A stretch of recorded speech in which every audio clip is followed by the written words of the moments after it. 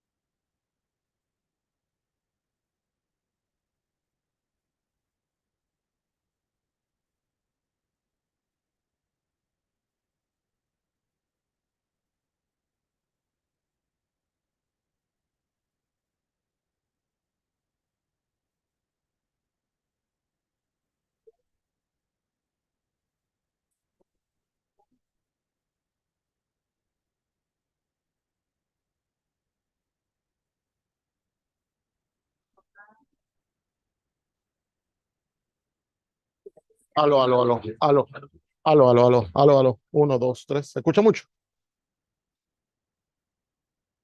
Está automático.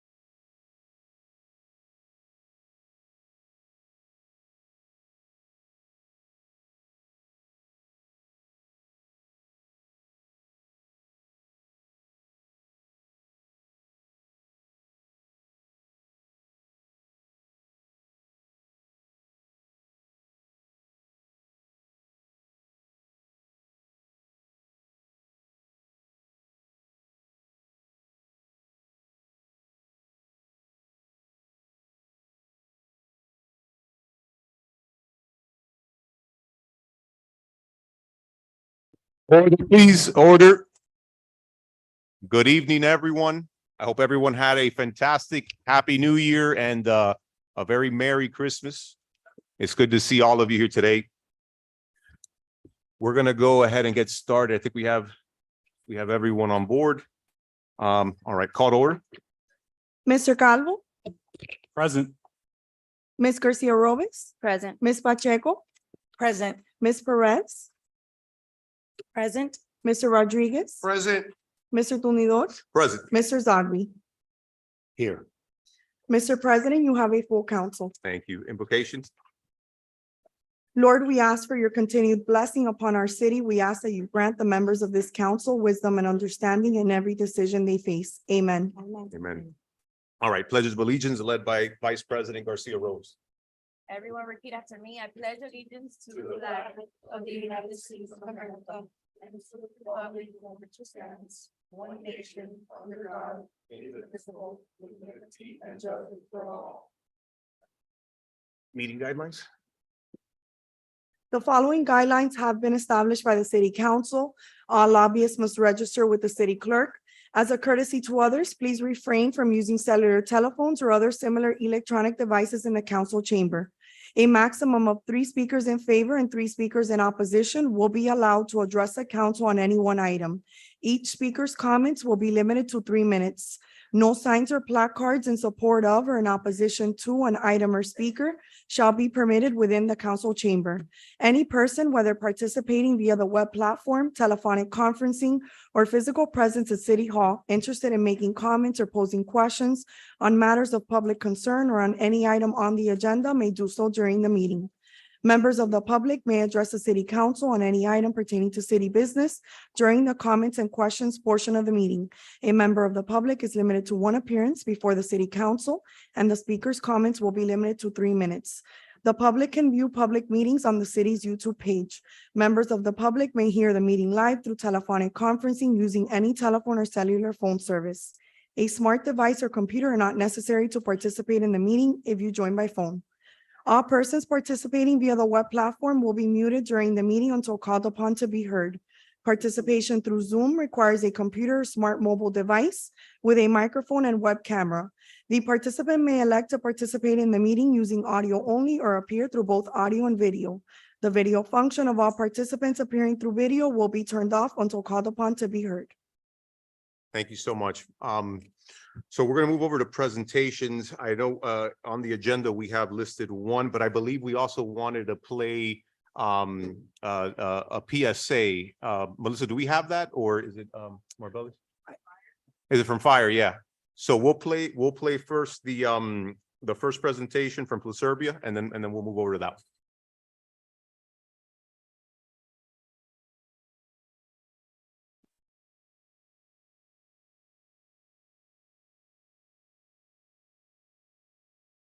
Yes. Well, good evening, Deborah Storch, Planning and Zoning Director, 501 Palm Avenue. I want to introduce you to Juan Mulierat, who is the principal of Pluserbia, and that is leading the group that is working in the 2050 master plan. As you might know, we started this process with the discovery process in September of this year. So he will brief you on the findings of this discovery process, and we'll talk to you about the next steps. Thank you, Deborah. Good evening, Council, Mr. Mayor. Thank you for having me. This is a presentation that is going to give you a sense of where we are right now, and we are hoping to come here several times during the project to keep you informed of how we're doing and what we're doing at every step of the way. Want to hit next? Just a recap of what I'm going to introduce. I'm going to try and keep it very quick.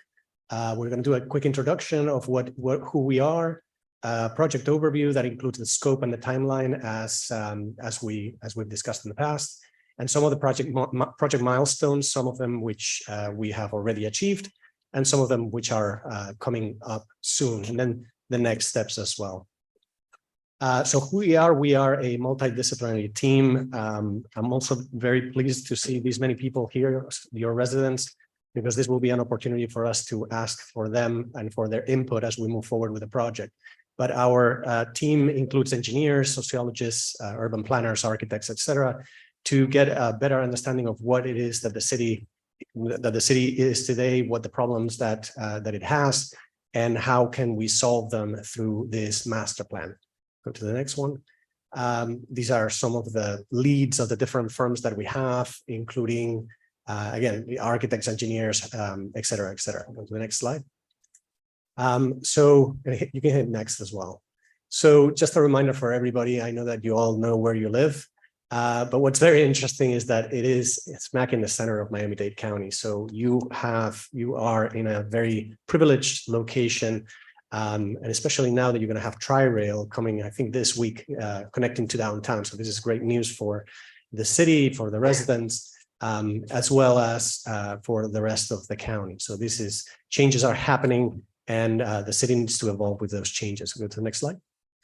Our project goals are to create and to figure out how to create the most meaningful and transformational change for the city, and how to capture that change for positive change for the residents. We are having a very robust public outreach process, which is still ongoing, and I will show you how. And we are hoping to study how the evolution of these land uses can create or can guide the future development that, as you see, is happening very quickly in South Florida. The idea of the plan is to start with big ideas. No idea is too silly. No idea is too big. We want to make sure that we capture the imagination of your residents and yourselves, so that we don't leave anything out of the table. The worst comment that I've ever gotten in a project is at the end of a project when somebody tells me, why didn't you think of this? So we are in the process currently of looking at very large and very ambitious ideas. Go to the next slide.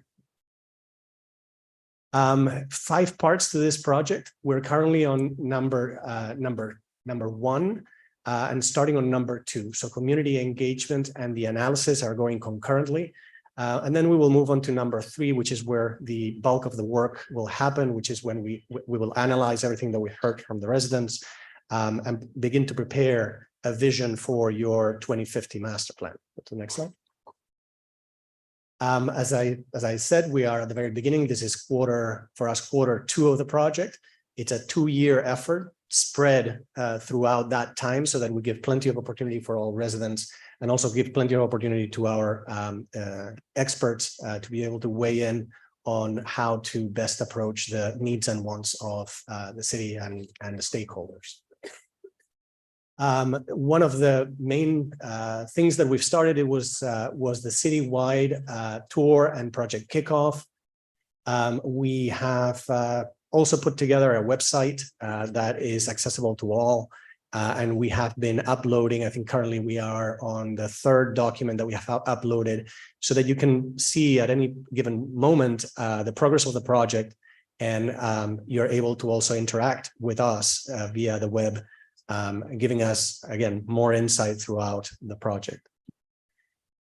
So discovery, we've discovered very interesting things, some of which you may already know.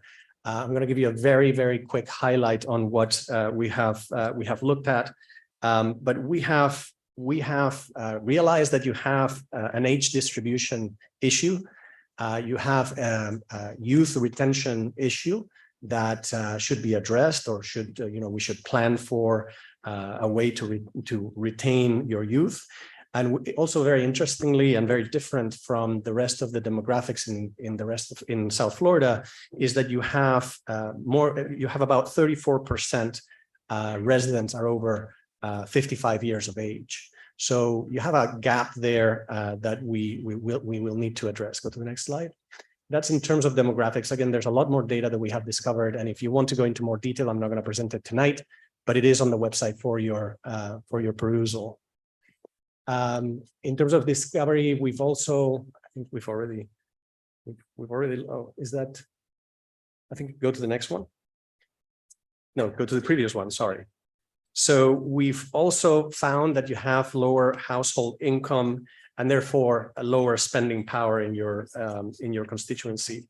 And it is definitely a working city. In fact, one of the greatest news, I guess, that we have found is that you have one of the lowest unemployment in the county at 1.3. So this is a very hardworking city with very hardworking residents, and they stay occupied. Go to the next slide.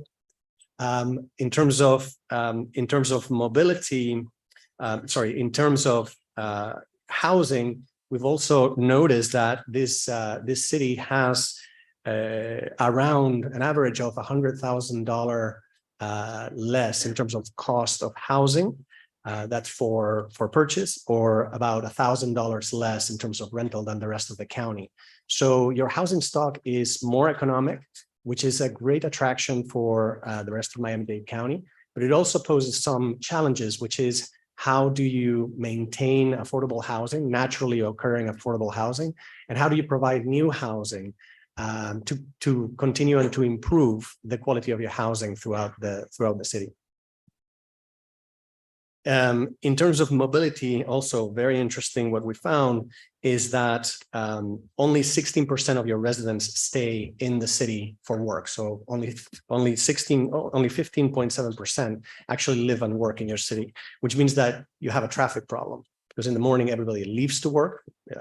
About 85% of people from Hialeah leave to work, and in the evening they return. So you have a lot of traffic, and part of that issue is not just widening lanes, it's also a question of whether or not you can incentivize a local job market to retain the residents and the jobs here. Go to the next slide. And safety also is something that we're looking in a lot of detail, the infrastructure and safety. The good news is that you have very little, very few accidents from a bike and ped perspective. And obviously, one of the main issues is that you don't have that much infrastructure for them. Not many people walk and not many people bike.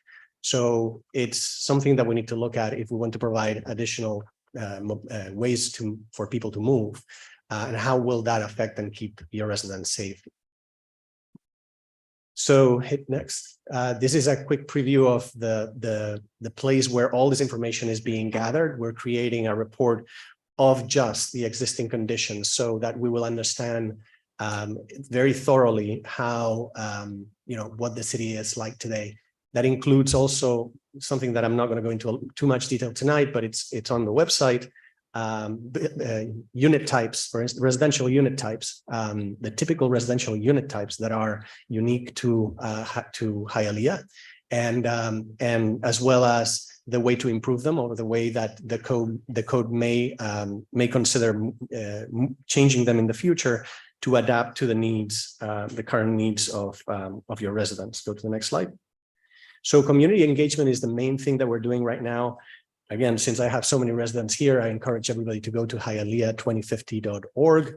That website is very interactive, and it allows residents to plug in their thoughts, to dive into a map, to put information as to what the challenges are, or what they like, what they dislike, etc. So it's a very in-depth website, and I encourage everybody to go to it. To this date, and we've just started, we've had over 2,000 people visit the website. We've also had a significant amount of contributions for a planning project. We're hoping that there will be a lot more. So again, I encourage everybody to go to the website and give us their input. The community engagement has also been in person. We had 3 open houses with over 100 participants. And again, from a planning perspective, that's actually very good. That happened on November, and then we did a presentation to your Planning and Zoning Board on November 14th. Go to the next slide. We also did a walking audit. You can follow that walking audit on the website as well, with the points of interest and the good things and the bad things that we found as we walked. We will continue to do these throughout the city in the next couple of years, and then create a report that will highlight again those things that we've seen. Go to the next slide. We are also planning to attend, and we attended a very fun Santa Snow Blast, where we also got more input. In this case, from children. Children are the ones that we want to retain in the city. So We want to make sure that we understand how they view the city, the things that they like, and the things that they hope to see in the future. Go to the next slide. We have several other events happening for us, and so we're excited to attend those meetings as well. We feel that sometimes it's better to attend the meetings the residents are going to rather than asking them to come to our meetings, which are typically a little bit more boring. So we will continue to attend those meetings. Some of the things that we've heard. So you see to the left a word cloud. Word clouds basically capture all the input that we have in these public sessions. The ones that you see larger are the ones that we heard over and over and over again. So the highlights of these in terms of what do you value the most about the city, we heard the culture of Hialeah, the people of Hialeah, the parks of Hialeah, and its location. Some of this wasn't a surprise, but we were glad to see that that we found the same answers that we were hoping. Those are very, very strong opinions. Go to the next slide. We also asked, what do you want to see improved? We saw a lot of things, and trust me, if you can see the word cloud here is a lot, it's a lot more varied. The ones that we highlighted just because we heard them time and time again, traffic, infrastructure, housing, enforcement, and trailers. Those things, especially the housing the housing and the traffic were the two things that we heard the most. Which is something that we plan to address during this project. Go to the next slide. We identified again a high concentration of comments, especially on the Hialeah Heights area. That we also heard that there was a conflict between the industrial and residential uses in your city, traffic concerns, FPL easement opportunities, again, some positives because these create opportunities for public use and open space, lack of shade, infrastructure improvements, maintenance, better public transit and parking issues. Those are the main concerns that we heard. Again, no surprise in most of these. A lot of these we hear in many other municipalities. We also noticed, and we started ranking this thing in order as to how much we heard about this. Safer streets are important for pedestrians, not only for cyclists, but also for pedestrians, more trees and better infrastructure. All these ranked the same.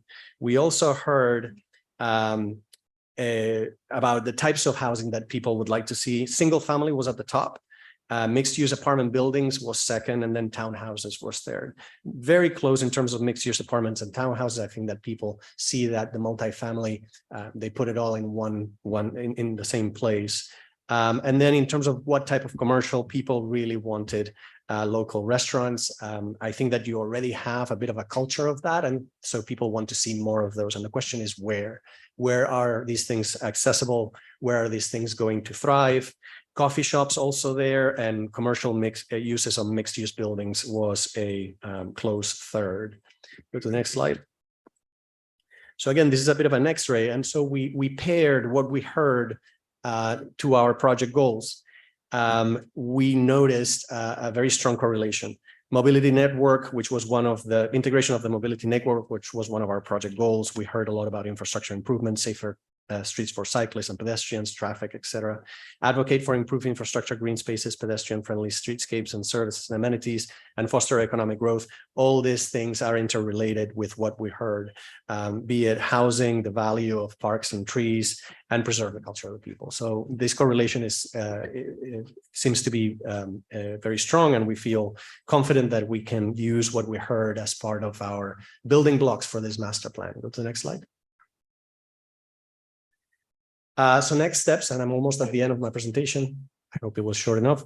The next steps, as you can see here, it's a little small, but I'd like for also the residents to notice. I don't know if you can zoom into that, but the next steps are to have one-on-ones with stakeholders. We're also going to narrow down our public outreach from citywide, which people may or may not be that interested, to character areas, which are smaller and are more neighborhood oriented. So we're hoping that that is going to attract people, and they're going to be able to give us more nuanced opinion on what their challenges and opportunities are in their neighborhoods.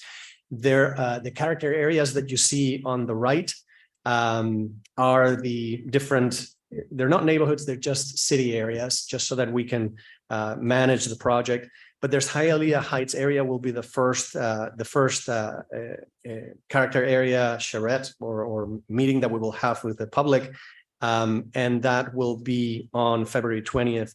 We also have the racetrack and transfer station areas on the 21st. On the 22nd, we'll hold another charrette in Palm Springs and Amelia district area. We will also have March 5th, 6th, and 7th, the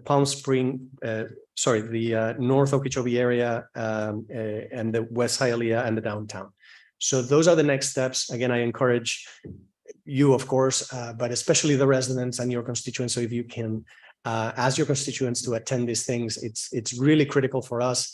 This is not our project. This needs to be your project, their project. So the more we hear from them, the better.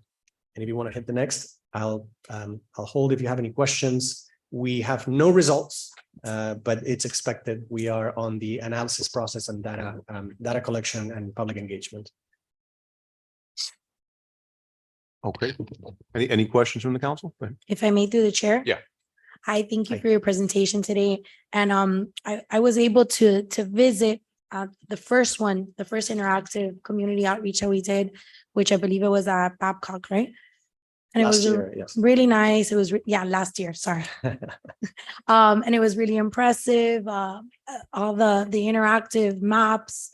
And I love the way that the community was able to put their thoughts and the kids involved. So I think you guys did a great job. I wasn't expecting that. I was expecting us to like sit down and have like a boring presentation. It was so interactive, so colorful, so fun. It really got me excited. But part of one of the questions I had, which you slightly answered, part of it was you said we've had about 2,000 interactions on the website, but I know the website also has like a survey component to it. Have we had a lot of feedback on the website? Some, but not enough. Okay, And I will continue to say that. We And the have paper one? Some, but not enough. We want more residents to give us their opinion. We have 2 years to go about this, so they have plenty of time, but the sooner that they give us their input, the sooner we can begin to analyze it. right. I know that when we met last year, that we had the discussion of what was to come. One of the points that we had mentioned was bringing this to the residents, like straight to where they interact and where they go, because this, outreach that you did was great, but if you don't know about it, you missed it, you're not at the park, you're not going to be there. So the supermarket is a great place that we all go. We all have to be there. And I think if you maybe put it outside, if we get permission, we have relationships with a lot of these locations, Mayor. I think that might be a great way to bring it to the table and have people like walk in and see it and be like, oh, what's this? And spark some curiosity. And then maybe we could share some of those key dates that are coming up. And if, they want to bring their family or they want to tell their neighbor, then we get the community talking about it. I don't know if that's something that you guys could help us arrange. Great idea. And if I may, to take it a little further, I'd like to advertise that we have exercises for the kids. So if you have Yes. kids Mhm. and we have an event and you don't know what to do with them, come to these Yeah. workshops and at least you'll have them drawing for half an hour. And if that gets them out of the house, I know I have 3 kids. So whatever excuse I can get to get my kids out of the house, do it. And again, there's going to be several opportunities still coming up. And we would love to have as many people as possible.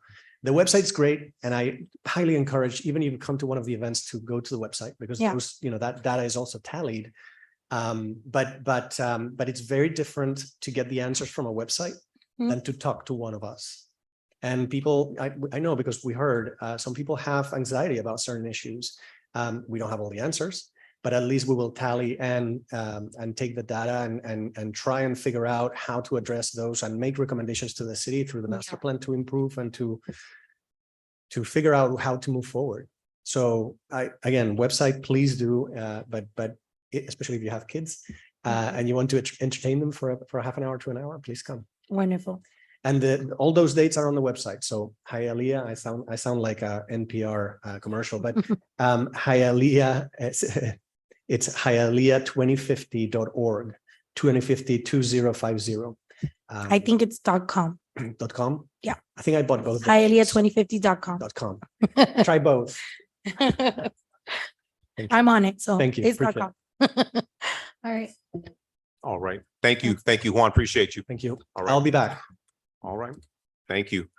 All right. So we're going to go ahead and then have our folks play the PSA from our fire department.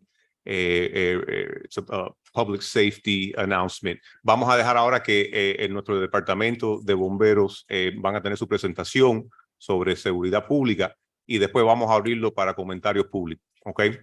Go ahead.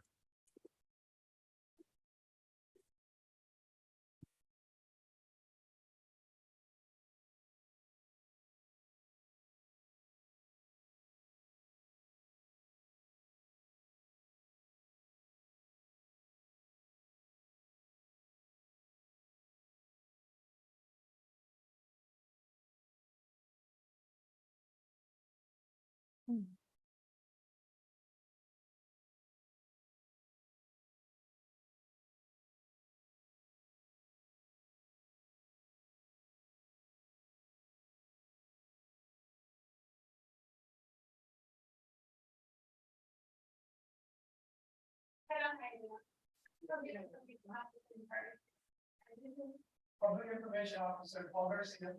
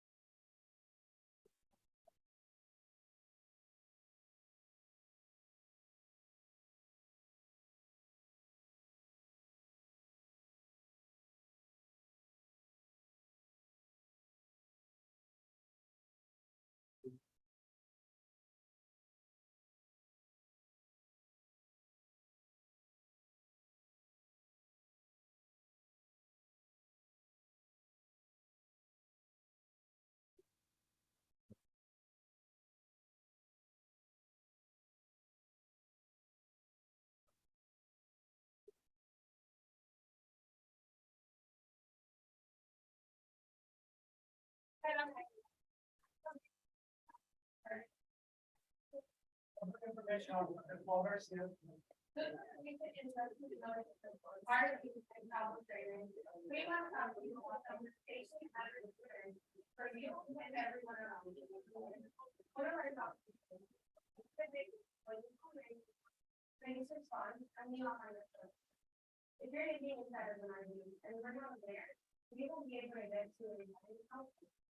The fire department, our top priority is life safety.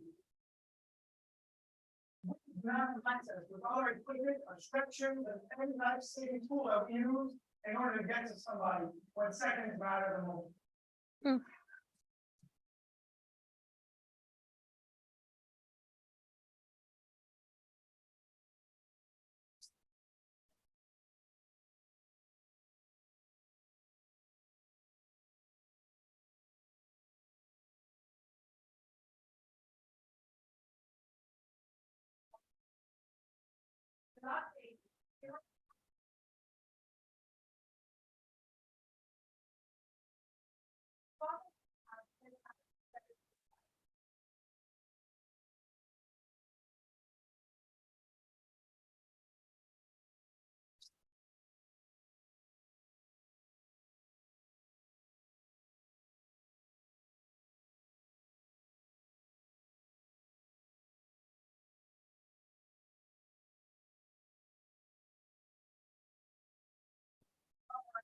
Fire department, fire operation.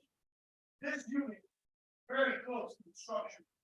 If this unit were to catch fire, this unit can go up fully involved in less than 15 minutes, being a huge concern and endangerment to the residents of this home and all the surrounding neighbors.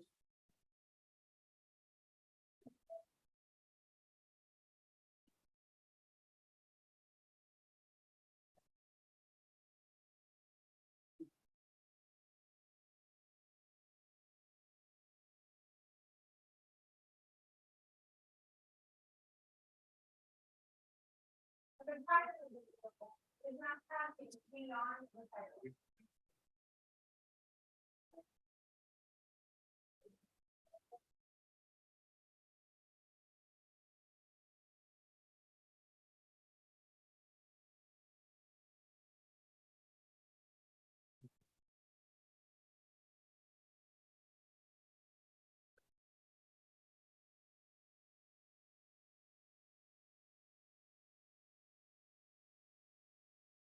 The city of Hialeah Fire Department, I want to bring awareness, having an RV park in a residential property, you get 59.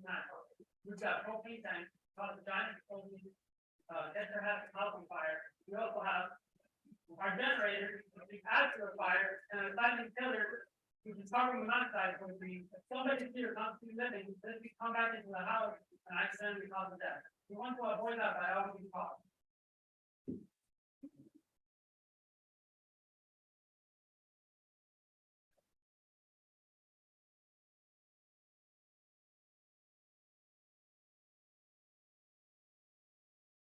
Fictional vehicles and travel trailers can burn very quickly. Less than 15 minutes, the whole unit can be gone. One of the main concerns is overloading electrical outlets. Happens very often. Could be inside the vessel. Handles is another main concern, also smoking. These are the things that when one of these vessels is occupied on residential property, this is something that can happen more frequently and more common.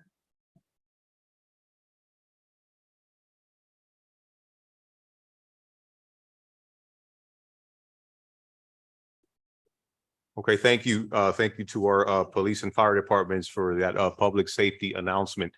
We're going to go ahead and move over to comments and questions. However, I want to go ahead and I want to state we have an item on the agenda regarding the RVs. We will be limiting the those in favor and those against to about 3 or 4 for each category, for each side. And again, the rules are the same as always. And again, if you'd like, after the public comment section, you guys can go, because again, we're going to take the item over in first reading, which is not open for public comments. Might take a while to get there, but just to know you're not forced to stay here the whole way. Si van a venir a hablar sobre la ordenanza de los RVs, de los trailers, vamos a limitar la cantidad de personas que van a hablar en favor y en contra, de 3 a 4 por cada lado. También esta ordenanza está en la primera lectura. Cuando escuchemos esa ordenanza, no va a estar abierto para los comentarios públicos. Si quieren hacer un comentario sobre esta ordenanza, pueden hablar ahora durante este periodo. También cuando terminen de hablar, no se tienen que quedar hasta el final. Va a ser una reunión bien larga. Se pueden quedar si quieren, pero no hay que hacerlo. Estamos aquí para escuchar, ¿ok? Name and address, sir. Jose Alzi, 788 Southeast Park Drive. I live on the intersection of Lejeune and Okeechobee. That was a great presentation. Participation, studies, meeting with the residents. I hope the mayor, you or the president can tell us why it's not happening in our neighborhood. I want to thank Councilman Brian Caldwell and Angelica Pacheco. You did meet with us. We're very grateful that you see our neighbors are scared to come here. I live 7 miles from downtown Brickell. It's faster for me to go to South Beach or Coral Gables than it is to Northwest Hialeah. I live 2 miles from the new soccer stadium. Developers have found out our secret.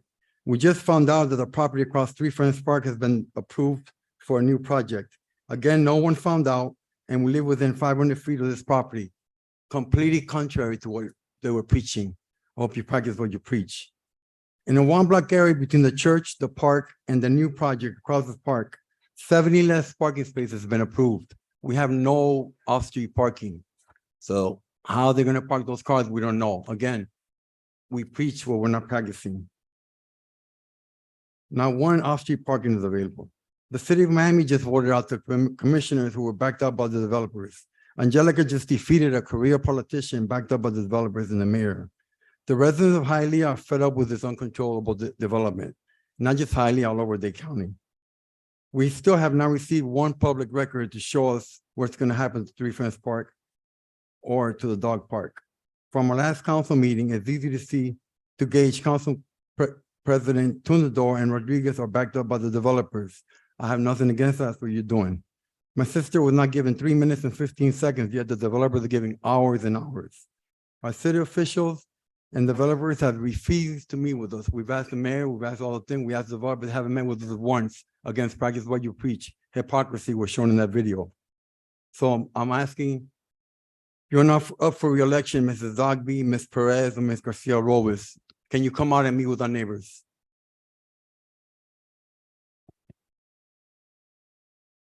You have 50 seconds left, Mr. Ozzie. I see. Mr. Zogby, will you be willing to come out, like preaching what they say, meet with us? You haven't come to ours. You've been invited many times.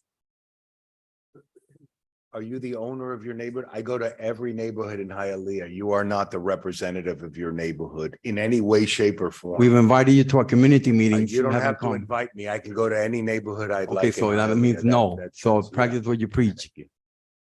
Council Vice President Jackie Rowe, are you meeting to meet with our neighbors? Like, Councilwoman Angelica Pacheco just did. We had a good turnout. Brian Cabo spent an hour and a half with us. He walked all that. You keep looking at the clock. Good, all right. Are you willing to come, Ms. Council Vice President? Yes, I can swing by. You are? Thank you, Mr. Ozzie. Okay, one All more, right. Ms. Council. I Monica, didn't- are you? I didn't want to talk while your time was going to allow you your 3 minutes. Yeah, I've been to your neighborhood. I've spoken to some of your neighbors. If you No, want me to we go have again. meetings in the park. Are you wanting? I to know, come? but you invited me on a Sunday and that was my son's birthday. The Okay, last good. time you invited me, that's why I didn't go. We do it every month. So you're gonna come? I'm happy to attend. I'm happy to attend Man, and clear any concerns. I've spoken to some of the neighbors when they've come here before. Great. So 2 out of 3 is good. So All right. I'm gonna hold you to All it, right, Council Mr. Vice Ozzie. President. Thank you. Hold on, hold on. Thank you so hold much. on. Your 10 time's seconds. up, Mr. I'm holding Ozzie. you to it. Thank you so much, Thank you, Mr. Monica. Ozzie. Appreciate it. I Thank got you, I got you. Thank you. Appreciate it. See, I was right about you developer, Thank- the developer than you, Yes. right? I was Thank- right? Thank you, sir. Okay. Appreciate you.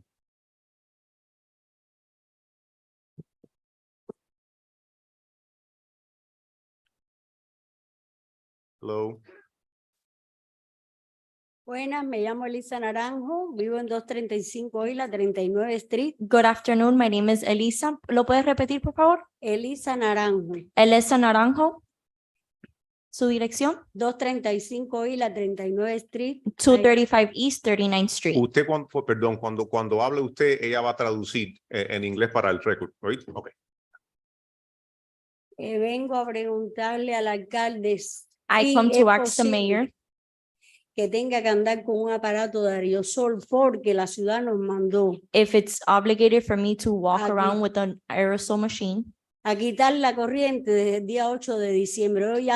to remove the light from the 8th of December. Hoy hace 32 días y no me la han puesto. El agua It's me la been 32 pusieron days hoy. and they have not put back the electricity. They put it back today. Saqué el trailer, I como took me out dijo the, la ciudad. I removed the trailer like the city said. Pagué los permisos y la multa. I paid the permits and the fine. Lo traje, el ok lo dieron desde el jueves The okay they gave since Thursday de la inspección. from the inspection. Supuestamente me iban a poner la luz ayer. Hoy me pusieron el agua a las 5:30. Supposedly they were going to put the light yesterday and today they put it at midday. Todavía no tengo corriente. Es justo para una I still don't persona have de light. 70 años, de más de 70 años. Is it fair for someone for more than 70 years? Alcalde, yo le quisiera hacer una pregunta. Mayor, I would like to ask you a question. Con mucho gusto te la contesto.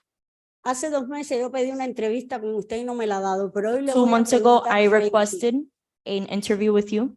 ¿Usted considera que usted lleva el legado de su padre? Sí, no solamente pienso que le doy mucha honra a mi padre, pero esto no viene al caso. ¿El agua te lo conectaron? Hoy a las 5:30. Ok. La ciudad de Hialeah es la única que te desconectó el agua. La electricidad es FPL.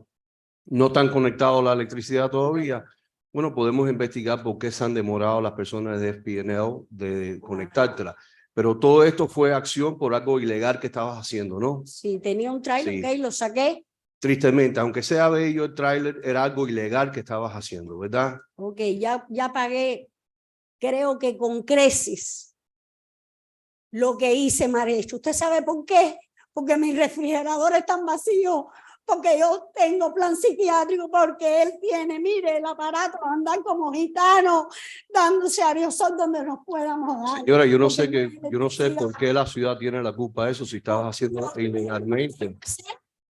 Estabas haciendo, estabas haciendo algo ilegal, ¿verdad? Es ilegal y es Ok. con crece. ¿Y ustedes cuándo me van a poner la luz que ya saqué? Yo no, la ciudad no conecta la luz, señora. El que conecta la luz es FPL. No, Y no es la ciudad de Hialeah. Ustedes no han dado el ok para poner la luz. No sé si eso es cierto, no creo que es correcto. Yo creo que ya se ha dado, ya tú 3 veces cumpliste. llamé ayer y hablé con su secretaria porque le llamé, mira, me dicen que la ciudad no ha dado vía libre para que pongan. Su secretaria, no sé si se encuentra ahora aquí, me dijo, yo voy a averiguar, yo voy a averiguar y te hago saber. Me llamó por la tarde y me dijo, no, ya todo te lo van a conectar esta misma noche. Ni me pusieron el agua ayer, me la pusieron hoy y hoy hace 32 días no tengo luz. ¿Es humano eso? No, señora, no es humano. Tristemente, cuando cosas pasan que son ilegales en la ciudad y la ciudad tiene que responder y tiene que reaccionar. Es triste. Lamento lo que estás pasando. Te pido que esperes después de la reunión. Yo no estoy hasta la última parte de la reunión. Espérame para poder hablar contigo y yo asegurarse que si es Pío tiene que volver a conectarte, que se conecte lo más rápido posible. Pero quiero que entienda, quiero que entienda, eso no lo controla la alcaldía y ningún concejal que esté sentado acá arriba. Porque también me lo dijo el señor que está a su lado, que ahora es un ídolo. Me mandaron 8 carros patrulleros para desalojarme de mi casa el día 1 de enero. 8 carros patrulleros, como nosotros, si fuéramos delincuentes en la calle cerrada. ¿Es justo eso que lo haga la ciudad? Bueno, no sé qué procedimiento. Eso juntó la ciudad y cuando vine el día siguiente, porque la policía vino y después que me querían arrestar, porque yo dije, ¿cómo yo voy a abandonar mi casa? No se tiene que ir si no va a ser arrestada. Después que dimos todo el que tenía licencia, yo no tengo porque no veo. Di mi pasaporte, di todos los datos. La policía se quedaron los 8 ahí conversando y miren, nosotros si acaso volvemos, pero esto fue mandado por la ciudad. Ok, se fueron. Al día siguiente yo vengo aquí. Vine con mi hija y mi yerno. Estoy ahí abajo firmando los permisos para que me hicieran la inspección, que ya no tenía tráiler. Lo que hicieron, se paró Riverón en la puerta y dice, y si entran a la vivienda van a ser arrestados. Yo considero que no debe haber un miembro en esta ciudad que maltrate así a las personas, y menos personas de la tercera edad. Yo tengo 70 años y medio, 23 años en este país, he trabajado y siempre al frente, como se merecen los ciudadanos. Entonces no considero que me han tratado como una ciudadana de este país, no lo considero. Y bueno, yo voy a esperar para hablar con usted, pero a mí me parece que lo que han hecho ha sido una injusticia y grande. Hoy, 32 días, estoy sin luz. Hoy fue que me conectaron el agua. Eso no es de una gente humana. Ok, eso no es de una gente humana. Yo me voy a quedar porque yo tengo muchas preguntas, muchas dudas sobre lo que a mí me hicieron. Porque sí, cuando yo hablé con el señor, me dijo que el vecino se quejó, mira, que tirábamos botellas. A los 70 años y ciega voy a tirar botellas para que ese vecino. Okay, que señora. nosotros, ¿cuántas veces llamaron la policía? La policía venía y se iba porque no había causa. Porque puse una planta. Tengo que poner una planta porque estoy ciega, no veo. ¿Me entiende? Tengo que ponerla para que se dé oxígeno. Entonces la policía viene y se va. No hay causa. Pero ustedes aquí dicen que tiramos botellas, que formamos escándalos, borracheras. Señor, si ustedes Señora, permiso. ¿Quién en la ciudad dijo que tú estabas tirando borrachera y tirando botellas? Riverón, que tirábamos botellas. Lo dijo Riverón. Y el señor me dijo a mí que había una queja de que nosotros tiraba, hacíamos la borrachera. Elisa, un momentico. Para seguir, porque tenemos otras personas también que quieren hablar sobre este tema. Cuando usted vino a mi oficina, sí, okay, me dijo que le cortaron la luz, que le cortaron una pila de cosas. Okay. Y yo le expliqué a usted, señora, que no es un problema que estás haciendo adentro de su casa. No estamos hablando de eso. No es un tráiler, pero eran 2 trailers, ¿verdad? Que estaban rentados. Ok. Y te digo que nosotros recibimos entonces quejas de su propiedad. Y por eso ahí entra entonces y ven, hay la evidencia y ven entonces los trailers conectados al alcantarillado. ¿Ok?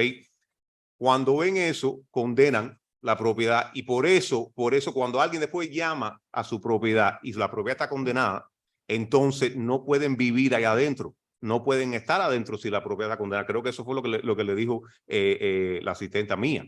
¿Ok? Pero eso es lo que pasó, para estar bien claro con las personas que están aquí escuchando. ¿Ok? Pero hazme favor, espérale al alcalde, cuando él termine ahora, usted puede seguir hablando con él. ¿Oíste, Elisa? Gracias. Muchas gracias. Juan Santana, 5601 West 10th Avenue. I see you guys are bringing up this witch hunt with the trailers, the agenda. Unfortunately, I wasn't ready because I've been helping the couple with the issue. Mayor, you have an amazing staff. Amazing staff. I've been trying to work with them, trying to get things done, especially my issue with the food pantry. We're already coming to resolutions. We're having our final meeting. Unfortunately, the pastor recently, he got robbed there. So at the place. So, you know, we're just trying to see what the next step is going to be. You know, your chief of staff is an amazing person. All your staff members are awesome.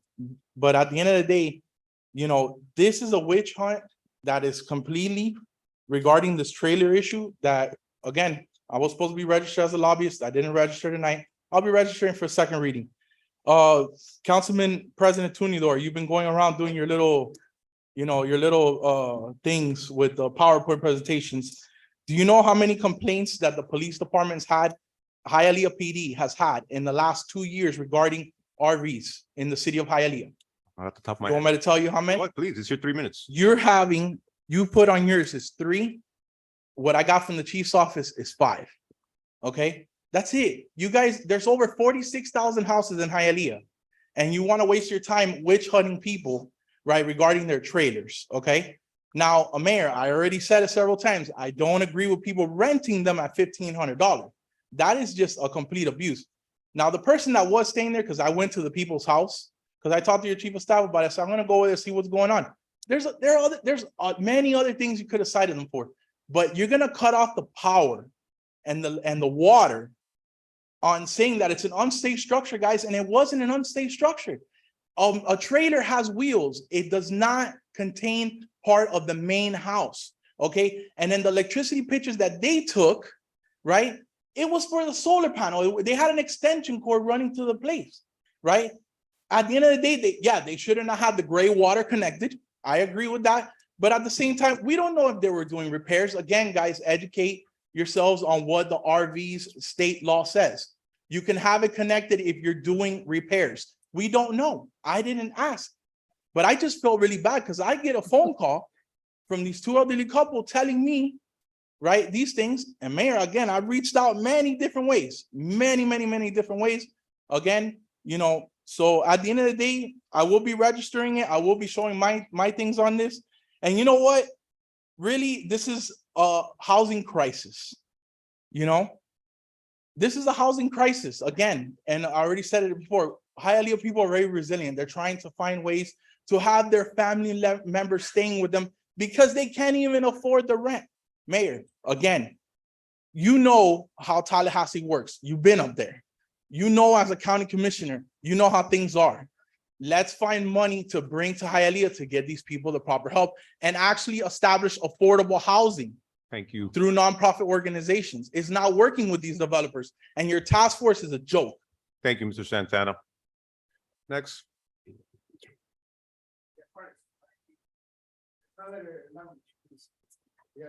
Absolutely. No, nombre y apellido, por favor. Ángel M. de la Cruz. Angel de la Cruz, Correcto. Y su dirección. 931 East de la Nine. 14 TH Street. Perfecto. 931 East, 31st Street. Yo soy una víctima. Yo tengo 3 trailers atrás I am a victim. I have 3 trailers in the back, y ya no sé qué hacer. and I don't know what to do. Si esto no se le da una solución, yo If- creo que esto va a seguir escalando. If we don't make a solution, this will keep escalating. Porque aquí habemos víctimas Here there are que victims tenemos que estar viviendo con esa situación. that we have to be living with that situation. Y estoy de parte de usted, alcalde. I'm on your side, Mayor. Usted le han puesto el pecho a esta situación. Y aquí hay muchos problemas en Hialeah que hay que There's a lot of solucionar. problems in Y Hialeah. confío en ustedes que ustedes sé que lo van a solucionar. And I have faith in you that you will solve the problem. Gracias. y Thank you. perdón. Gracias, Ángel.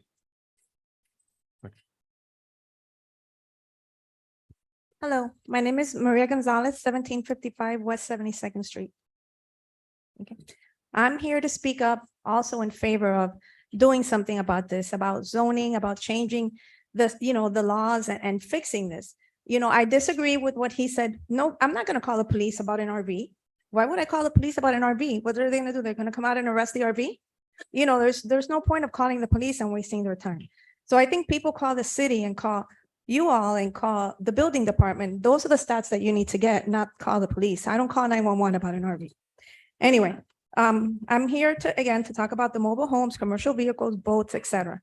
I'm 1000% in favor of certain restrictions for these items within reason. I would think according to the yard. If you have a single family home and you have a yard, then make setbacks, it has to be a certain size. It can't be a 2-story town, RV, because you're going to be looking into your neighbor's yard.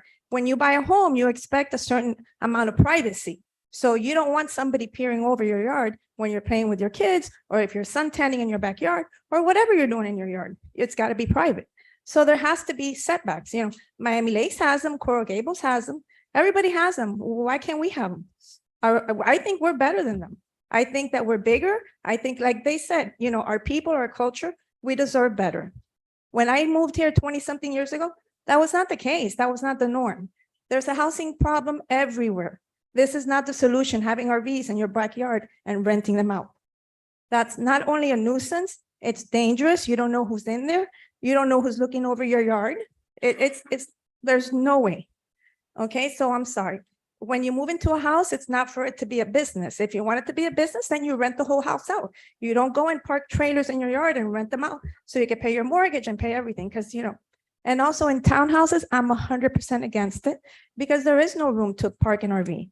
I live in a townhouse and I went around last time and I took pictures, and in my 3 little communities, we're talking about 150 houses, there was 25 to 30 RVs, boats, and commercial vehicles, a car with a dump truck. There's one that runs the business out of his house. He's got 6 commercial vans that go all the way out into 16th. So if that neighbor has to go back, you're going to get, somebody's going to crash into you. If a little kid is walking, they got to go behind that. So it's a lot of things, the RVs, commercial vehicles, and that's about it. Thank you. Thank you. Thank you.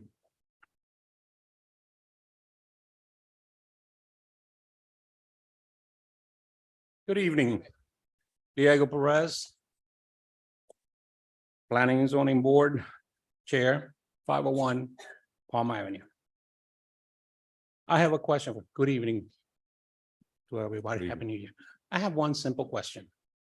Why is it that you have a few rotten apples that are out there renting their RVs?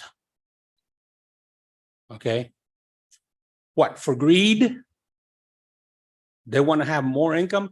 Why are they going to impede my ability to have a recreational vehicle so that I and my wife can go traveling and see this beautiful country? We have worked all our lives to get where we are. Okay. We have an RV for personal use, recreational use. It conforms to all your ordinances, past ordinances, and this ordinance that we are about to pass. Okay. I'm beside myself. Why are they renting them? Greed? Yes, we do have a housing problem. One thing that can happen very easily is, as the developers come up in front of the board and they bring up projects for multifamily units, I think the city should be a little bit more considerate. As long as those projects meet the criterias for multiple family units, they should be considered. Instead, a lot of them are being denied. This is for the RVs. Mayor, more power to you. Okay, please enforce the RV ordinance. Get all these people that are renting out of there. I feel bad for them, but why should I have to pay for what they're doing?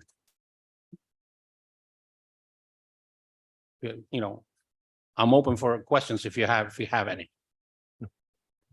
Good. Good. Thank Thank you. you. Thank you, Diego. Pink shirt. Hey, you'll come after her. Name and address, please. Hi, good evening. My name is Tamara Reyes. We live at 245 East 39th Street. We are victims of the first lady that presented her case here, paying her card. Okay, we have been living in the property for about 10 years peacefully, no problems in the neighborhood. Until my neighbor, they decide to install and connect 2 trailers all along my fence, rent it out to the new residents in Hialeah, the new immigrations. Big, loud music all the time, drinking beer, taking, you know, the act to do, okay? My family, 2 kids, 1 in college. We have been suffering for the last year, 8 to 1 year, something like that, from this situation. So now they are victims. And what about us? We don't bother our neighbors at all. Okay, we have to be calling police almost every day for their tenants while they're making money. They install fence to not lose their privacy, but we lost our privacy in our fence because they got their tenant looking through the windows on or the doors of the trailers all the time to my patio. Got kids.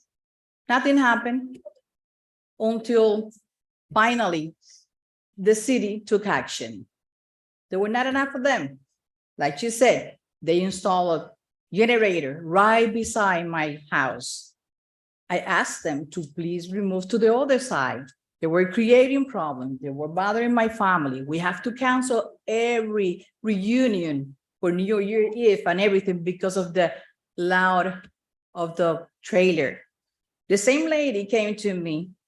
She called us stupid and ridiculous because we were calling the police at them, and she has the right to have the loud music. This is the very same lady, okay? January 1st, she told me that I should, when I requested her nicely to please remove the generator to the other side of the fence. And she told me, you should thought about it. You report us to the city. Okay. She also told me, we have no power line because of you. No, not because of me, because I don't have any violations. So we are victims of this situation. The situation now is not the RVs anymore, or trailers, or whatever you want to call it. It's a civil problem. Every time we arrive at our home, the gentleman, most of the time, is waiting for my husband, look at him with giving him a bad face, trying to intimidate my husband. Okay. Or you got people from the other side of the fence calling us names, calling in chivatones, like they said in Cuba, we belong to the CDR and all that kind of, we don't have to live through that. We live in America.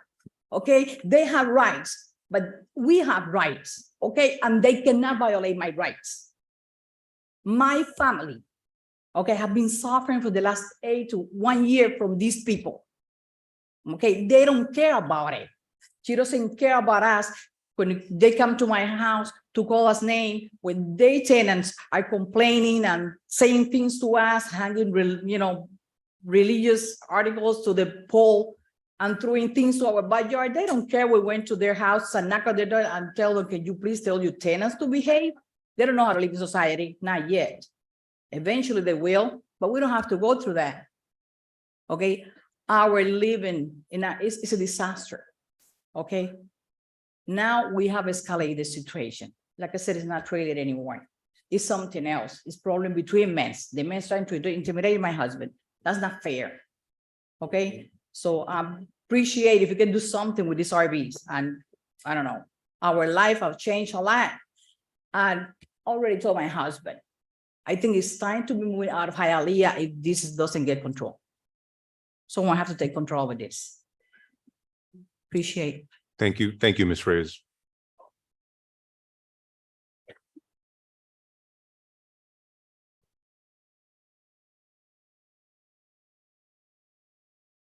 Hello. Guillermo Torres, 7853 West 16th Avenue, Hialeah, Florida.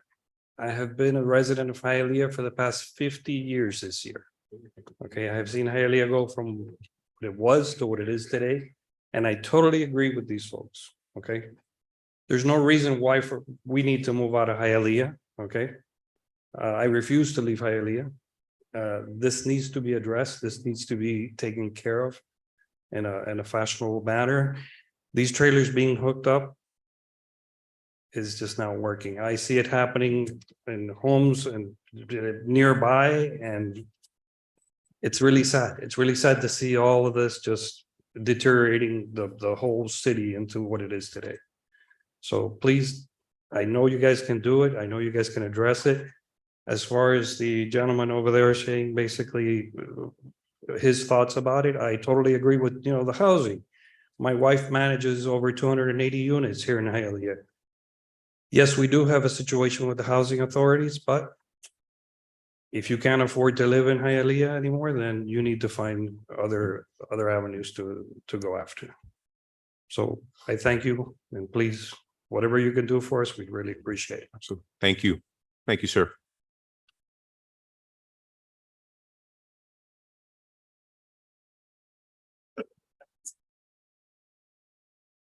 Hi, Council Eric Johnson, Hialeah Firefighters Local 1102. I tried to stay in the back and be quiet, but I can't. Can you imagine calling 911 in the middle of the night because your mom is having a heart attack? Or your daughter, or your son, or one of your children, and you show up on the front door and you wait 3 minutes knocking on the door. Still knocking.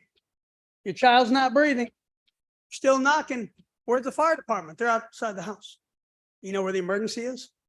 It's in the back of the house, in between one wall and the other that we can't see. You know what happened to your child? Your child dies. Well, you called me to help you, and I got there on time. And I knocked on your door. In fact, I kicked the damn door in at 2 o'clock in the morning, and I still couldn't find your child. Your dog's biting my legs. Everybody's yelling. Everybody's screaming. But we can't find the damn child because the child's in an RV behind the house. And once again, I repeat, the child died. See, what people don't understand is you guys don't have to deal with this, but my 200 guys have to deal with it. You don't have to live with the scars of the child dying because you couldn't find it because they didn't tell us where it was, but we do. The cops do, but you won't see it. See, you won't see the fires that are caused because people take extension cords from the house and they plug it in the RV that takes a 30 amp outlet or a 50 amp outlet, depending on how many ACs you have on top. You won't see the propane leaks or the gas explosions because you guys don't have to deal with that, but that we do. From a fire rescue perspective, from a safety perspective, I will take everybody in this room back to 2004 on Valentine's Day. We lost 4 beautiful children in a house fire. And it was all due to illegal construction. And we found the first child, and she was a beautiful little girl. And we delivered her on the couch in that home 6 months prior. We delivered the baby that was the first body discovered in the house. And then we found a 17-year-old, and then we found a 12-year-old, and we found a 13-year-old. All because things were done wrong. Yes, there's a housing crisis, and we're going to solve it. It takes time. Things don't change overnight. But for God's sakes, more important than that is human life. And a lot of people won't understand it. And I don't expect anybody up here to understand it too. I don't. But this is reality. And these are the things that we have to deal with. From our perspective, govern it, regulate it, make it safe. Better yet, save a life. Thank you, Mr. Johnson. All right. Well, we have one more.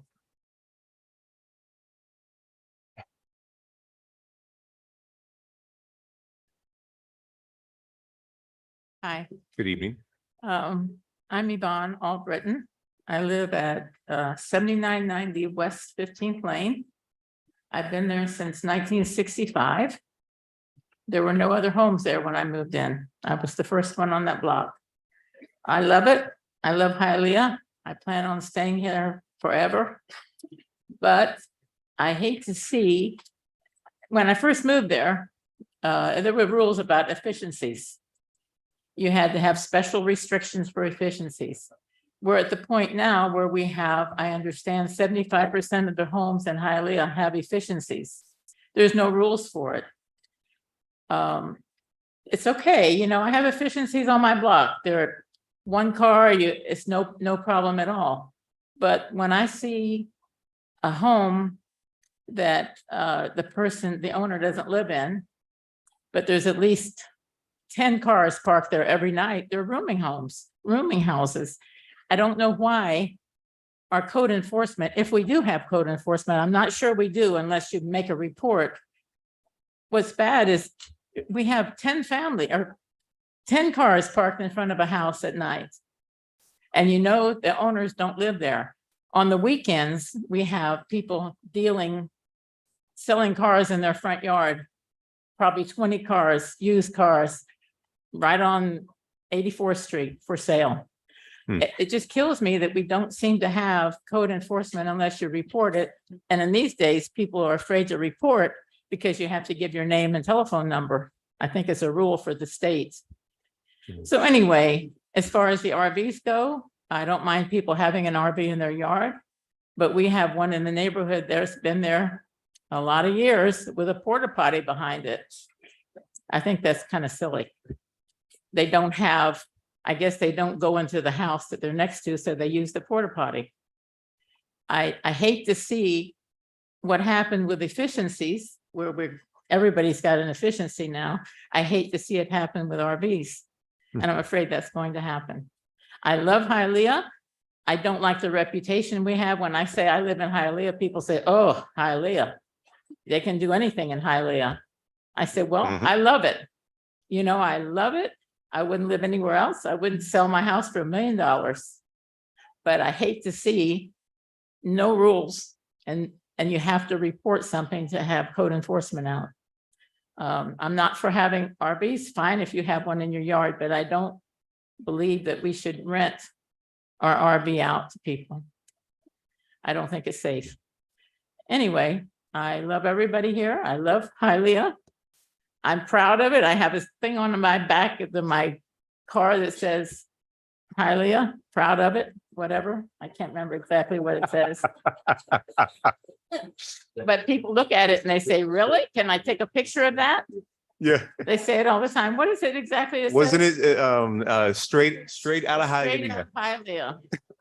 Everybody wants that sticker. I think it's a Lincoln Town car that you drive, right? A 2000 Lincoln Town car. And people say to me all the time, where'd you get that? I said, well, from Amazon.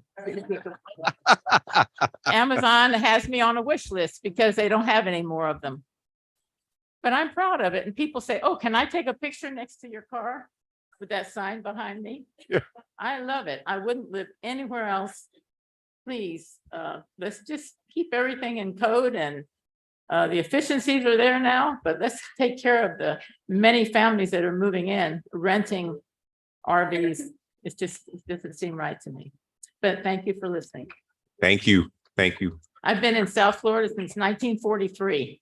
Oh, wow. So I'm a native here. I love Florida and love Hialeah. So I'm here to stay. And I don't speak Spanish, but you know, my neighbors, some of them do and some don't. Some speak English and I don't care. I walk my dogs 4 times a day and know everybody in the neighborhood. So people say, oh, you're the one with the 4 dogs, right? And I'm like, yeah, that's it. Thank you for listening. Thank you. Thank you, Ms. Albritton.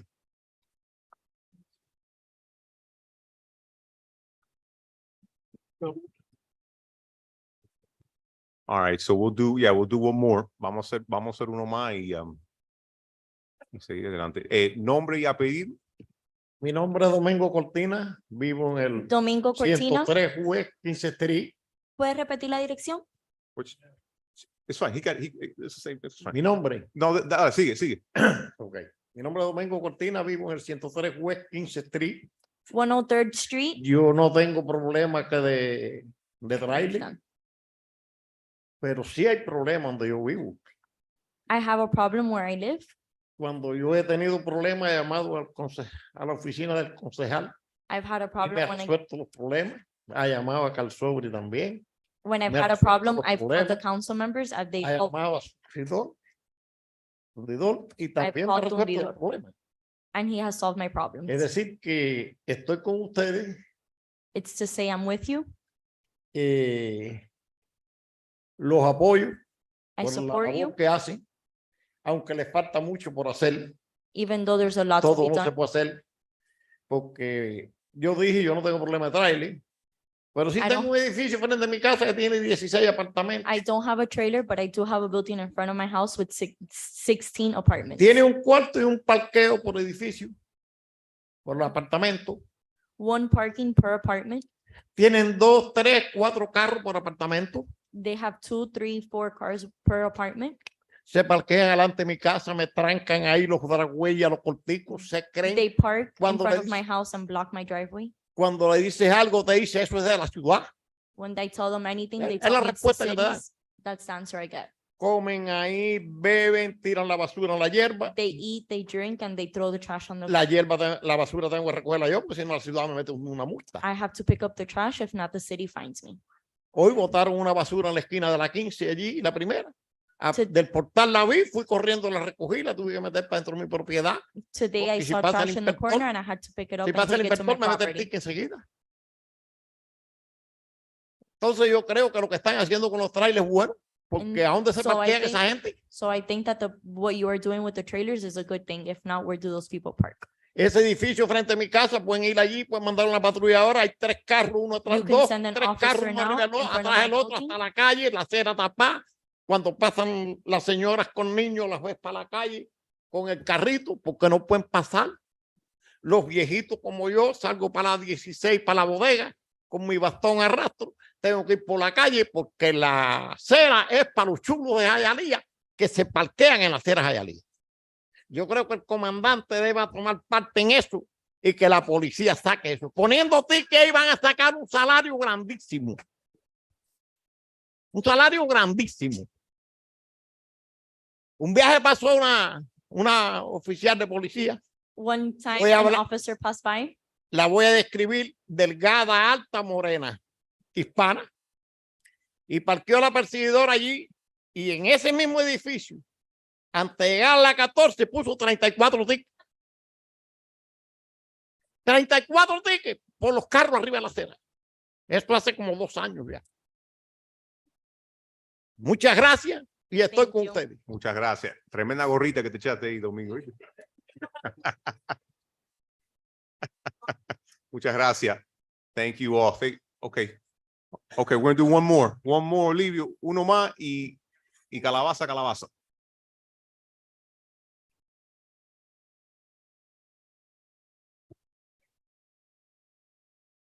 My English isn't too good, but I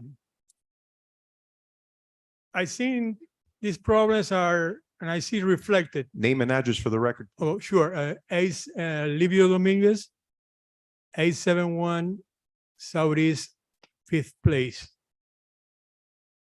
And everything that I heard about here is a reflection of my situation. And you are more than aware of that. I came to Hialeah more than 50 years ago, and I seen, unfortunately, a big change, that is happening. I really don't want to see Hialeah as a ghetto, and it's the way that it's going through. I heard the mayor when the campaign, Hialeah first, and I see that you all together are trying to do the best to improve that, but we need a lot of improvement. About the RVs, I think that everything is very clear on the Florida Statutes 320.01 as a temporary living quarters for recreational, camping, or travel, and can be used as a permanent residency on parks and campgrounds.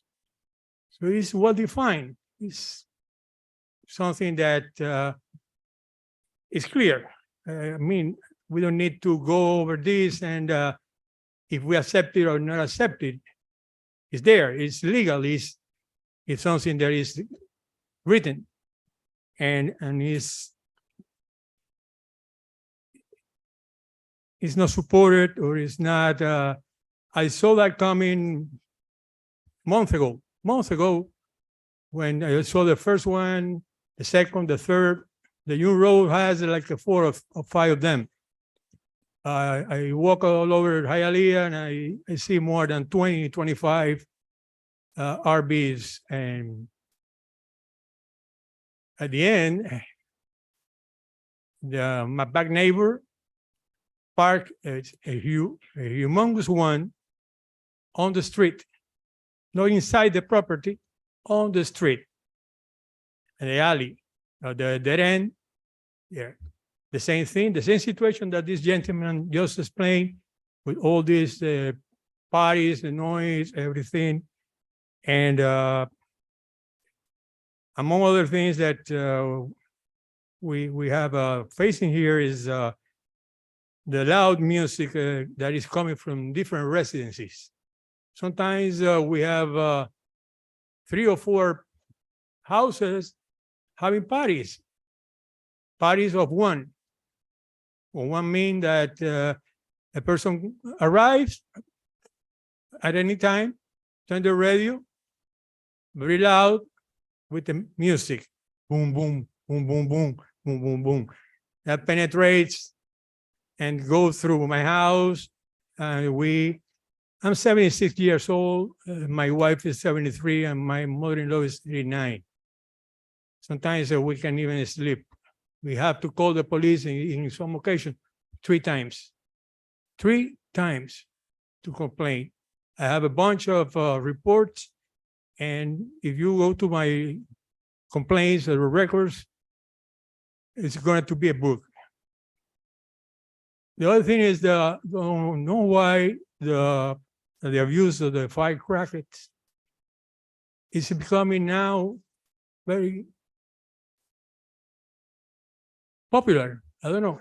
It's not a holiday for July. Everything is controlled. Everything is. Leave just one more minute. Yeah. It's anytime. Any place. I think that the code department needs more support. I see a lot of trash vehicles blocking the sidewalks, bunches of cars even blocking the street, park on the street. I call because it's my concern. It's not affecting me. It's my concern about the city, about the life, the quality of life that is creating an accident at any time, blocking the sidewalk. The old person can go with the walkers. They have to go to the streets and expose themselves to an accident. At the end, to make it short, the list is long. We have a situation during 5 years, we've been harassed by some neighbors with the music, with the same characteristics, drinking, noise, cursing, whatever. And we've been harassed. My property was vandalized, and even the top was that my life was a threat. Yeah. They accused me, or they told me that, well, next time won't be. We are not going to throw eggs. We're going to throw bullets. So, and we have plenty of witnesses and documentation about that. It's about time to be serious about that, and Hialeah first. Thank you. Thank you. Thank you, Livio. Thank you. Okay, I think that concludes our public comments. Thank you all for coming out. Thank you all for coming out. I know there's some more folks that wanted to speak, but we're gonna go ahead and move forward. And then thank you all those that came out and didn't speak. It's just we're very limited in time. But we want to thank you for your participation, and we hear you loud and clear. Quiero agradecerles a todos que salieron hoy a participar en este proceso. Esto es lo más bello de este país, ¿no? Y bueno, agradecerles a los que hablaron y los que no hablaron. Yo sé que habían otros que quieren hablar, pero estamos bien limitados en el tiempo. Pero quiero que sepan que nosotros lo estamos escuchando y lo escuchamos bien, muy bien, ¿oíste? So, vamos a ver la ordenanza. Vamos a escuchar la ordenanza ahorita. No se tienen que quedar. Si se tienen que ir, muchas gracias. Que Dios les bendiga. All right, moving on to the next item.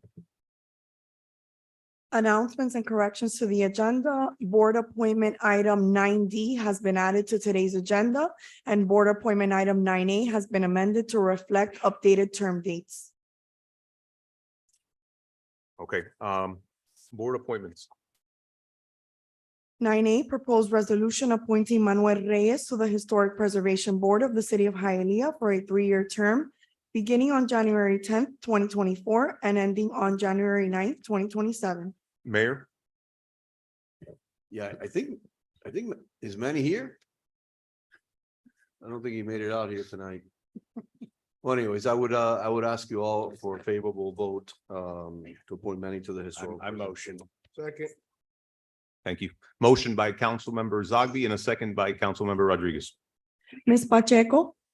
Yes. Ms. Perez? Yes. Mr. Rodriguez? Yes. Mr. Tumidor? Yes. Mr. Zogby? Yes. Mr. Calvo? Yes. Ms. Garcia Robes? Yes. Motion carries. The item is approved. Okay, item 9B.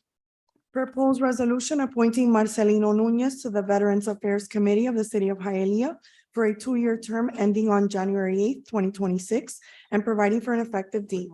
All right, this is Councilman Capo. Yeah, through the chair. Colleagues, this is, it's an honor for me to be able to present Mr. Nunez for this position on the Veterans Affairs Board. He served as a United States Marine, motor vehicle operator and gunner during Operation Iraqi Freedom. As part of his role, he handled classified material, protecting secure data and secured external memory during that operation. When he came back stateside, he worked for Miami-Dade College, the Veteran Affairs, helping veterans with information and inquiries with Miami-Dade College and trying to get them reintegrated back into civilian life. So definitely my resounding honor to be able to present him for your consideration today for the Veteran Affairs Committee. Thank you, Councilman. A motion. We have a motion by Councilman, is he here? I'm sorry, did he? Mr. Calvo, do you want to? Okay, was Marcelino here? No? All right, so we have a motion by Councilman Zogby and we have a second by Councilman Rodriguez. Ms. Perez? Yes. Mr. Rodriguez? Yes. Mr. Tumidor? Yes. Mr. Zogby? Yes. Mr. Calvo? Yes. Ms. Garcia Robes? Yes. Ms. Pacheco? Yes. Motion carries. The item is approved. All right, item 9C. Proposed resolution appointing Eduardo Santiesteban as a member of the Planning and Zoning Board for the remainder of a 2-year term ending on June 28th, 2025, providing for an effective date. Perfect, thank you. Yeah, Eduardo is a very active member in our community, has seen pretty much the rollout of the annexed area, the new annexed area over on the west side of I-75. It was crucial in the opening of the bridge that connects to unincorporated and Miami Lakes. And I ask for a favorable support. Motion. Motion by Councilman Zogby, Second. second by Councilwoman Perez. Mr. Rodriguez? Yes. Mr. Tumidor? Yes. Mr. Zogby? Yes. Mr. Calvo? Yes. Ms. Garcia Robes? Yes. Ms. Pacheco? Yes. Ms. Perez? Yes. Motion carries. The item is approved. Item 9D. Proposed resolution appointing Milagros Meli Herrera as a member of the Planning and Zoning Board for a 2-year term, beginning on January 10th, 2024, and ending on January 9th, 2026. Councilmember Pacheco. Well, I would like to have a word. I nominated Mili Herrera to serve on the Planning and Zoning Board because she has been a lifelong resident of Hialeah and has dedicated her life to serve and advocate for the needs of the residents. She knows our history better, I believe, than most of us here in this room. She has,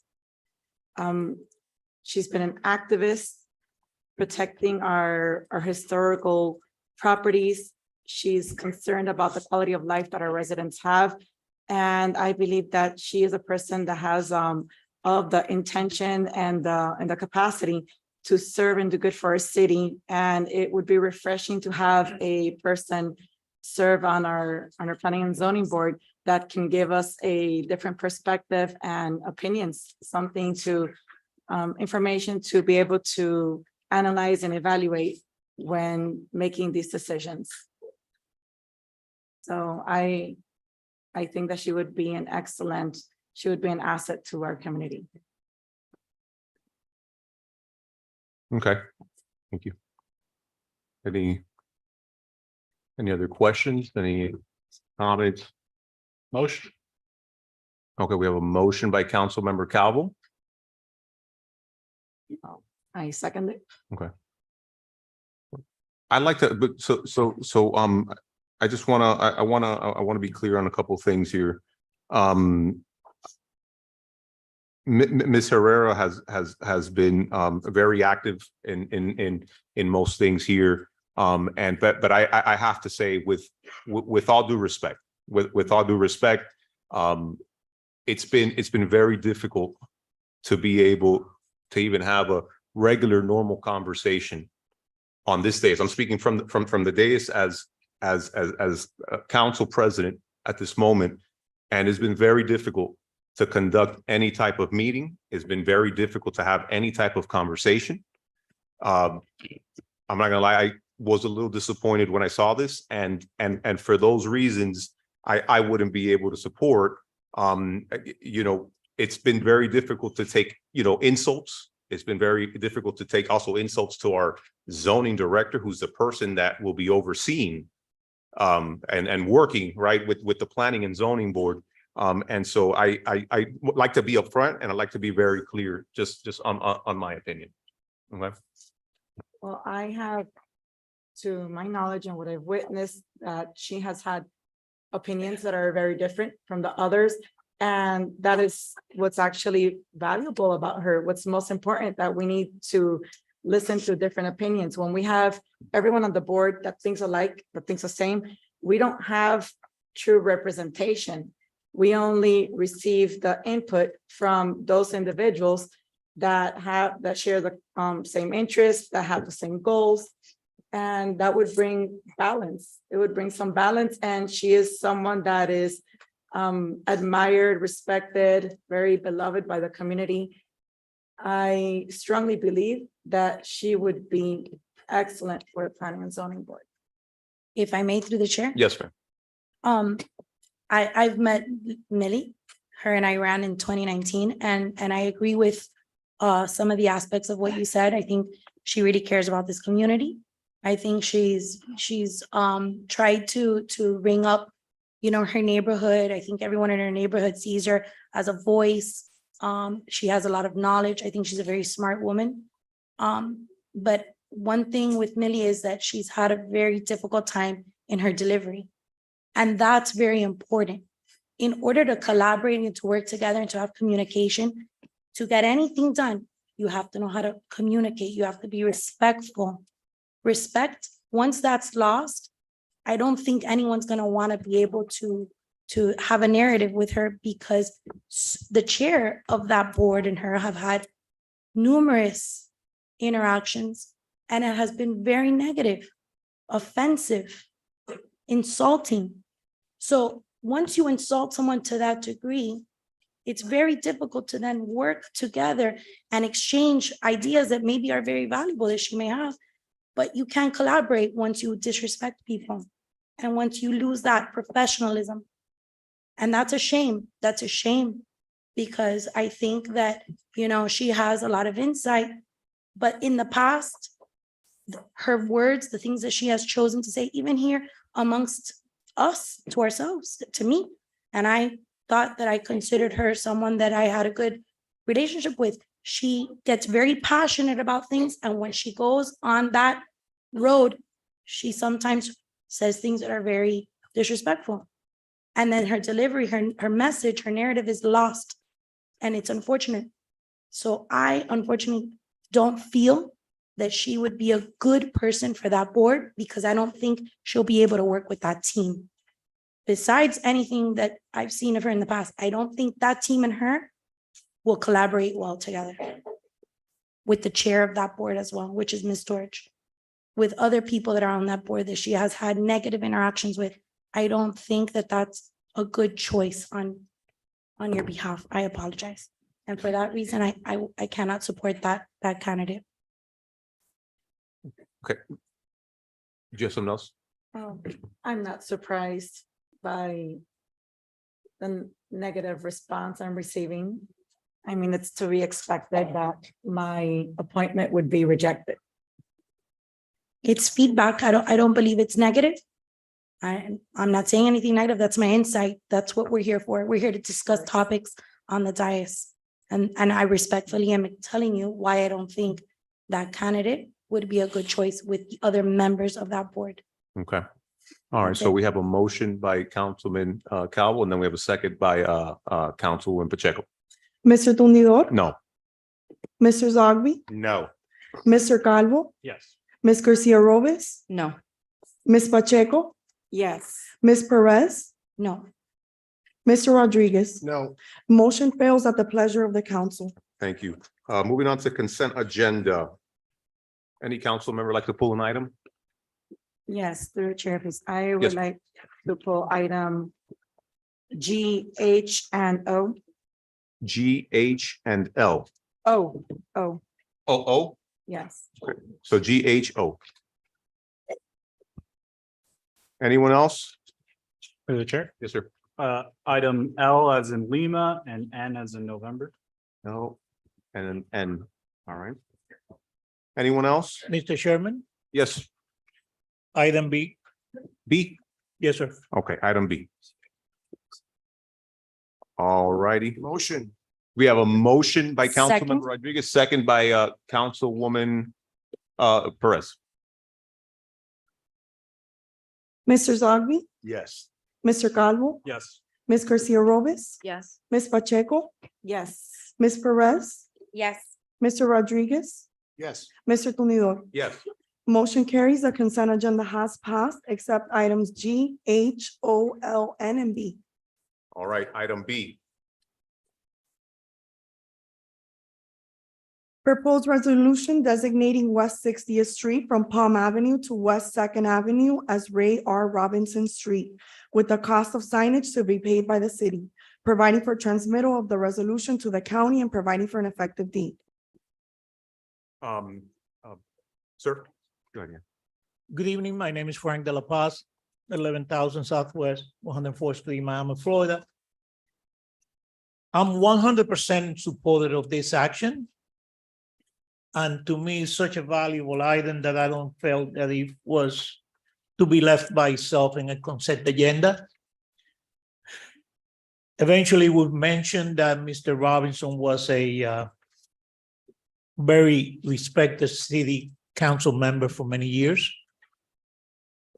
I had the pleasure of appearing in front of his terms.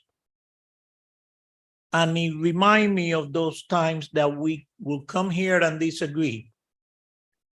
And believe me, he never agreed with me. But then after the meeting, we will go to Chico's and have lunch or dinner on a very civic way. And I just want to point that out because that's the kind of man that Mr. Robinson was. We all that crawl on this side of the aisle, we will count our votes before we stand up here, kind of feel you guys out. Well, yeah, I think I got the 5 votes. I might got 4.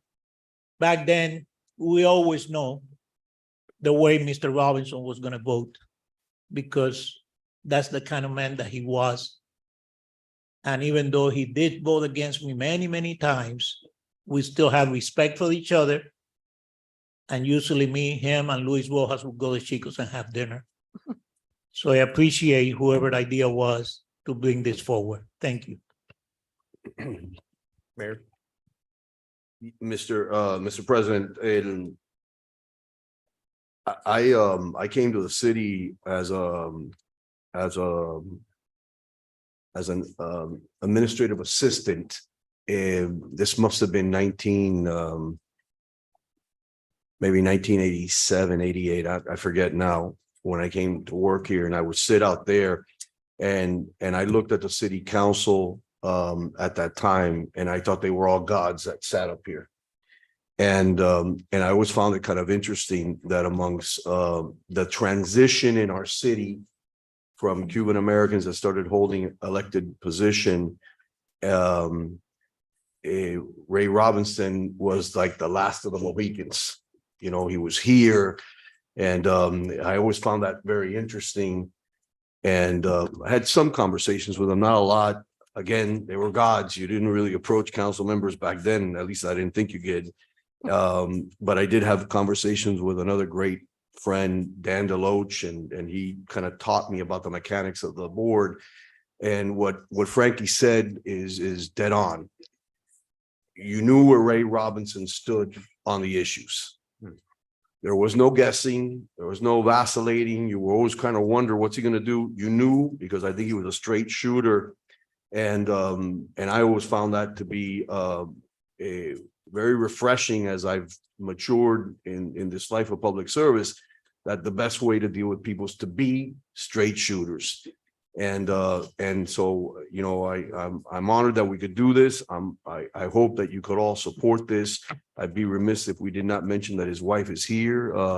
Caroline, she's here. Thank you for being here. And I meant no disrespect by saying he was the last of the Mohicans, but you were the last of them.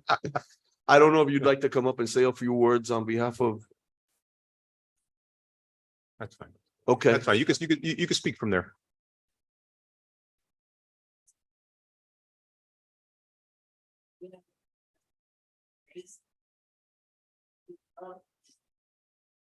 And he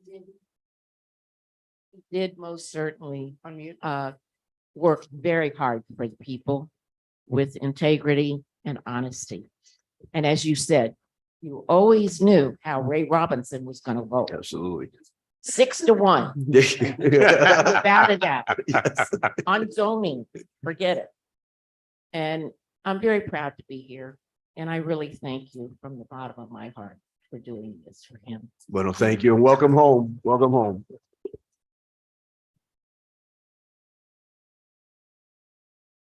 All right.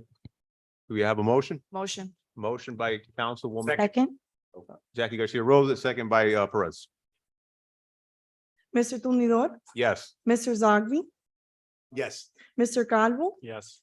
Ms. Garcia Robes, Yes. Ms. Pacheco, Yes. Ms. Perez, Yes. Mr. Rodriguez. Yes. Motion carries. The item is approved. Okay, moving on to item G.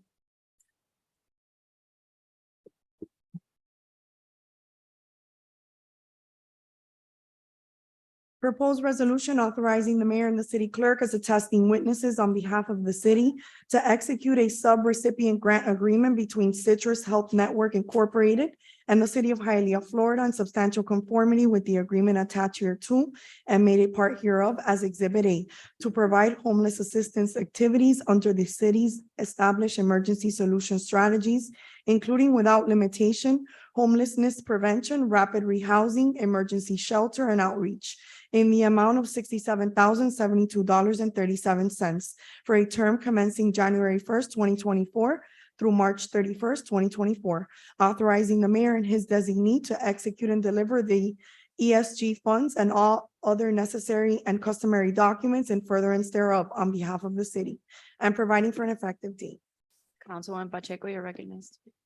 Yes, well, I wanted to discuss this item. Actually, it's item G and H. They're both pretty much the same thing, just different amounts and dates. But it has to do with the grants from that's been given to the city of Hialeah, and Hialeah is authorizing this amount to Citrus as a subrecipient. Now, this grant is for the purpose of prevention of homelessness, emergency shelter, and outreach services for individuals that are in need of housing. And there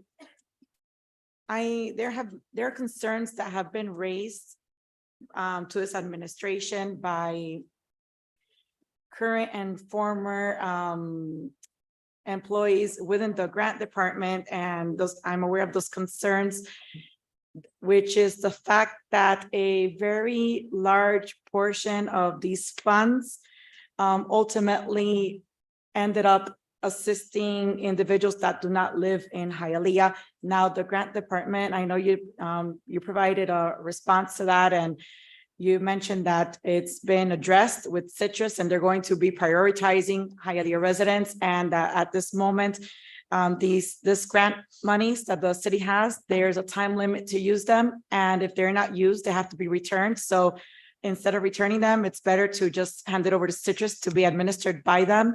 Now, keeping that in mind, I know that for this occasion, there really isn't much to be done, but I would like to prioritize in the future being able to use these funds to assist our residents, because there is a great need within our city.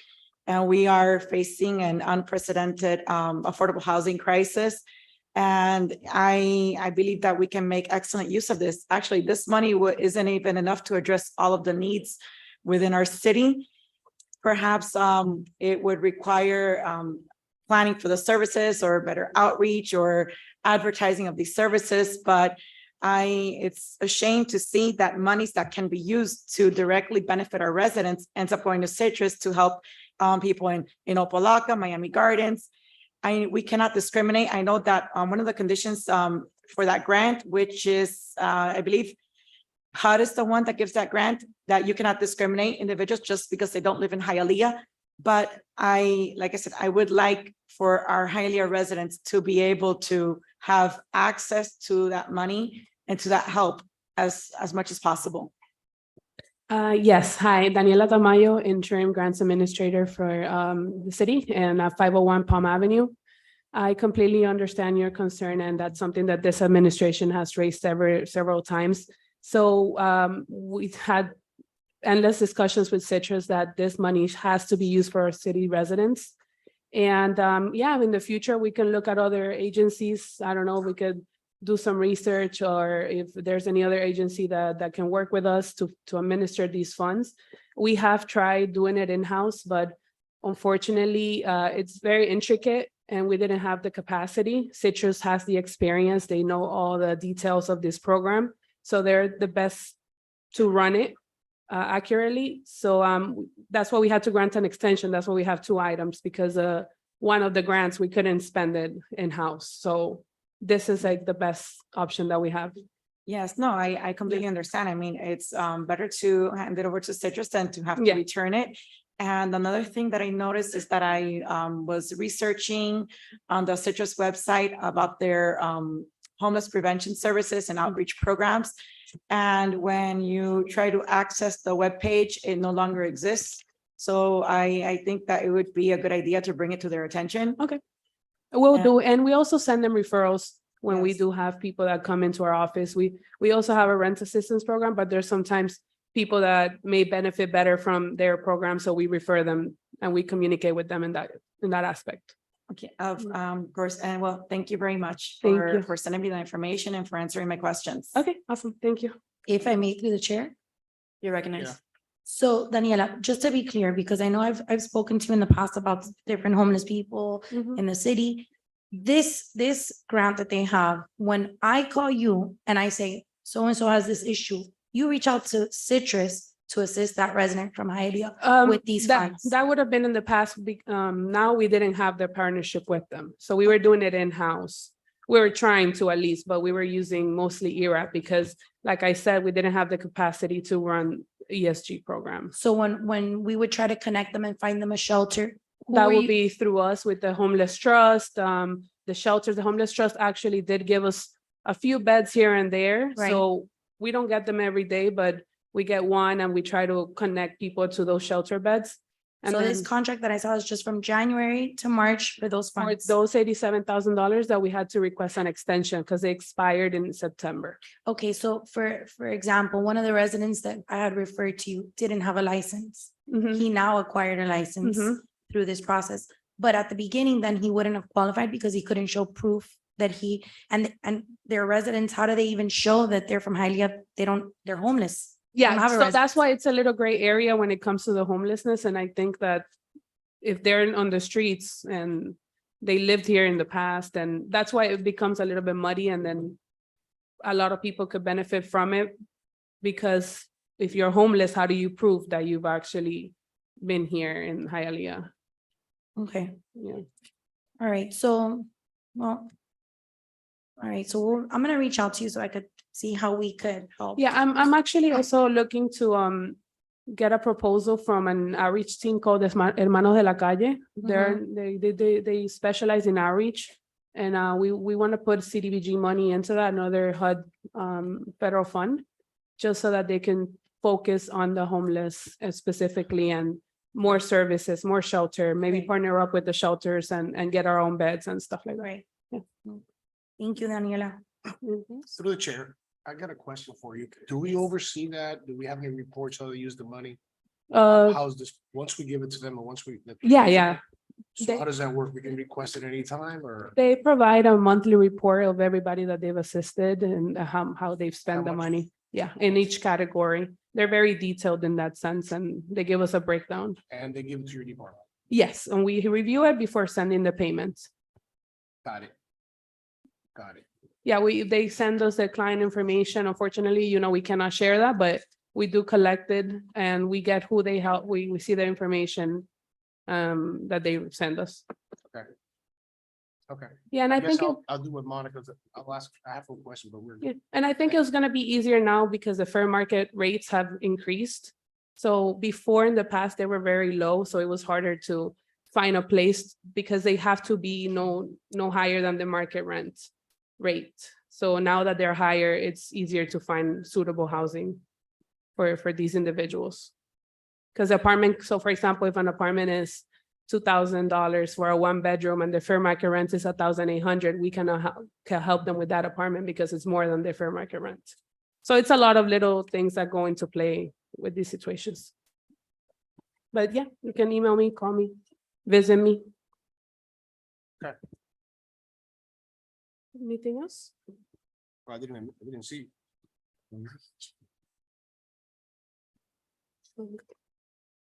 Thank you. Daniela, I have a quick question on that. Is this the homeless? Yes. Have we seen at a high level, have we seen an uptick, and I do apologize if you already said this, an uptick in the amount of homeless in Hialeah? Well, based on the count that we received that we do twice a year with the Homeless Trust, there was an increase of like 20, but I believe there's way more than 52 homeless individuals here, which it's just that during the count, we don't go to all the areas. So there has been an increase, but the thing is they're so scattered. They're like everywhere, and sometimes they hide and we can't find them, but there has been. And then do you know percentage wise, what was the increase? So like the January count was 32 and the August count was 52. Okay. So 20 homeless. Yeah, that were yeah, counted. that's a big increase. Yeah. Okay. And then to your knowledge, just again, when you're triaging these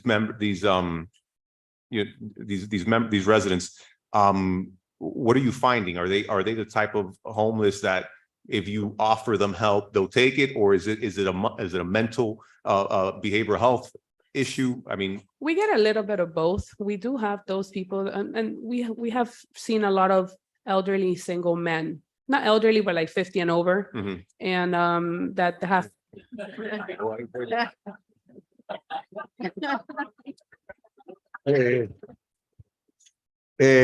You're acting, right? Just. The performance review is up. She said not. She fixed it. I fixed it, yeah. No. Said not. She caught herself. Le tiró duro y bueno. Me too. Oh, right. No, pero Zagby jovencito, no. Sorry, a lot of young 50-year-olds. Um, so Okay. they do accept it, and there's some others that they say, yeah, but then they never really want it. Okay, so, yeah. got it. All right, thank you. Thank you. Appreciate you. All right, do we have a motion? Motion. Motion by Council Member Lewis. Second. I'm sorry? You go ahead, yeah. Sure. Oh, sorry. Maria Gonzalez, 1755 West 72nd Street. As you guys are aware, or some of you are aware, I'm very aware of the homeless people in my area where I live. I know a lot of them, and yes, they're elderly men, and some of them don't want help. I learned that by trying to help some of them. I did go downtown. I emailed the homeless trust. I actually called Mark once, and he put me with Sadie, and Sadie put me with the grants department. So we're, the city is trying to do things, but it's hard. I am willing to go out there because I know some of them. How do you know where they live? Because you see them. Everybody knows their local homeless people or two, and some are okay and some are not. And yes, it is a mental issue. Just over the holidays, I think November, December, when it was really cold, I was crying, calling Councilwoman Perez. She actually went and took food. People don't know this, she went and did that. And I do that. And she went on her own, and she's like, I was away for Thanksgiving, and she called me and surprised me and said, I went to see Ernesto. We know their names, we know their lives, we know their history. The person with the driver's license, we helped them do this, and the homeless trust did help me get the appointment. And we actually had to get him to the place because it was an issue. Yeah. But it felt good. We got him his driver's license. He got a job. He doesn't have a place to live yet, but he wants a place to live. He has other issues, not anything illegal, because we checked them. Yeah. He's like, no, I'm saying, Yeah. But Ernesto, we tried to get him a home. They Ubered him to the bed when the bed came up. It's not easy getting a bed. People think it's easy, but it's not easy. So I don't know how the grants work per se, but I can, like I said, I can help and tell you where some of them are. I'm a lot of them are very good people. A lot of them have mental issues, and some of them, yes, they drink. So I don't know what can be done. They want to be clean. Yeah. Maybe we can help them get clean. Maybe we can help them something. I have no idea, but right. thank you. That's all. Thank you so much. Daniela, I think if we can, do you think on a quarterly basis, you could just give us some numbers of any increases that we're seeing of homelessness in Hialeah? It's good to keep a pulse on it and see where they're coming from and triaging them. And at the end of the day, we're very limited in what we can do. We can do all these programs all we want, but it requires a larger effort, right? Yes, It requires our state partners and our federal partners to get involved in mental and substance abuse issues like this. So Correct. thank you. Will do. Appreciate it. All right, so we have a motion by Rodriguez and then a second by Perez. Mr. Calvo, Yes. Ms. Garcia Robes, Yes. Ms. Pacheco, Yes. Ms. Perez, Yes. Mr. Rodriguez. Yes. Mr. Tumidor. Yes. Mr. Zogby. Yes. Motion carries. The item is approved. Item H. Proposed resolution authorizing the mayor and the city clerk as attesting witnesses on behalf of the city to execute a sub-recipient grant agreement between Citrus Health Network Incorporated and the city of Hialeah, Florida, in substantial conformity with the agreement attached hereto and made a part hereof as Exhibit A, to provide homeless assistance activities under the city's established emergency solution strategies, including without limitation, homelessness prevention, rapid rehousing, emergency shelter, and outreach in the amount of $214,846.05 for a term commencing December 1st, 2023 through August 31st, 2024, authorizing the mayor and his designee to execute and deliver the ESG funds and all other necessary and customary documents in furtherance thereof on behalf of the city and providing for an effective date. All right, Councilman Pacheco. That's the one that we discussed that I said basically, item G and H, they're the same. Both of them are the funds to Citrus. It's just different, dates and different amounts. Okay. So is that a motion? Yes. Motion by Second. Councilman Pacheco, second by Garcia Robles. Ms. Garcia Robes. Yes. Ms. Pacheco, Yes. Ms. Perez, Yes. Mr. Rodriguez, He is away. Mr. Tumidor. Yes. Mr. Zogby, Yes. Mr. Calvo. Yes. Motion carries. The item is approved. Item L.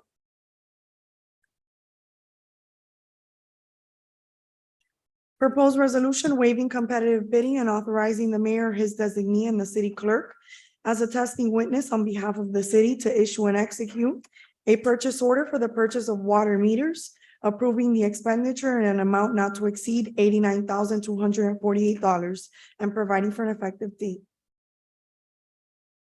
Councilman Calvo? Yep, thank you. Is the director here? I think I saw him.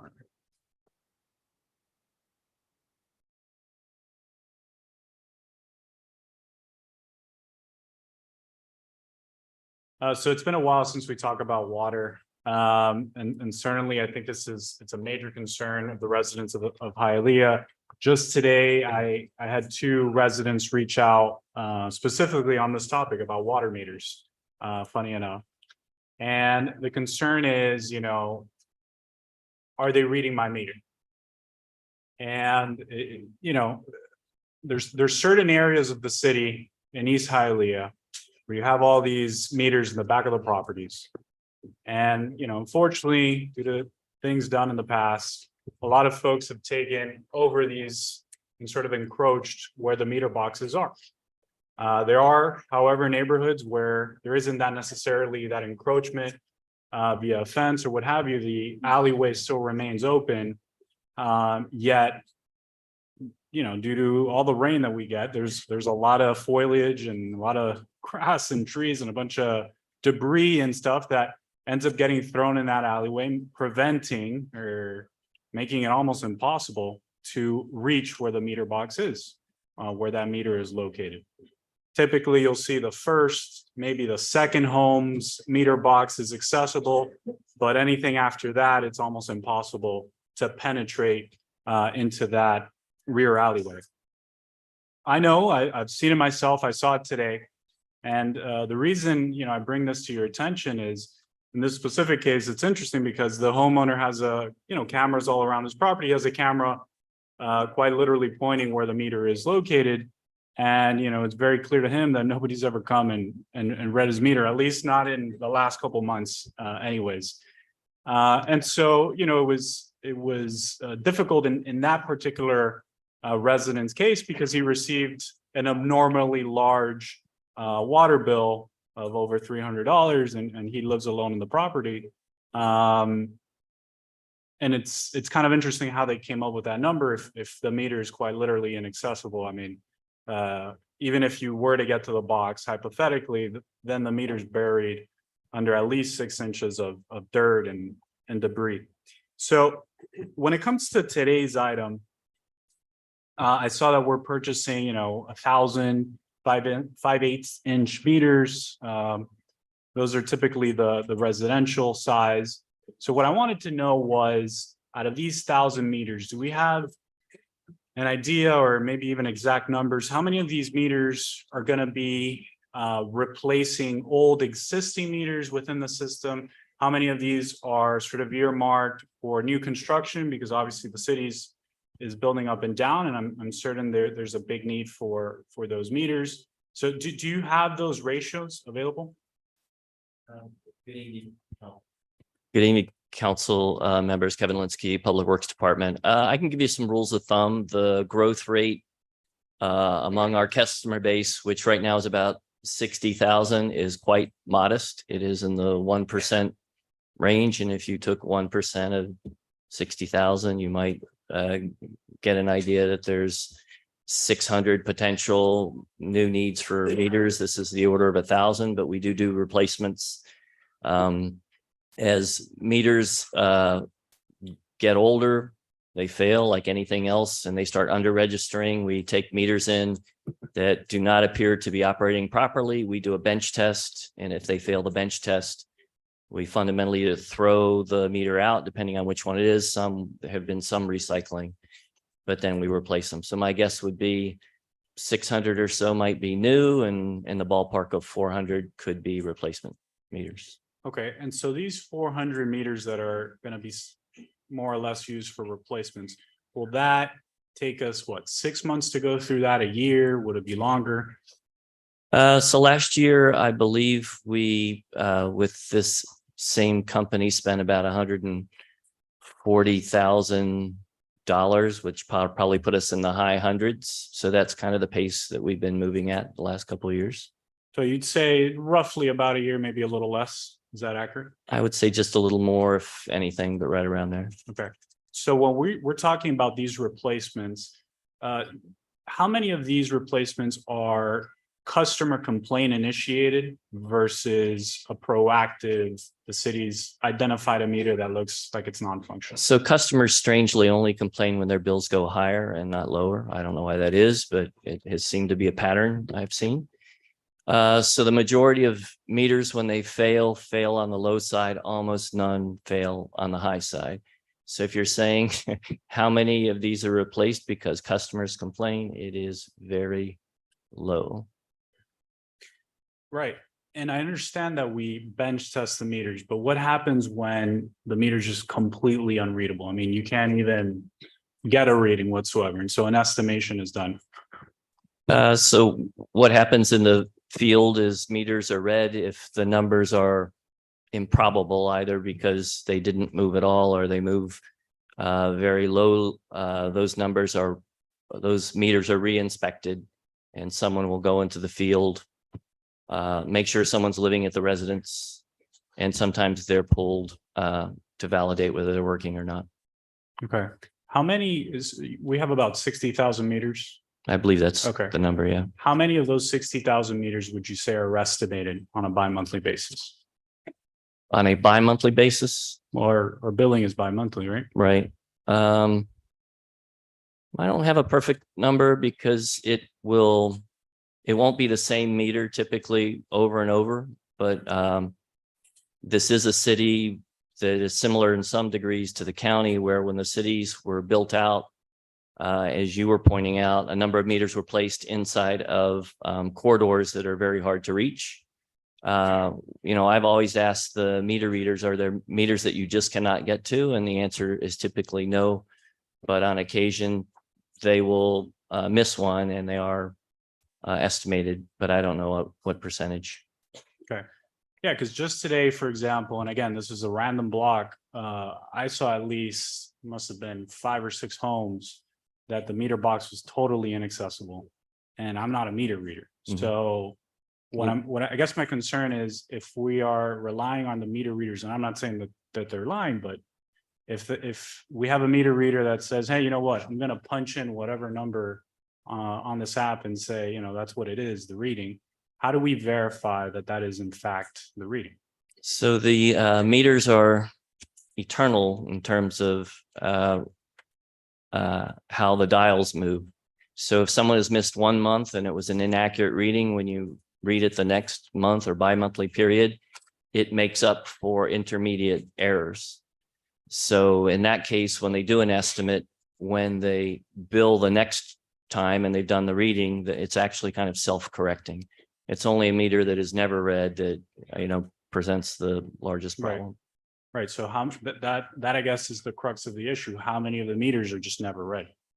Like certainly the ones that are totally inaccessible due to we'd be glad to look at those, but it's surprising because when I first got here, the city council had put in place a contract that had potentially private meter readers going out and shadowing our meter readers. The private meter readers, I think, had read rates of like 60%. That's the percentage they could get to the meter. Right. The fellows that we have been doing it quite some time, and they learn their routes, and they kind of know what houses they have to have special access for. And ultimately, I think, they have success. When they haven't had any ability to get to a meter, those are meters that we have to move or ask someone to move a fence. Yeah, I mean, look, for some background, the private contract was an idea that I had espoused, because my idea was, can we double check our guys and make sure that, our data is accurate. And so when you sent me the private meter reader info, and like you said, it's like 60% they're able to hit, the other 40 no. Certainly some of that is due to training and what have you. But how can you go, like, again, the typical example, and I'm happy to show pictures, but typical example is it's quite literally impossible to climb through to get to the meter, right? I mean, it looks like nobody's been back there for years. Well, please send me the meters and I will have a direct discussion with the fellow who is maybe crawling through holes to read those meters. And in my house, I would say I've seen the reader 2 times in 2 years. I mean, I just don't happen to see him. My box is completely filled with dirt. Like, how do you read that? So what they do is they scrape out the dirt, read the meter, they put the dirt back. Because if they leave the dirt outside, the neighbor calls and said, you didn't pick up my dirt. So in the end, so many of these look like they haven't been read, when in fact, they just put it right back the way they found it because they had different policies in the past and the homeowners did not like those policies. Right. Yeah, I've been talking about this issue for the past 2 years, and I wanted to test it myself. So I've had people around the city go and put a plastic bag like right on their meter, just to see, like, does somebody ever go by and like break the bag, right? Because like if not, it's impossible to read the meter. And like to this day, the bags are still there. So again, I see a large disconnect between. I'm not saying it's your fault, right? You've inherited this problem, but you have this company that we hired that they do the reading for Fort Lauderdale, and they're saying we can only read 60%. And then we have our data saying, no, we're reading basically everything unless, that 1 or 2 or 400 in the year that we run into issues with. So I just see a huge disconnect. And in the middle of it, I see the residents saying, they're not reading my meter. They're not reading my meter.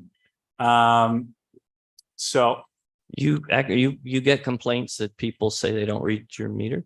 Yeah, well, so I think you're right. They complain when their water bill goes up. But what happens in that interim 8 months or that interim year or whatever? I mean, we don't know what's going on. I think it's clear to me that there's a huge disconnect. How much per hour does a water meter reader make in the city highway? We started to lose them and we just raised it. I may have to ask the HR director, but I think we were about $2 over McDonald's, the sign down here. So it was maybe 15 and a quarter. Yeah. Yeah. And it was extremely low pay. I think my understanding is we had 7 meter readers. I think we've tried to bump that up to 10. But I think you're right in saying that there's a lot of turnover because it's a hard job. I mean, quite truthfully, you're asking people to be in the sun and the rain and what have you, digging dirt out of boxes for very little pay comparative to the market. So I'm just deeply concerned that, we're doing a disservice on this front. Well, we'd be glad to look at the meters that you've identified and. Sorry, go ahead. Sorry to interrupt. No, but I'm happy to jump on a route, right? I'm happy to do that work. I've thrown myself in the pits of those alleyways and, taking pictures of meter boxes. And it's some of the meter boxes, it's funny enough, some of the meter boxes are actually under asphalt or under a tile of a pool because somebody's done a renovation. They didn't even know what they were doing and they covered up the meter completely. I mean, it's like, you try to lift the lid and it's physically impossible. So, again, I'm happy to jump on a route if that's what's needed, but I would like to see some headway in this space. I don't think we're doing enough. And again, I'm not saying it's your fault. I'm saying you've inherited quite a problem. Just trying to make you aware of it. And, again, we're 2 years in for some of us on this issue. And again, there's no movement on this, like zero movement whatsoever is what I'm noticing. So. No, thank you for your time. All right. Thank you, Council. All right. Do we have a motion? Motion. Motion by Vice President, Second. a second by Perez. Ms. Perez, Yes. Mr. Rodriguez, Yes. Mr. Tumidor. Yes. Mr. Zogby is away. Mr. Calvo, Yes. Ms. Garcia Robles. Yes. Ms. Pacheco. Yes. Motion carries. The item is approved. Item N. Sir, if I can quickly Yes. record Councilmember Zogby's vote on consent item L Yes. and Councilmember Rodriguez's vote on consent item H. Yes. Thank you.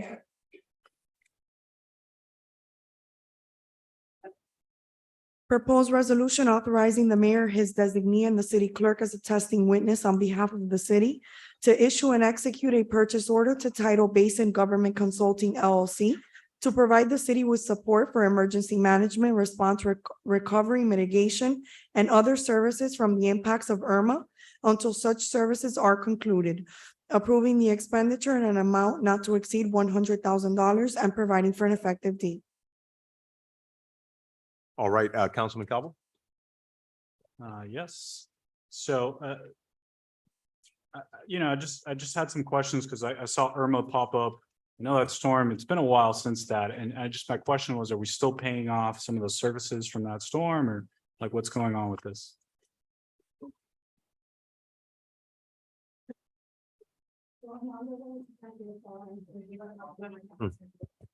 Ruth Ruby, Executive Director, Financial Services for the city, 501 Palm Avenue. Can you repeat your question? Yeah, can you just give me a lay of the land, like who's Tidal Basin, like why are we still paying, So- money for Irma and? Right. So Tidal Basin assists the city with disaster recovery. So they basically follow and help us, assist us in making sure that whatever cost has been incurred by the city is reported in a way to FEMA that we can collect the most we can on disasters. We are still working on Irma recovery, and that was 5 years ago. So it takes this long for us to continue working, and they continue to ask us for information, and basically we provide the information. It takes several years before we fully collect whatever we're going to collect from FEMA.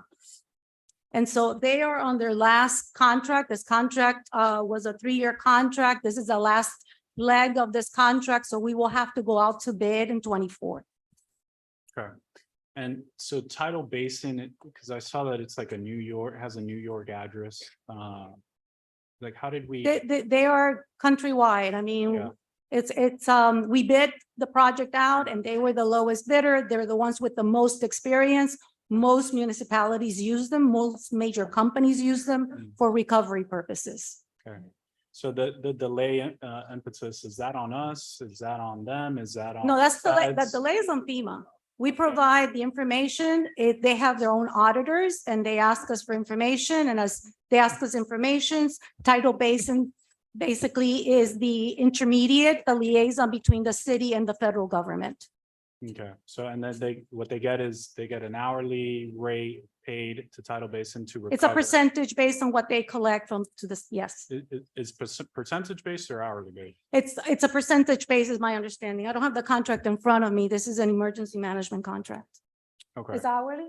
Is an hourly? Yeah, rate. yeah, because I'm seeing here like 1,000 hours, project manager, 1,500 hours, grants. Yeah. Okay. And so we pay that directly from the money that we're getting from FEMA, or are we kind of like upfronting This it? is emergency management. It comes through it's not part of general funds. It's basically the money we get from that collaborative group that we have with the city of Miami, and the funding comes from the federal government. It'd be interesting to see, right, like now, 5 years later with that kind of high level vision to see, how much did we spend on this storm? How much did we get back?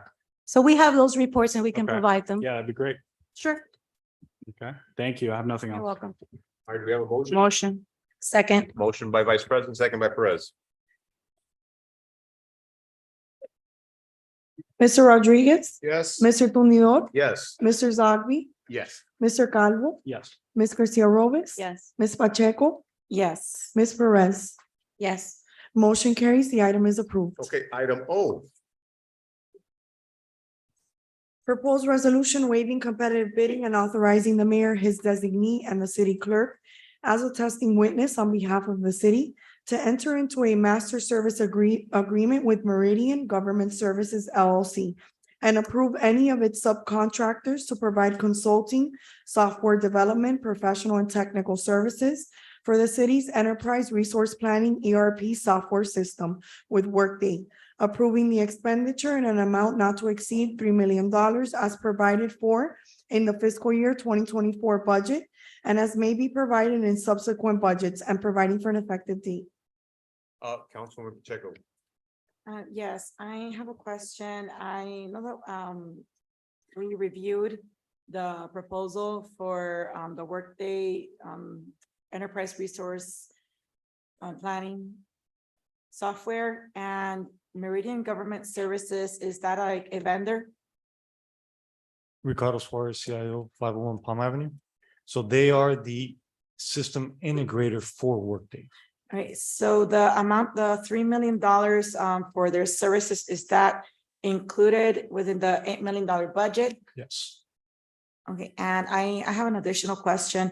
I was reviewing, since I know you informed us that City of Orlando was one of the cities that implemented Workday. I saw that they implemented this back in 2012.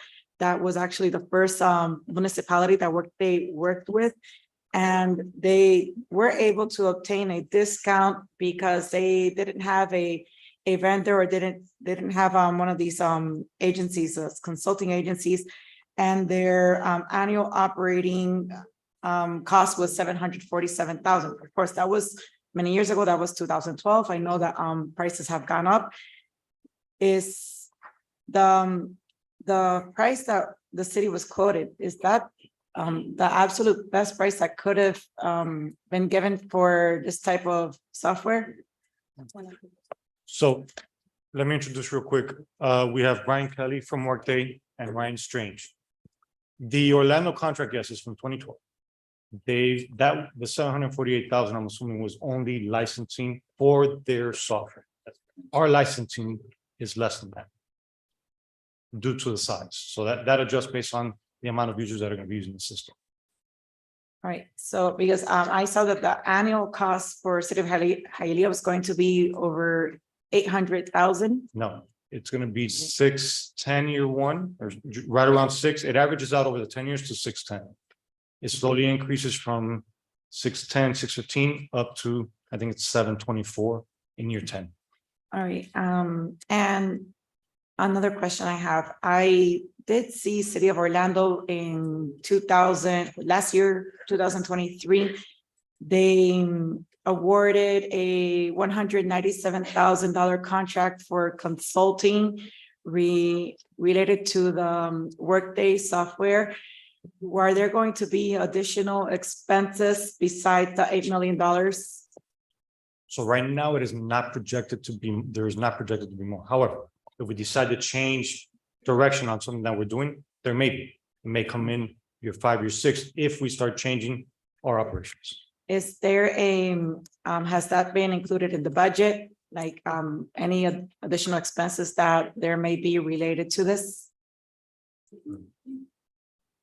So Ismari Monreal, Chief of Staff, 501 Trump Avenue.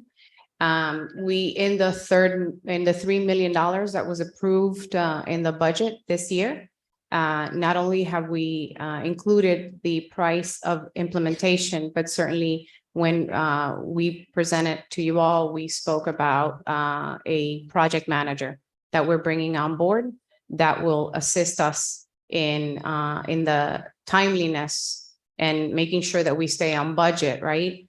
In the implementation process, in addition to helping us train our IT staff as we go through the implementation and helping us move forward with this new system. Okay. All right, thank you. All right, yeah, that answers my questions. Through the chair. Yes, sir. Well, so I met with the committee as well. I think they did an excellent job presenting it. Kudos to them for their hard work. Thank you. I did ask if it was possible to see some sort of trial version of the software so I can play around with it. I've been known to take computer science classes here and there. Totally kidding. Is that an option? Okay, because I would want to do that before, voting on it. I mean, it is obviously a ton of money that we're investing, and I think it's part of the due diligence.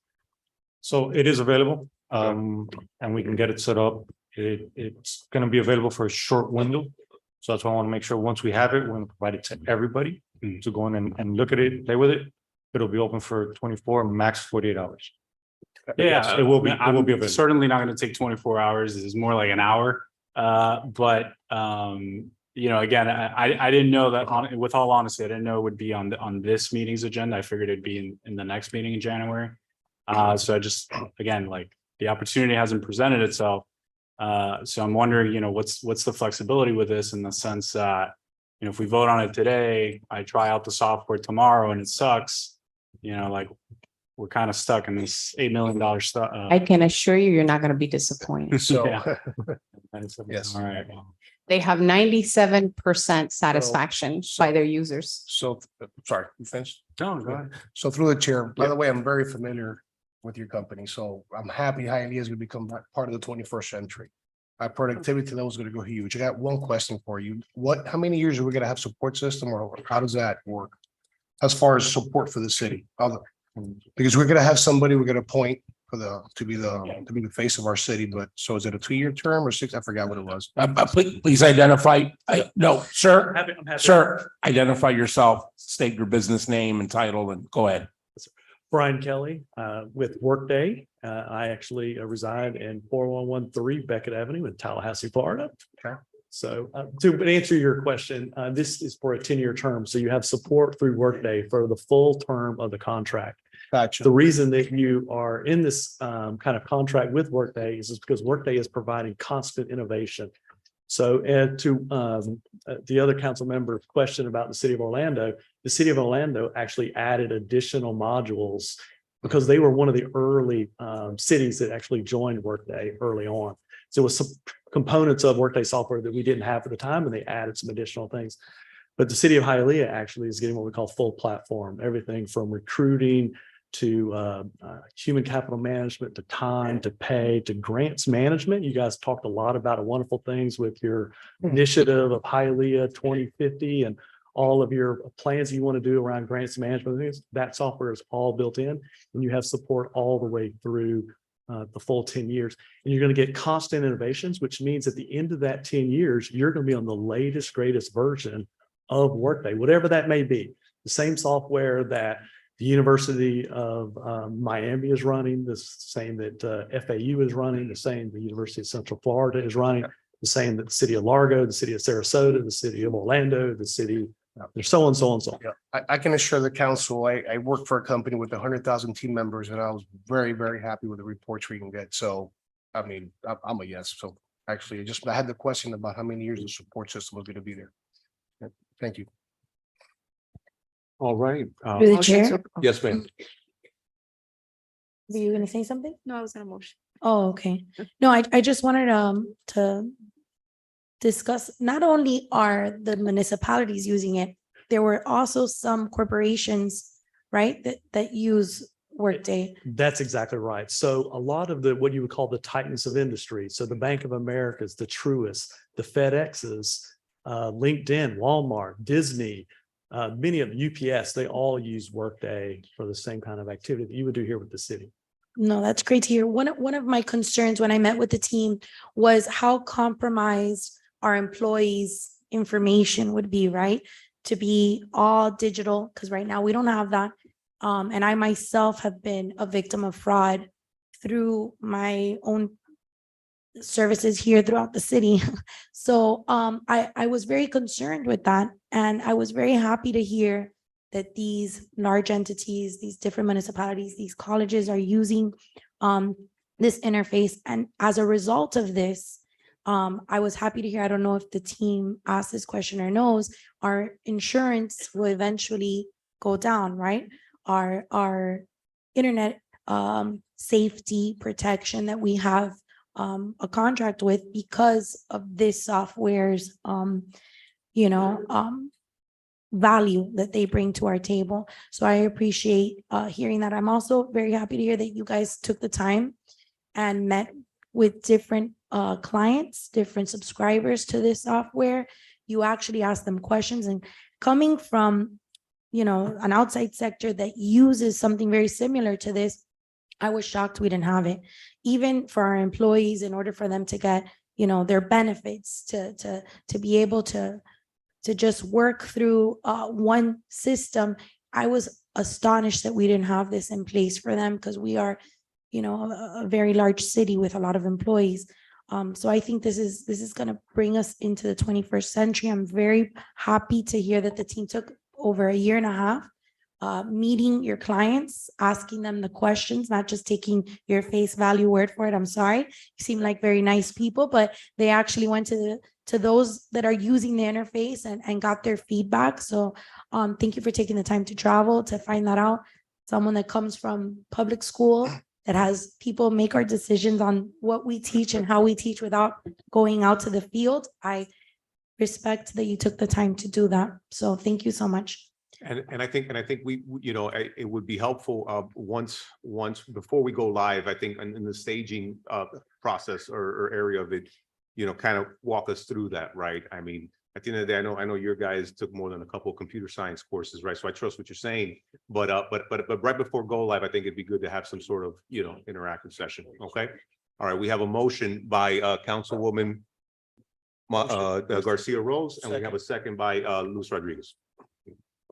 Ms. Pacheco, Yes. Ms. Perez, Yes. Mr. Rodriguez. Yes. Mr. Tumidor. Yes. Mr. Zogby, Yes. Mr. Calvo, No. Ms. Garcia Robes. Yes.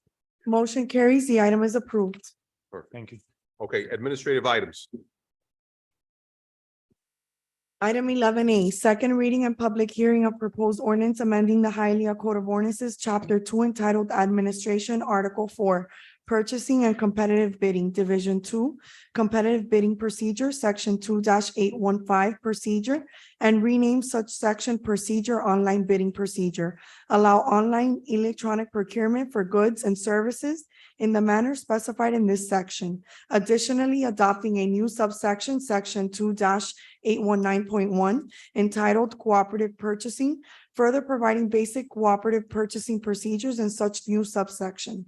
Repealing all ordinances or parts of ordinances in conflict herewith, providing for penalties for violation hereof, providing for a severability clause, providing for inclusion in the code, and providing for an effective date. All right, this item's on second reading. Do we have any public comments online or in the chamber?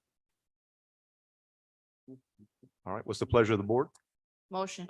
Motion by Vice President, second by Zogby.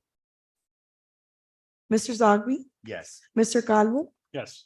Ms. Garcia Robes. Yes. Ms. Pacheco, Yes. Ms. Perez, Yes. Mr. Rodriguez. Yes. Mr. Tumidor. Yes. Motion carries. The item is approved. All right, 11B. First reading of proposed ordinance amending the Hialeah Code of Ordinances, Chapter 98 entitled Zoning, amending Section 98-103, rezoning application, permitting rezoning and land use amendment applications to be submitted concurrently, repealing all ordinances in conflict herewith, providing for penalties for violation hereof, providing for a severability clause, providing for inclusion in the code, and providing for an effective date. All right, this item's in first reading, not open to the public. Do we have any council discussion? Motion. We have a motion by Councilmember Rodriguez. Second. We have a second by Vice President. Mr. Calvo, Yes. Ms. Garcia Robes, Yes. Ms. Pacheco, Yes. Ms. Perez, Mr. Rodriguez. Yes. Mr. Tumidor. Yes. Mr. Zogby. Yes. Motion carries. The item is approved. Second reading and public hearing is scheduled for January 23rd, 2024. 11C. First reading of proposed ordinance amending Chapter 2 entitled Administration, Article 7 entitled City Property of the Code of Ordinances of the City of Hialeah, and in particular by enacting a new code section 2-904 entitled Lease of City's Real Property to provide minimum standards for the leasing of city real property, providing lease provisions and procurement procedures for such leases, providing limited exceptions from such procurement procedures, repealing all ordinances or parts of ordinances in conflict herewith, providing for inclusion in the code, providing for a severability clause, and providing for an effective date. This item's in first reading. Do we have any council discussion? Through the chair. Yes, sir. Yeah, I wondered if we kind of get an overview of what the changes are. Not sure. City attorney can provide that. Yes, Commissioner, I'll address it. The city regulations require that any leases of city real property be approved only by passage of an ordinance. Can't be done by resolution.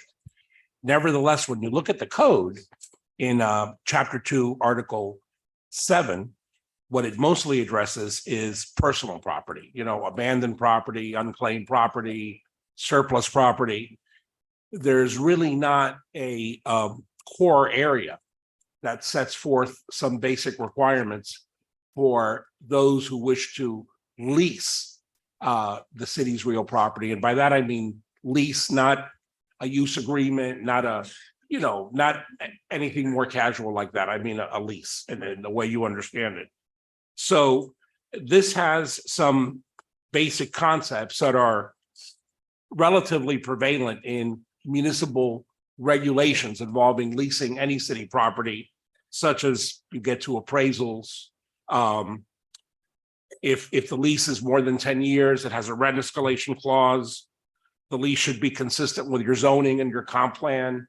The lease has to pay any taxes, special assessments, impact fees, and other payments, because city property, unlike county property, is not tax exempt if there's private use on it. So the county can come along and try to tax the entire parcel. So you want the lessee to pay at least the portion attributable to their sector. That they have to hold the city harmless and have insurance, that if there's construction, there's payment and performance bonds, that any improvements will vest in the city at the end of the lease term. The lessee can't have any indebtedness to the city or have open code violations. The lease is approved by ordinance. And last but not least, perhaps, is that there be some form of procurement method as prescribed by the council, invitation to bid, an RFP, a P3, something.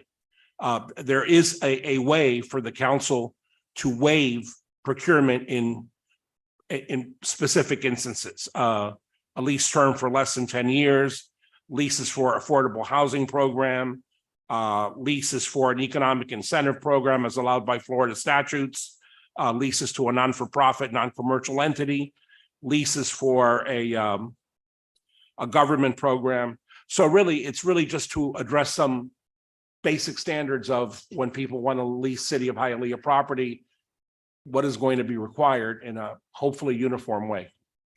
Sorry, when you said affordable housing project would be exempt, would that be the entire project has to be affordable? It's a percentage base, or how is that defined? Well, that is going to be worked out in the RFP. I don't think a ordinance, which is a basic requirement, which gives the council and the administration the framework for what to do, is going to get into that kind of exactitude. That's going to be in your RFP or in your other solicitation for the project. For example, if the project's Live Local, they have to comply with the Live Local Act. If the project is coming in under some other affordable housing program, they have to comply with that. That kind of specificity would be in whatever is developed for the solicitation. So when we had a couple meetings ago, the proposal of like renting out the city property for the billboards or what have you, would this ordinance apply in a case like that? That's a good question. I believe that that agreement is actually a franchise. And the way it was awarded was a franchise with a franchise kind of agreement as opposed to a lease. Now, if the council could have said, we think this is really a lease, we should, but and it would have applied, or you can throw that in here, but no, this would let's say the city owns let's just, a few vacant lots or some property and someone. 55 acres. Right, yes, right. That this is what that applies to, someone coming along and saying, I want to lease the City of Hialeah property. It could have applied to that transaction if it was structured like a lease, but it wasn't, sir. Okay, all right, thank you, appreciate it. Sure. All right, do we have any other council discussion? Motion. We have a motion by Councilman Perez, Second. Garcia, and second by Zaghi. All right. Ms. Garcia Robes, Yes. Ms. Pacheco, Yes. Ms. Perez, Yes. Mr. Rodriguez. Yes. Mr. Tumidor. Yes. Mr. Zogby, Yes. Mr. Calvo. Yes. Motion carries. The item is approved. Second reading and public hearing is scheduled for January 23rd, 2024. 11D. First reading of proposed ordinance amending the Hialeah Code of Ordinances, Chapter 6 entitled Alcoholic Beverages, amending Section 6-66, distance separation requirements restrictions to reflect changes on 4 COP requirements as per House Bill 639, repealing all ordinances or parts of ordinances in conflict herewith, providing for penalties for violation hereof, providing for a severability clause, providing for inclusion in the code, and providing for an effective date. Rafael, a quick question, just at a high level, what is the, what are the distance separation requirements for 4 COP? The distance separation requirements for 4 COP are set forth in the code, and they are Wait, but I'm not, this, what we're doing is Yeah. we're referring back to House Bill 639, right? Yes, they are. Well, normally there's 2,500 square feet, but now it's 2,000 square feet. And normally they have been changed. So a special food service establishment now has to have 2,500 square feet, be equipped to serve 150 persons. And now this is being changed from 2,500 square feet to 2,000 square feet, and from 150 persons to 120 persons by a state law. And I don't know if planning and zoning or whoever wants to speak further to that, but So the distance itself is less, but Yes. the number of people is greater. no, Is it, didn't you say from 100 to 125 people? from Serve- 150 persons to 120. Oh, it goes persons. down. I'm sorry if I heard I you. misspoke. It was probably me. Sorry about that. Okay. No, All right. 150 to 120 and 2,500 to 2,000. Okay. That's all I have. Yeah. Deborah Storch, Planning and Zoning Official, 501 Palm Avenue.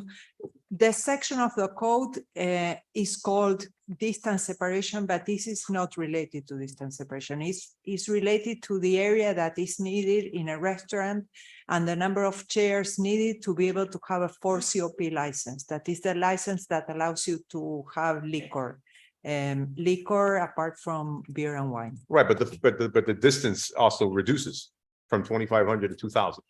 No, the service area, it's reducing The the service service area. area from Got it, got it, 2,500 yeah. to 2,000 square feet. And the number Yeah. of persons from 151 to 1. Got it. Okay. All right. Thank you. Oh, was a Motion. pleasure. All right. For a motion by Zagri, Second. second by Vice President. Ms. Pacheco, Yes. Ms. Perez, Yes. Mr. Rodriguez, Yes. Mr. Tumidor, Yes. Mr. Zogby, Yes. Mr. Calvo, Yes. Ms. Garcia Robes. Yes. Motion carries. The item is approved. Second reading and public hearing is scheduled for January 23rd, 2024. All right. 11E. First reading of proposed ordinance amending Chapter 70 entitled Retirement and Pensions, Article 7, Elected Officials of the Code of Ordinances of the City of Hialeah, specifically by changing the composition of the Oversight Committee and to delete obsolete language, providing for a severability clause, repealing all ordinances in conflict herewith, providing for codification in the city code, and providing for an effective date. All right. This item is in first reading. We have council discussion. Motion. We have a motion by the Vice President, second by Zagri. Ms. Perez, Yes. Mr. Rodriguez, Yes. Mr. Tumidor, Yes. Mr. Zogby, Yes. Mr. Calvo, Yes. Ms. Garcia Robes, Yes. Ms. Pacheco. Yes. Motion carries. The item is approved. Second reading and public hearing is scheduled for January 23rd, 2024. 11F. First reading of proposed ordinance amending the Hialeah Code of Ordinances, Chapter 1 entitled General Provisions by enacting a new Section 1-13 entitled Official City Seal, providing a description, disallowing unauthorized use of such seal, providing for an alternate seal, authorizing city staff to undertake certain administrative actions, reserving all rights as to city seals, repealing all ordinances or parts of ordinances in conflict herewith, providing penalties for violation hereof, providing for a severability clause, providing for inclusion in the code, and providing for an effective date. Rafael, just a quick question on this. Yes, sir. Can you help me understand what it is that we're doing here? Yes, State law allows the governing body of any city by ordinance to designate an official city seal. Right. Here, the city, to my knowledge, again, many of you are much more history here, but I'm not aware of the first time it's taking an official legislative action to say, the Indian chief with the two palm fronds and, the city seal, as you know it, this is the official city seal of the city of Hialeah. That it's only to be used by the city for city purposes, that it's a violation of this code section if you're going to use it for, by city purposes, you understand, public purposes.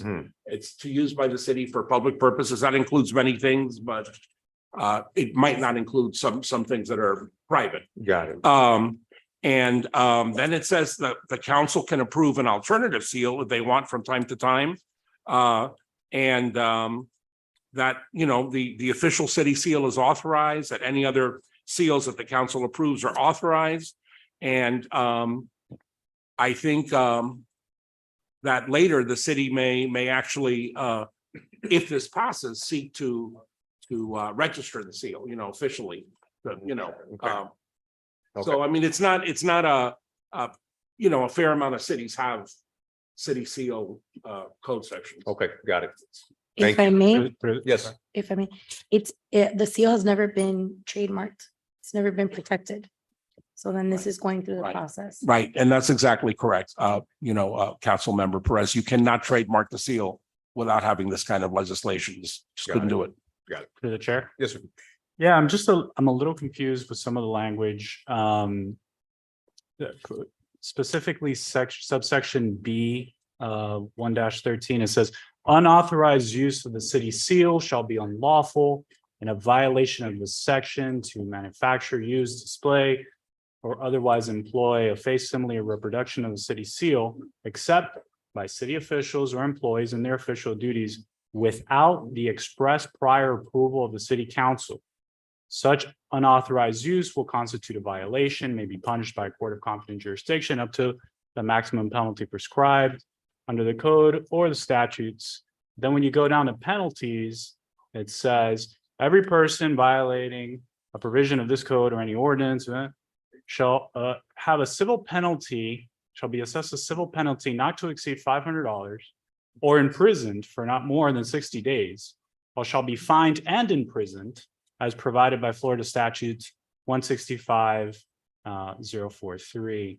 So I guess my concern is, like, let's just say, I want to send out a letter, right? And I send out a letter saying, I'm the council member, here's my city seal. If I don't have prior express approval of the city council, I might go to jail for 60 days or be fined $500. I mean, I think that's concerning, that language. No, and I understand, and it's a perfectly rightful concern. Perhaps I'll try to clarify. If under a very careful reading, and sometimes you got to look at this stuff carefully, it shall be unlawful and a violation to manufacture, use, display, or otherwise employ any facsimile or reproduction of a city seal, except by city officials or employees in their official duties without the express approval of the city council. So that, at least in other instances that I personally know of, has been used to, for example, if, let's say you have a vendor or you have a promoter that's affiliated with the city and they're using the city seal, but it hasn't been authorized, or it's really a production or a presentation or a program that hasn't been authorized by the city, that's where you see those violations. The general penalty about the $500 and, the 60 days in the county jail or hard labor, I don't know that that's necessarily resorted to, but it's just a standard. Right, but it would, Right. if somebody wanted to, do it, I mean, it's there, it's on the books, wouldn't it? Yeah, yes, well, that's the general penalty for the violation of any ordinance. So, we'd be questioning the penalty section, throughout the ordinance. So would we be able to say, this is all great, this is the city seal, we love it. If you violate it, we're not going to assess these penalties. So can we make those changes that apply when it comes to the seal? Because people use the seal all the time. I mean, and not necessarily in bad faith, but you have a flag of the city of Hialeah has a seal on it. Well- If Caesar Mestre wants to do a PowerPoint and put the seal on, he's going to jail, right? Like, Well, if state laws any, I know. Let's develop that idea a little bit about Caesar. Maybe, right, maybe, I don't, if the legislative intent of the state is any indication, it's very short, so allow me to read it. This is the state statute on it. Official county or city seal. The governing body may by ordinance designate an official county or municipal seal. The manufacture, use, display, or other employment or facsimile of the county or city seal, except by county or municipal officials or employees in the performance of their official duties, without the express approval of the governing body, is a second-degree misdemeanor, punishable as provided by Florida statute 775082 or 775083. So I think actually the way the city has written it is a little bit more subdued than the state statute. right, so that state statute wouldn't apply if we didn't have a seal official. Well, all I'm telling you is that's what the state law provides, and Right. that's the legislative intent. Could you, I'm just concerned, like, are we gonna put ourselves in a scenario where we're bogging down our official business, our agenda, because we have to get these prior approvals, right? Like, I mean, that's what it says, so. well, it says, again, look, it's not for me to get into policy or politics, but except for use by city officials and in their official duties. So I think where I have seen, frankly, opinions or cases about that is not for city events, not for city picnics, not for city. I think I've seen a case or two or an AGO or two about, for example, in a reelection campaign. And someone sends a letter out and they're using the city seal. Some cases and some opinions have said that's personal. You shouldn't be using the city seal. So I don't think it's necessarily a recurring or common thing, but that's policy for the council. I think the other council person spoke to the true intent of this is you really cannot trademark the city seal if you do not have legislation like this. And I don't think you'd have prosecutions of people if the city didn't refer them to the prosecutor or to the state. But that's up to the council. Yeah, I just wonder if we're spinning our wheels on this. I mean, I'm sure the intent is good that we want to, preserve the history, and I get all that, but I'm just speaking out loud here.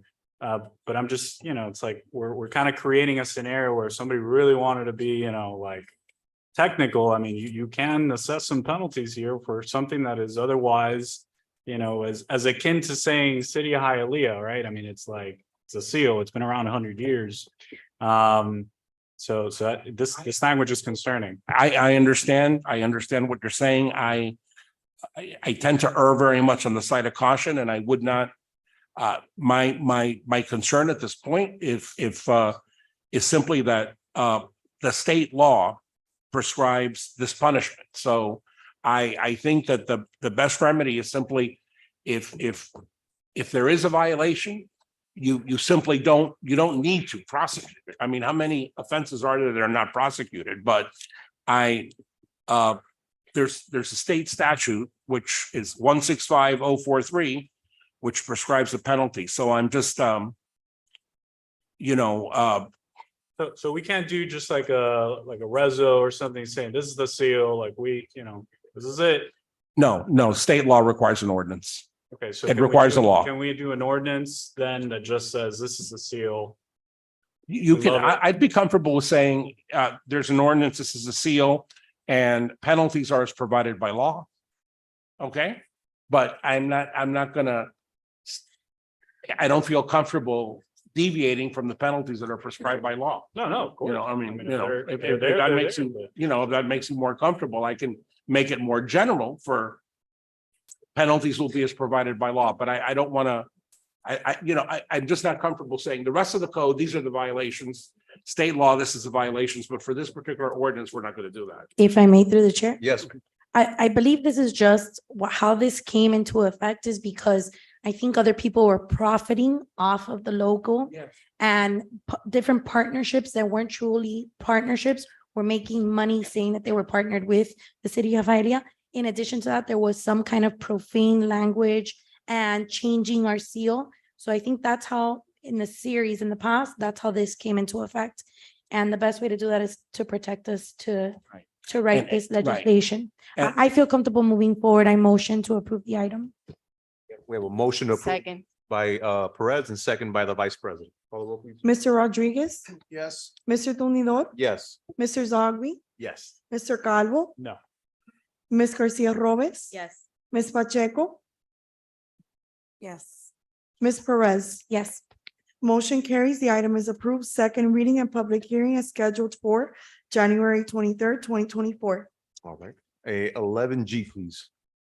First reading of proposed ordinance amending the Hialeah Code of Ordinances, Chapter 98 entitled zoning, amending Section 98-2200, parking commercial vehicles, recreational vehicles, boats or vessels on property zoned residential, regulating the placement and number of recreational vehicles, vessels, and boats permitted on property zoned residential, repealing all ordinances or parts of ordinances in conflict herewith, providing for penalties for violation hereof, providing for a severability clause, providing for inclusion in the code, and providing for an effective date. All right. So this item is in first reading. No public comments at this time. We took a lot, obviously, during the regular public comment section. There is a change that I'd like to offer. Specific to.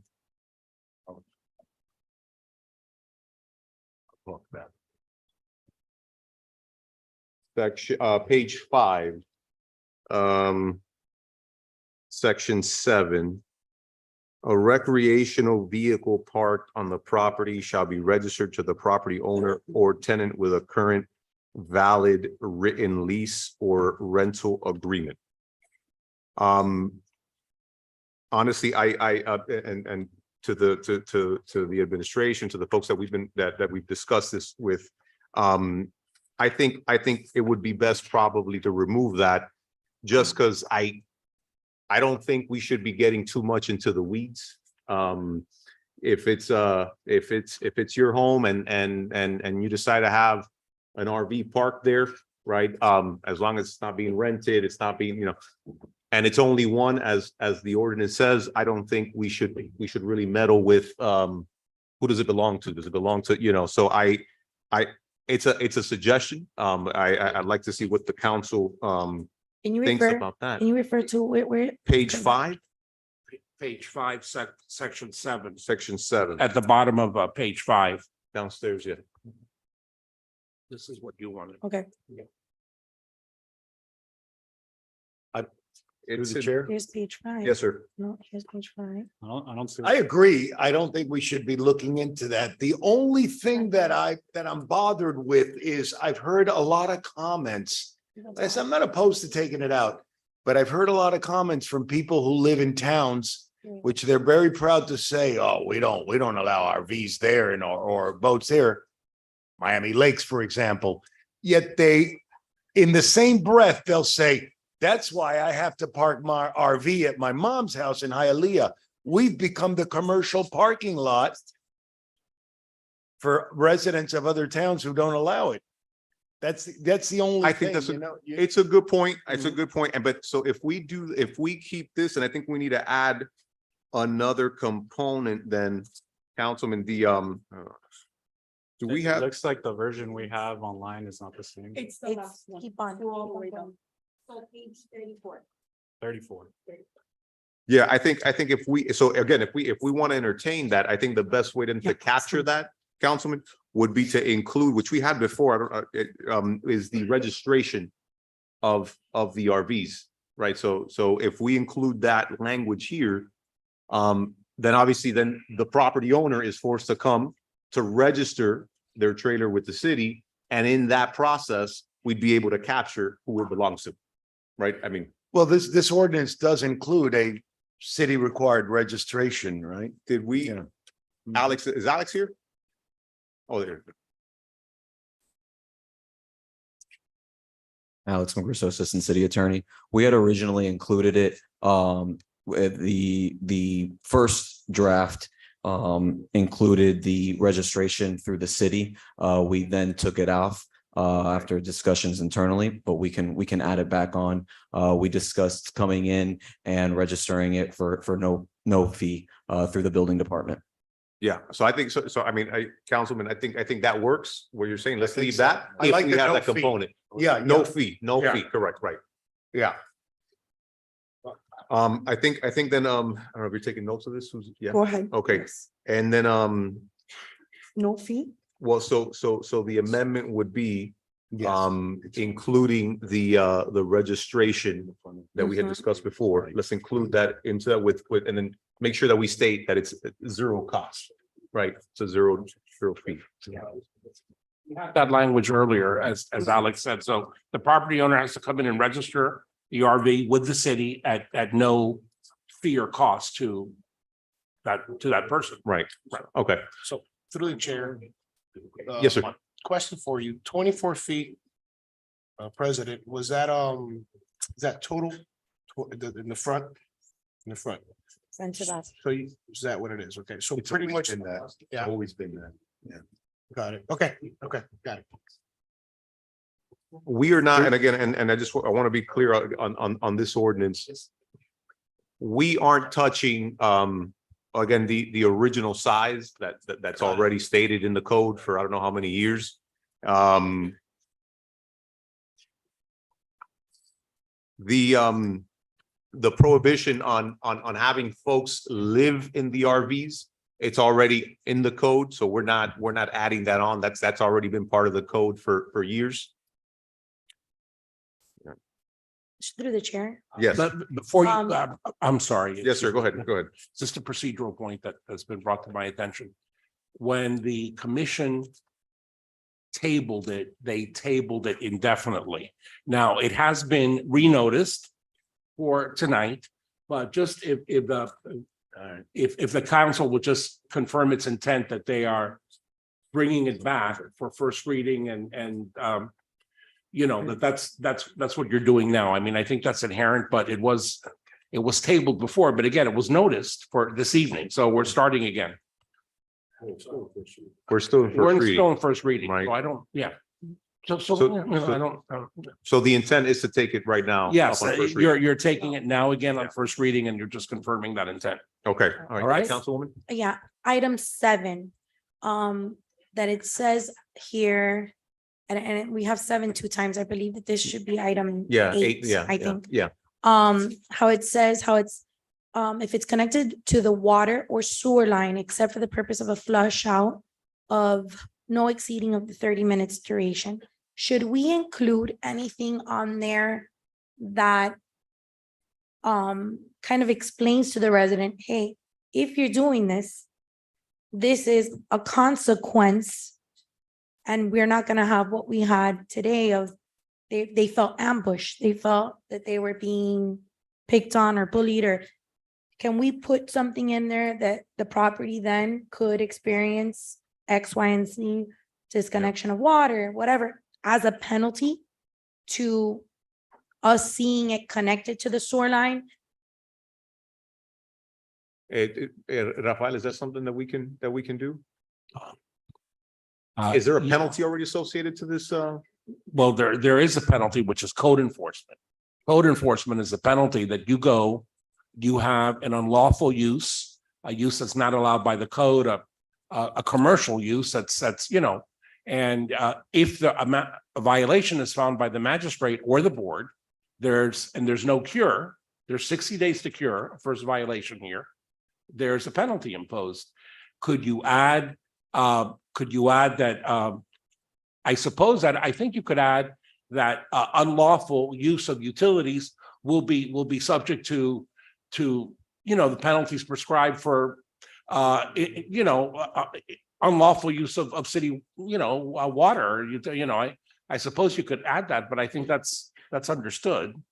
But It's not in the wording, so I don't think people know that could be a consequence. They could be without water for light and or is that- electricity for 32 days. Is that Rafael, I'm sorry, is that something that we can add in the administrative registration portion of it, right? So when they come in to register, I'm assuming, is that language People that we can give to them? Right. Right? okay, I see. I think It's an personally, educational process. right. I mean, personally, I think that's an excellent idea, and I think that's a point that if there is a administrative rule, regulation, or handout or printout that says if you are in violation and you're unlawfully using, water and sewer connections, you're going to be subject to disconnect penalties. Yes, I mean, you can put it there or you can put it in the code. I don't see an issue with it. Well, Mayor, let me- because if we disconnect the water, do we have to first put something noticing them that we're gonna do Yes, this? you do. I believe you do. I think that, I don't know if that bypasses this process, and now we don't Yeah. have to go and notify them. Well, I don't know how that. right. Well, the way that sometimes that is done is in accordance with applicable procedures, penalties and policies, so whatever Public Works does, normally when you have water and you're paying for it, it is a right. So if you're not paying for it or it's there unlawfully, whatever process they follow for that, they would have to follow for this. There wouldn't be like a special process if that's. If I might add, okay, my understanding when the city moves in a manner as described earlier today, it's because the building department deems, and correct me if I'm wrong, Alexis is here, you correct me if I'm wrong, deems an unsafe structure. And that unsafe structure triggers then certain things. Now, I don't know if there's a formal notice and well, Alexis, if you could come up just so we could get a clarification. I don't know if there's a formal notice that comes with it, but when there's a declaration of an unsafe structure, then obviously these things get triggered. But what I'm not clear is that if there's a letter that's written or a communication. Avenue, building director, when the property is declared unsafe, the notice we give is the unsafe placard. And then typically, depending on the situation, we may request utilities to be cut off to keep from anybody inhabiting the property.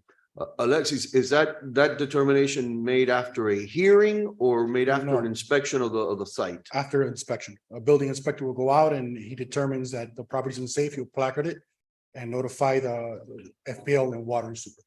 So perhaps consider as part of the when you're thinking in part of penalties, right? Is that part of the penalty may lead to a declaration of unsafe structure. And then what that means, okay? Because you're gonna have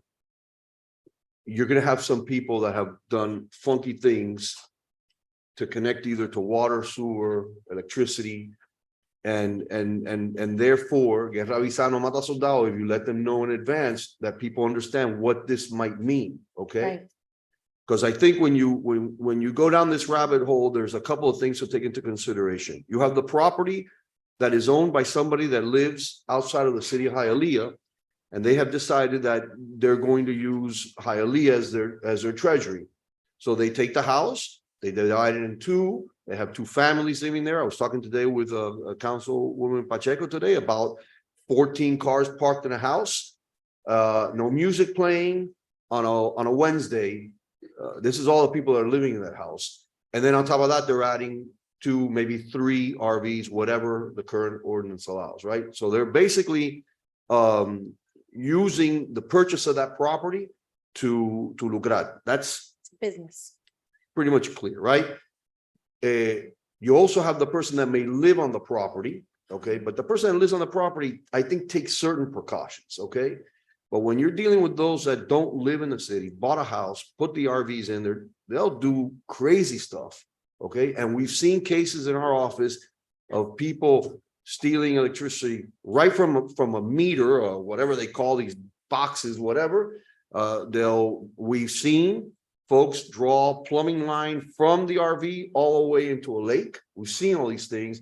And I would suspect, although I can't say for certain, I would suspect some people have even created septic tanks in their backyard, okay, to be able to deal with this stuff. So if you put in the penalties, the obvious things, a fine, a portion to remedy and fix it, because I think what we were considering here, what was being considered is a grace period to make sure that they can comply and understand.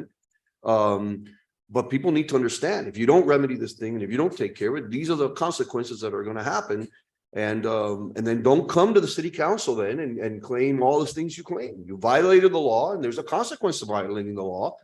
And I think, but if you post it and you let people know, then they'll understand. Then they'll understand what they're dealing We with. can make it part of the registration process. Yes, That's what we mentioned, yeah. yes. I mean, including the registration process, I think there was a discussion of, let people declare or sign an affidavit. I'm not renting my RV. Because there is a slew, there's 198 folks that have registered their RVs with the Department of Motor Vehicles. And I guarantee you, the vast majority of them are taking it out to go, and like Diego was saying, to go out and see this beautiful land. But at the same time, I would tell you, you got the same amount of people that don't have a registration, probably bought it at an auction and are parking it because they bought it for about $15,000-$20,000, and yet they're renting it for $1,500 to $2,000 a month. Man, they're making a lot of money. They're making a lot of money. And by the way, all of you that live here in the city of Hialeah, you're helping them subsidize all of it because you're picking up their garbage. Okay, you're putting your police and fire folks in danger every single time they have to address an issue. They're already going into a jackpot situation because of the illegal efficiencies. Okay, this is another added layer. Okay, not to mention, I think it's been testified today that you're also violating the peace and tranquility of many folks that live in our city that have, with blood, sweat, and tear, bought their piece of the American dream, their home, and then somebody wants to park an RV next door and have it right on the fence line. Not to mention gas, not to mention illegal electrical components, not to mention the fact that, and I suspect that if you're living next to something like this, it could hurt you with your insurance. That RV blows up, heaven forbid, or a kid dies in one of those kind of things because of carbon monoxide poisoning. And then they say that the council did not do anything on this thing, heaven forbid. Okay, I even wonder, how does that affect the property owner in their insurance rate when you have a thing parked next to it? And I'm not sure, but perhaps it even may have a ripple effect on your property values. I mean, this is a serious thing. We went through an entire presentation earlier by Serbia of creating a vision for this city long term, right? All of us have invested our time in this city, raised our families into the city. Okay, we're very proud of the city, Again, we take the arrows, the jokes, when we're out with our friends, the jokes of Hialeah, and we give it back and what have you. Okay, but I'll tell you something. If we want to create a community for the future, if we want to try to respect the past of the city of Hialeah and at the same time accommodate and address the issues that we have in front of us, I will tell you right now that an RV should not be part of the menu of housing in the city of Hialeah. I don't care what anybody out there is going to say, how much they're going to cry about it, how much they need this RV in order to make their mortgage. They shouldn't have bought a house in the city of Hialeah. Okay, they shouldn't. Okay, don't blame it on your taxes, because your taxes in Hialeah compared to every other city is extremely low, okay? This cannot be part of the menu. And if you don't act because, politically, it's just, I don't want to deal with it, the problem, in about a year and a half, you will not be able to act, okay? I was here on the city council when the city council tried to address the illegal efficiency item, okay? And my friends, they could not. It cost 2 elected officials their position. It made a mayor not run again because they ignored it for 20 years. Okay. The response to El Mariel was, we're going to be resilient and we're going to absorb folks and we're going to take care of our own. And that's something so proud of our community, especially the Cuban American community. They created efficiencies and they took people in. It was good. But then those folks were moving out. And now you were stuck, or not stuck. Actually, now you had an income producing property with either a garage that you converted into an apartment or an illegal efficiency that you did. And then realtors were coming in and selling these properties as income producing properties. Okay. And Slick will tell you, and other fire guys will tell you that they show up at a house. And if you don't know, ask somebody, but you show up to a house and you could go into the front door and you walked into a hollow closet because it was a fake door that they had in the front of the house with all the apartments on the side, okay? All this stuff is real because people are very creative, very, very creative, okay? And the fire hazard, I remember the fire and the 4 kids that passed away, okay? And the fire guys trying to walk through mazes to figure out where people are. This is a real problem, okay? And I don't know if you want to deal with, I don't want to deal with illegal efficiencies. I mean, forget about that. But this is different, folks. This sticks out. It's egregious. And people are literally thumbing their nose at the city of Hialeah. Now, when they come in, they buy a piece of property and they don't want to be part of the city of Hialeah. They want to lucrar. They want to make money out of the city of Hialeah, okay? And if they're going to do that, then by God, we have to establish standards, okay? We have to establish standards. You give people a finger, I'm more than conscious. You want to help folks that come here and live in our city, and you want to help those that come looking for the American dream. But I'll tell you something, they don't do it in Coral Gables because they don't allow it. They don't do it in Miami Lakes because they don't allow it, okay? So why, especially in a moment like this, as so many people are looking to live in the city of Hialeah, invest in the city of Hialeah, why on earth would we turn a blind eye to something that is illegal to live in an RV in a residential area in the city of Hialeah is illegal. There's no other way around it. You could be asthmatic. You could have a problem with your legs. You could, whatever it is, it's illegal. And if you participate in illegal action, there will be consequences. There'll be consequences, okay? And I think this is a right moment to ask yourself, what kind of city do we want in the future? Okay, what kind of city do we want our kids to grow up in? Okay, that's what's at stake here. Don't let yourself get dragged up by the noise. Okay, don't make that mistake. Okay, some might argue, well, this is just a code enforcement issue. Perhaps a lot of that has to do. We got 7 code enforcement officers. We need more. And you know what? And we need to put them out on weekends, and we need to put them out at night also. But be ready when the calls come and the complaints come because of the accusation, you know, the chivatos, the los comités de barrio, whatever. But if we're going to address this thing in a serious tone, we're going to have to do these things. And I'm committed to put more code enforcement officers that we need to, put task force if we need to on weekends to go and address this issue. But this is serious. Okay? We got people that come continuous to the city about wanting to invest. You have schools here that come left and right that want to educate their kids in this city. Well, then you know what? Make an investment now, okay, that we could be proud of in the future. Short of that, folks, we are gonna, and I think somebody said it, we'll turn this into a ghetto in the city of Hialeah, okay? And I'm not down with that plan in any shape or form. Y si me cuesta el puesto, and then you know what? It is what it is. But I'm not going to sit here and watch us allow what's being baked in our city. And I know that all of you have been seeing it and watching it and have been concerned with it. Now's the time to act. Through the chair. Yes, sir. Thank you. I just want to point out something I want to perhaps change in the ordinance if everybody agrees. But before that, I want to echo what you also said, President Tundidor. There's a lot of rumors out there. We hear them at La Ventanita. We hear them. We go, oh, you guys are going to attack the RVs. I'd say 80% of this ordinance that we're looking at today has been on the books for years. Just, we didn't have the need to enforce it. It never became an epidemic like now. Now we need to enforce it. So that's all that's happening. The only real changes that are happening here is we're finally putting, for example, the most important thing, the language in the ordinance that says 1 RV and 1 boat per household. Not like nowadays. We didn't have that before, any limits on it. So that's basically the only thing that's changing.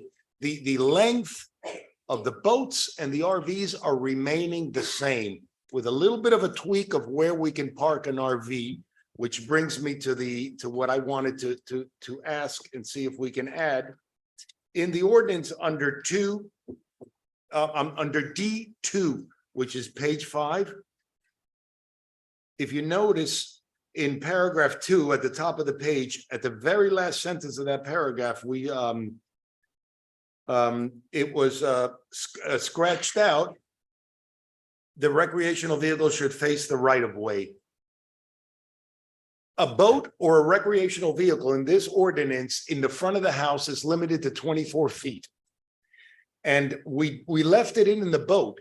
If it's parked in the front of the house and it's 24 feet or less, it can be parked in the front of the house, a boat, but it has to be pointing towards the right of way. In other words, it can't be parallel to the front of the house. Right. It must be pointing towards right of way being the sidewalk and street. We left that out for whatever reason. Oh, yeah. For yeah, the okay, yeah, RVs. yeah. So Perpendicular. if we can Right. add that in, and we talked about it. And one more thing, and it's just a question, Deborah. In on page 7, H, subsection H. It talks about a possible variance for people who have had perhaps grandfathered owners of RVs. Does that mean, just to be clear on this, does that mean like if somebody owns an RV that's more than 33 feet, which is the limit that we can park now and before in our ordinance on the side of the house, if you have the space? Does that mean with this variance, can we like on a case-to-case basis, if somebody has for years had a 40-foot or a 45-foot RV, but they have the space for it? Is this what this means, that we can entertain these variances? Exactly. It's case by case. And also we said 24 because the typical setback is 20 or 25. Right. But there are cases that the setback is 30 or 35. Right. So in those cases, it doesn't hurt to have a bigger RV. Okay. But we have to look at each of them. And what you're saying about parking it perpendicular to the property line. Yes. I have that in my notes. Okay. So we're going to do some definitions of what is the side setback where you can park it. And we had it when we did the presentation. It shows there clearly, but here there's no language. And since many are very creative, it's better to have it spelled out. So we're going to work on that. Thank you, because we don't want, there's people who have beautiful RVs that are more than 33 foot in length. They shouldn't have had it. We know that, but we never enforced it. We're not going to go in and measure your RV. But if they really use it for RV purposes, for recreational purposes, yes, I'd like that. So this does allow for Yeah, that. we don't want them to be parked parallel to the sidewalk and block the whole front of the Exactly. house because for safety reasons, it's not good. also. Agreed. So we're going to work on that. Thank you. That's it. All Through the right. chair. Yes, sir. My concern is with little letter F, subsection F. What page is that, Council? I think it's page 35, flows into 36 as well. No. On the top part. Yeah, page 6 or 7 Okay. on the hard copy. It goes into both.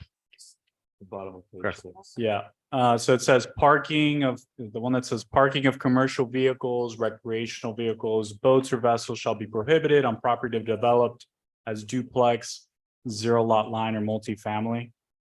So, I have a couple thoughts on this. Got it. We have all these like duplexes that they almost look like a single family home. I mean, they have like space on the sides where you could presumably fit the RV or the boat or what have you. I'm not sure, what really the difficulty would be in letting, those folks keep their boat or their RV. If it's a duplex, some of them look exactly like a single family home. You wouldn't tell the difference other than the two doors. The other one is the zero lot line. I personally live in a zero lot line, and like my neighbors had a little whaler, little 13-foot whaler. I mean, it's the size of a jet ski, right? And I think jet skis are exempt from what I saw. I'm just not sure that it's really an issue to go after people like that they have the space. It might be zero lot line technically, but we have a whole swath of zero lot line like west of the Palmetto in that you know, Maybe we can add a variance, but the majority of those properties, the ones that are zero lot line, are the ones that tandem park because they have usually 3 bedrooms, they have like 4 cars and they park encroaching into the sidewalk, so that's why we wanted to right, remove. but We can you're, have you're a still variance. saying they have to keep it 24 feet and under, has to be in front of the house, like what have you, like, what does it matter if, you I know? would do it case by case because in the duplexes, the zero lot lines and the multifamilies, the parking is very, well, multifamily, for sure, you shouldn't allow that. Yeah, multifamily is something else. Okay, completely. but on the. Talking about duplex and zero. We can think of allowing a variance in a case by case for that not prohibited. Say it's not allowed unless approved through a variance or through a variance. And we look at it case by case. I see your reasoning. Or we can do, if you want, we can do it easier. We can do an administrative variance. Yeah, maybe And something these are that, all administrative. yeah, because so- I don't think you would want everybody to come case by case. You know, it's an interesting point because obviously we're talking about the RVs and the boats. But this section also applies to commercial vehicles. And commercial vehicles is defined higher up, but presumably you have somebody with like a little work van and they, you know, live in a duplex or they live in a zero lot line, which again, there's a ton of those homes, especially west of the Palmetto. I mean, they'd be in violation of this too. Okay, yeah, we look at that because it's yeah. true that commercial vehicles, maybe the commercial vehicles should be excluded from that and we'll work on that. Yeah, we should work on that. Okay. You know, my one thing I want to say, if you're gonna have a variance, it should be the same kind of variance. Yeah. For any deviation, so you don't want an administrator for one thing and. Right, so right. all of these we intended to be Right. administrative Okay, variances. right, So alright. that the applicant can come in and deal with it as easily Okay. as possible instead of going to the planning and zoning Yeah. board and then to hearings through council. Right. All right. Through the chair. Yes, ma'am. I would like to discuss something here regarding the RVs. And I agree with most of what's been discussed here. The safety hazards, the aesthetics. Everyone, the people that have bought their homes deserve to be able to enjoy. They have a right to quiet and peaceful enjoyment of their properties. But there's also, for example, I want to talk about a lady named Elisa. She worked as a medical assistant. She has, she was married, her husband passed away in a car accident. She has 2 children, aged 4 and 13 years old, and she has lupus. Her condition has deteriorated and she is being housed in an RV on her godmother's property. There's a case of a couple named Hilario and Epifania. Hilario is 92 years old, Epifania is 87. Their rent was increased from $800 to $1,500. And their son lives with his family in a small two-bedroom home in East Hialeah with their 3 children. So they don't have any room inside their house for the parents. And he's housing them in a little RV. Now, I understand that this cannot continue, but I would like to be able to somehow count and identify how many RVs there are and identify these situations such as these vulnerable people that need help. Because as we saw with the monies that are being handed over to Citrus, we had monies available to assist with homelessness prevention, but somehow we weren't able to, the people that needed the help didn't connect with the city. So that money was going to be, hasn't been used. And if it's not handed over to Citrus, it had to be returned. So many people don't even know that they can come to a city for help. I would like to be able to offer assistance to these individuals that are under these circumstances, because I feel that they're going to end up homeless. They don't know what to do. Is there any possibility of setting up some type of I don't know, outreach or identifying these RVs, counting them, perhaps having volunteers and just evaluating on a case by case basis if there are more situations such as these, because I'm aware of two. What if there are more? I mean, there's a sick woman that's a widow with two children that would going to end up homeless, an elderly couple, 92 and 87 years old, that would end up homeless. I'm sure that, you know, as the elected officials, it's we've been selected, if people have entrusted us to serve them, to advocate for them. And we want to ensure safety and well-being for everyone, for homeowners, but also for, you know, these are the people, they don't own property. They don't, they live below poverty, most of them. Who's going to speak up for them? Who's going to be their voice? I don't want them to be forgotten. I believe that we also, you know, this isn't one size fits all. I would like to have a compassionate approach to this. The majority of the RVs are, you know, they're bad actors. Most of them, I'd say 95% of them, but those 5% are still people that need help. What can we do for them? Yeah, I think Councilwoman, I think that sounds like an approach outside of the scope, outside of this ordinance. I know we have Daniela's here and we have a lot of the ERAP program and all types of programs that these folks can use, especially folks that become homeless at that time or whatever the case is. We have these programs that put them up in a shelter or some sort of rapid housing, whatever the case is. I think education's big on that topic. I think it's just separate outside of this scope. So yeah, those are my 2 cents on that. Yes, I understand it's outside of the scope, but wouldn't it have been reasonable and responsible to know exactly how many RVs we have within our city before taking drastic measures? I don't know what drastic measure you're considering. If renting an RV is illegal and you swore to uphold the Constitution, not just of the city, but of the state of Florida, you need to act. It's illegal. Okay, the city of Hialeah is not Miami-Dade County, which has a ton of money, our money, and spends it on numerous social programs.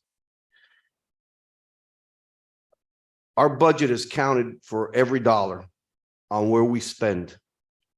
Residents in the city of Hialeah on a daily basis ask for numerous things that they want us to do with the tax dollars that they pay. Provide fire and safety, programming in our parks. They want their streets clean. All these things are challenges, continual challenges, okay, with the cost of living, with the things that get driven up. I've tried as much as I can not to create a social service government in the city of Hialeah because it is very difficult for us to sustain it. Okay, it's tempting, but very difficult for us to sustain it. When we've had issues during the pandemic, when we've had issues with rapid increase of rent by landlords to tenants, of which many of those tenants don't have leases and are there month to month and unfortunately got caught in this vortex, we have worked through our grant department to identify money. We've worked with private actors to put people in temporary hotel spaces, okay? But the deeper we go down a rabbit's hole of social service, we will run out of money. There will not be enough money, okay? And I think what this ordinance contemplates, a 6-month period, if I'm not mistaken, that was what was discussed earlier today, a 6-month period in order for folks to address the issue and do the right thing is compassionate again. When you're talking about an illegal activity that's going on within the city. That's just a fact and a reality of it. Will there be cases that are gut-wrenching? Absolutely. And the city should be and do what they possibly can to help those people accommodate themselves in some format. But again, I will caution you, we won't have enough money to be able to solve everybody's problem. That's not what this city is designed for. In fact, that's not what the vast majority of the taxpayers want us. The ones that don't complain, the ones that don't come to the council meetings, the ones that are sitting at home expecting us to do the job that they elected us to do. So, to me, we need to do the right thing, and the right thing is follow the law. And if it's an illegal activity, we need to stop the illegal activity, and we need to send a clear message. Failing that, then we failed the people that elected us. Now, my question is, wouldn't it be a good idea to develop some type of mitigation plan in case this results, for example, in increased homelessness? What if we end up having people sleeping in their cars behind Home Depot, in the shopping centers? What plan would there be to address that? The first plan is not to let people rent an RV and engage in illegal activity. After they have to leave, let's say when they leave. We could try to help people accommodate, find them some temporary housing. But that's not our job to solve people's social problems if they run into a situation where they can't afford an apartment. But once they're living in vehicles on public property, it becomes, in a sense, our problem. The Because we have proposal, to deal with it. you're playing out an outcome, and I will tell you that won't happen. You won't have people sleeping in their cars, and you're not going to have a rampant homelessness situation. In fact, if they have compassionate residents or loved ones, they'll take them into their own home. Wouldn't you do that with your loved ones? Wouldn't you put them into your home, or would you buy an RV and park it in the side of your house or behind your house? How would you handle it? I mean, everyone handles things differently. I can only speak I for understand myself. that, but would the alternative be whether I bring them into my house or I park an RV behind my house and rent it out illegally? What choice are you gonna have? I mean, I would bring the person into my house. Amen. That's what I do too. But I'm just saying the ones that are currently living in the RVs, when they have to leave and they have nowhere to go, what if it becomes a problem? What if they start living on the streets? Not all of them, let's say 20% of them. How would Hialeah deal with that? Is there any type of plan? Angelica, this county, okay, expends a lot of money in social service programs and homelessness program. From Camilla's House to Chapman Partnership, over and over and over again. There are plenty of assets that the city could help direct people to so that they could find themselves a living situation. Can we perhaps educate them, provide information? That's why I would like to identify where these RVs are so that we can send them information on where they can seek assistance or help, at least direct them to the resources. Perhaps we could at could. some point share information with folks, but again, it's almost I don't know, rewarding behavior that's unacceptable. No, we tell them, look, you're going to have to leave here in 6 months, but you can find assistance and at this office, this phone number. We could provide that information and point them in the right direction. That's what I We could would do like that. to do. And I'm sure there are volunteers even from Miami-Dade College that are willing to go and canvass the city to count where these RVs are and be able to somehow deliver this information to them. Many of these people are uneducated. They don't know how to connect with these resources. They really need help. And I don't want to somehow, cause suffering, even though that this is the right thing to do. It's the right thing to do because we are protecting the homeowners, we're protecting our city. But I cannot forget that they're the most vulnerable people. Many of them are living in these RVs and I want to be able to help them. So, okay. So that sounds like a scope outside of this. I think it could be a good initiative that you push through a councilwoman. So I think that's a good idea for that. All right, so we have the amendments. Do we want to go over the amendments one more time before we move If forward? I may through the Oh, yes, chair, ma'am, go ahead. I just had a question. Did we write anything in here about the campers or any of the the vehicles having to have tires on? Do you know if that was in there? I couldn't find it. I don't think the tires, It doesn't say that they have to have any, right? no, I don't think so. The chair, I've It seen, is I've actually, seen a few that are like on cinder block. Oh, hold on one second. Yes, sir. Go ahead, Zach. I believe that if they are registered as this ordinance is requiring, which it always required, and has a plate on it, it has to be roadworthy. Is that the case, Alex? if you read the definition. Guys, of- can we quiet down for a if you second, read the please? definition of recreational vehicle. Thank And you. it has It- to be able to travel, but right, I it- don't see anything about like the actual word attire. It has the visible. words wheels. Wheels? Yeah, it mirrors the definition of Okay. uh So then statute. that covers it. Yeah, it's in the chap, it's in the definition that defines a recreational vehicle. Thank you. All right. And a quick clarification, Mayor, I just want to point out that it's a 4-month period that we have given them. We gave them 60 days and then an additional 60 days. So just to be clear, it's a 4-month period. Thank you. Thank you, Alex. All right, so to go over the amendments, Okay, the amendments that I have is to add language that you must register your recreational vehicle with the city at no cost. Then we will provide notice that unlawful use of water will result in a disconnect of services. And then recreational vehicles must be situated perpendicular to the house, we miss it? to the sidewalk. If it's perpendicular to the house, it's gonna be perpendicular to the sidewalk, no? Okay, Okay. yeah. Okay. Okay. I forgot my geometry, perpendicular. So how would we, You would vote on the amendments and then vote on the main motion. How you do it, just with the clerk reading them out. What was the last one? Sorry, Don. The last one is that recreational vehicles must be situated perpendicular to the sidewalk. So we can have a motion including the amendments. are we, You could move the oh, items. hold on one second. So are we clear on that last amendment? Oh, yeah, we are. Okay, all right. That's why I asked for it to be read. Got it. Are we missing any other amendments? We're gonna look into section F. Looks not. Yeah, yeah. Yeah, look into that when you can.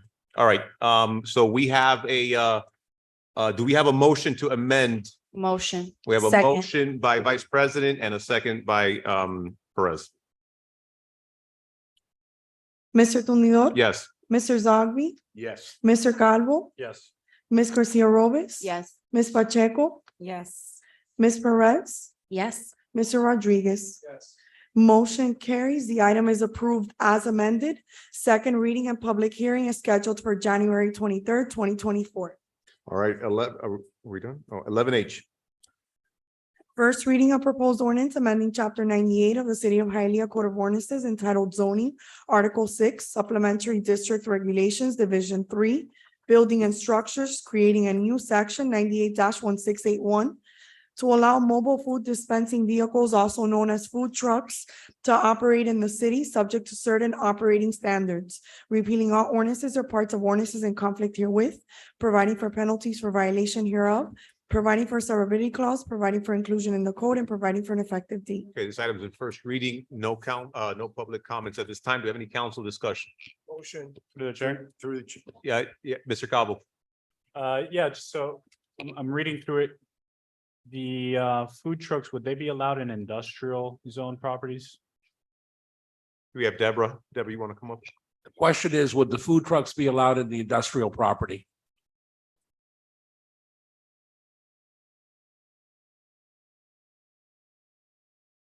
The code defines the zoning districts where you can have it and in Yeah, I'm seeing C2, C2, TOD. TOD and MBD. Okay, so what's the rationale for not including? Because the parking is so limited, the parking in the industrial properties, the requirement is one parking space for each 1,000 square feet. Most of them were built like that. Right. It's a problem when they want to establish automotive oriented businesses that require those. Yeah.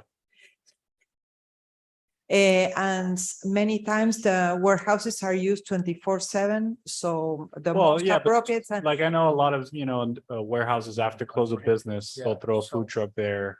And like, there's no, the business is closed. Yeah, they put the trucks there, but Right. most of the times, the ones that you see, the one next to Mount Sinai, Mm. I don't think they even have a permission from the property And, owners. right, and so, like, for example, the one I see a lot too is the one at, where the old Kmart used to be. Well, Yes, yeah, well, that property is commercial. That's It's C2. C2, yes. So, but we have C3 properties too. We have C1, so those C3 one, is mostly gas stations. okay, so gas stations would No be gas out. stations, no. And then C1, like a medical office wants to throw. a food C1 truck. is like a restricted commercial. Right. C2 is more liberal. Right. So basically the change is they have to register now with the city, Yeah. they have whereas to- before there was really no formal. Well, we have now legislation we never had, so they were there without any requirements. And right. also there are some fire concerns that were addressed here, concerns presented by the building department. Okay. Like if you are next to a gas station, you need to have a certain wall separation, things of that sort. Understood. Thank you. Through the chair. Yes, sir. Deborah? Yes. Yes. I just had a question and I discussed this with Yesenia Gruish a little bit, but it really is within your scope. Did we piggyback? I mean, this is a very restrictive, I don't disagree with it. It's a very restrictive. I mean, if I was investing in a food truck right now to operate in Hialeah, I probably couldn't. Because you got to identify a site plan and you got to all that.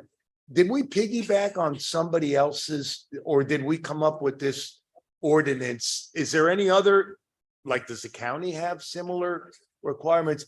They might not enforce it like many cities, but do they have this on the ordinance? We came Alex? up with it, it was David Jove, myself, Lorena Bravo, before they left. It was a long process Okay. of looking up different jurisdictions and how they regulate things. So we did take, We did. If you look at the Florida statutes, the only thing you can really regulate for food trucks is the zoning aspect of it. There's Gotcha. really nothing else that you can regulate except for that, because it's preempted by Florida law.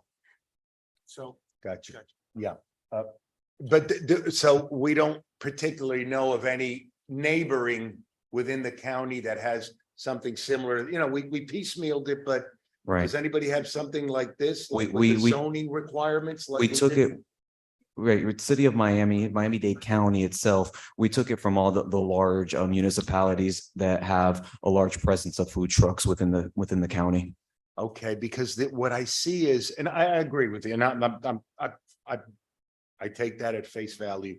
What I'm seeing is with these requirements, it's gonna be very hard to operate a food truck in the city because most owners, they're making extra money. The one you talked about near Mount Sinai, they're making a few $100s a month letting them park there. They're never gonna sign notarized and get the insurance that's required to allow the truck to be there.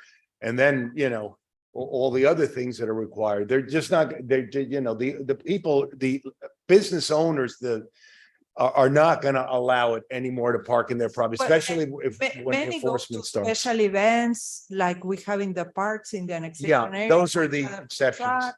So, and what happens, the one that you say, he will never come to get the license, what happens if it catches fire? I It's agree. in a property without it's a- any it's a safety issue. authorization, so. You're right. Now that you said that, just one more question. On public property, there's a part, and I made a note of it. Okay. In subsection F, where it says public property, use of right of way. I don't know what page, because we didn't number the pages. Yeah, on the- I know, I read it. there. What does that mean? There are parts of right of way, for example, there is a street that has a dead end because there's a railroad there. So there's a possibility and a food truck would fit there, they can Gotcha. come and ask to have it there, yes. And That's what I it's on a understood. first come, first basis. First serve. So then but they would have to comply with everything else. We check the zoning and everything else there and perhaps a site plan or whatever. Basic, they'd have to Exactly. Yes. comply. And then on a first come, first served basis, would they be able to like be there like every Friday, every Saturday or something? Like, would they have It's the for right a to? certain amount of time that they get the permit. So maybe they Okay. are for 3 months and there is Okay. someone waiting and they come next. Okay, all right, thank you. Through the chair. And so section V one, so Roman numeral 6, little 6, says how dining furniture. Sounds like a Jeopardy Six. answer. I think it's a typo. It doesn't have a page number. That's, yeah, you're reading, how dining furniture, including but not limited to any furnishings Yeah. shall be removed. That is a typo and it's, we suggest it's, how the dining furniture, including but not limited to, shall be removed at the end of, that's what it is. It's the manner, how is it gonna be removed, if you want that clarified. Yeah. So Okay, great.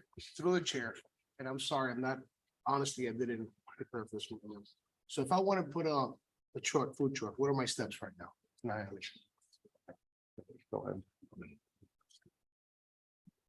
You would have to be on the correct zone property, which would be So I- C2 TOD or NBD. And then you would have to go through the BTR and the zoning criteria, which includes getting permit histories, providing microfilms, getting a site plan review done by the zoning department, getting inspected by the fire department to make sure that the food truck is safe, probably a radius map because you are not allowed within a certain distance of a gas station.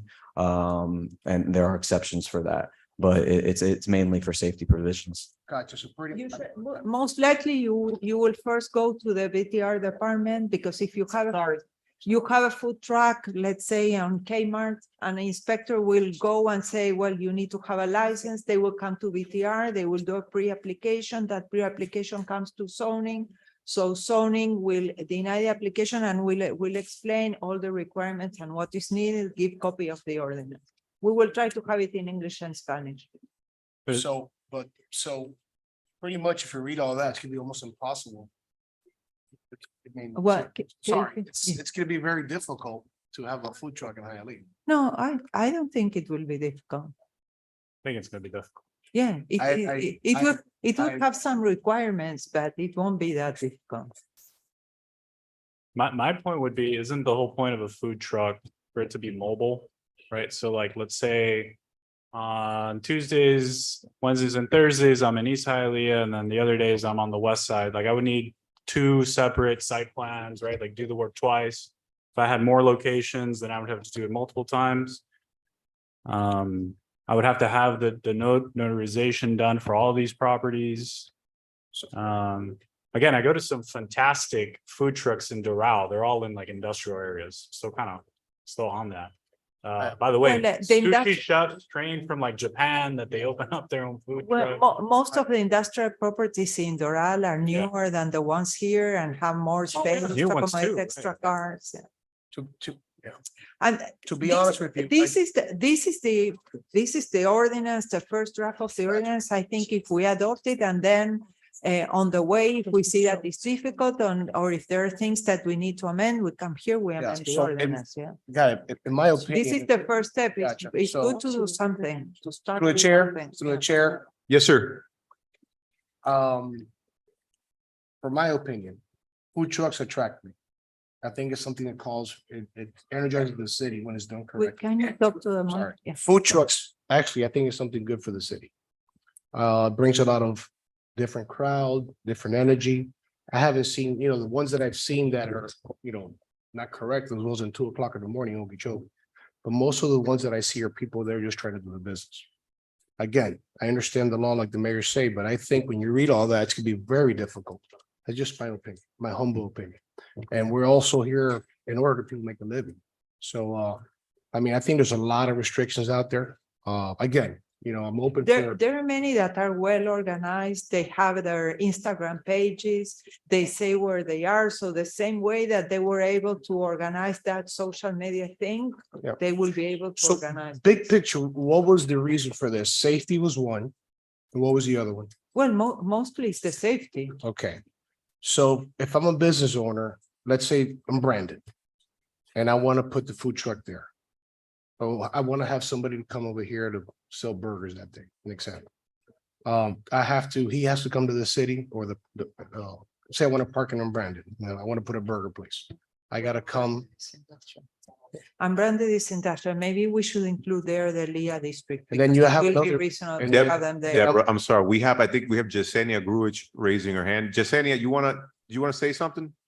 Hi, everyone. Good afternoon. Yesenia Gruich, business tax official, 501 Palm Avenue. I'm sorry, I'm under the weather, so I stayed home, but I figured I'd join the meeting in case there was any questions. The restrictions on the food truck were mainly done just to for the safety of the community, right? Now, if you drive on 49th Street at night, you see food trucks everywhere. Now, all these food trucks, we need to make sure that, one, they have permission from the property owner to be on that site. Two, that they're also parking, sufficient parking for anybody who is going to that specific food truck. We also want to make sure that the parking doesn't affect the other businesses that are operating at that location as well. We also need to make sure that they're not, these are all propane, and I don't know if Chief's there, he wants to talk about it. But when we sat down and discussed it, the food trucks are ran on propane gas. So when we looked at the hazards of food trucks, when we're talking about fires, they're not necessarily just simple fires. These are like explosive fires that we've seen from food trucks. So why we had the safety requirements on the distance requirement on the gas stations, et cetera. The requirements aren't, I mean, you think about it, it's as long as it's, and I know what you're saying about the industrial area, but most of the time, those industrial areas aren't busy at night. And now there's certain areas that like, that we wanted to open, like for example, where Unbranded is, it's an area where we want to bring people in, kind of develop that area. So there's certain areas that Deborah is allowing, like TOD areas, to be able to bring the public to these areas. When it comes to 49th Street, the C2 areas, that's more just limiting the number of food trucks that are going to be there, making sure that they're allowed to be there, that they're not affecting other businesses while they're operating, et cetera, et cetera.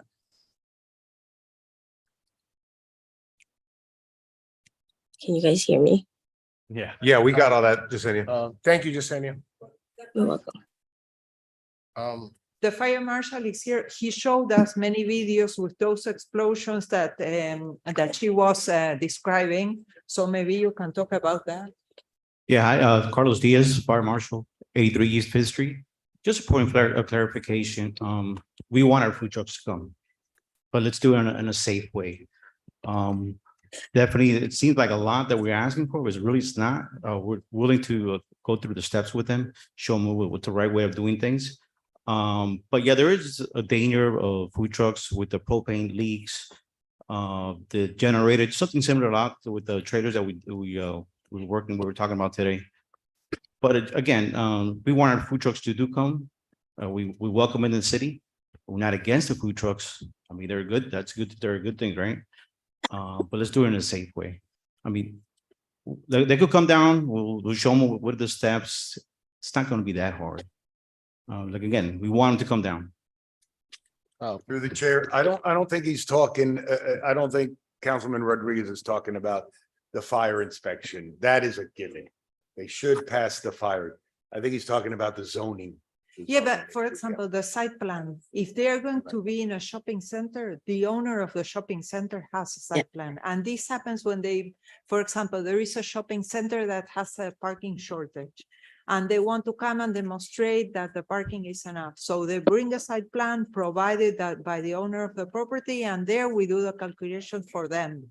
So it's not that they have to go and hire an architect. We'll work with them. We'll try to find a way that is easy for them too.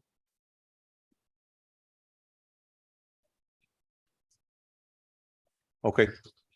Yeah, all right. What's the pleasure of the board?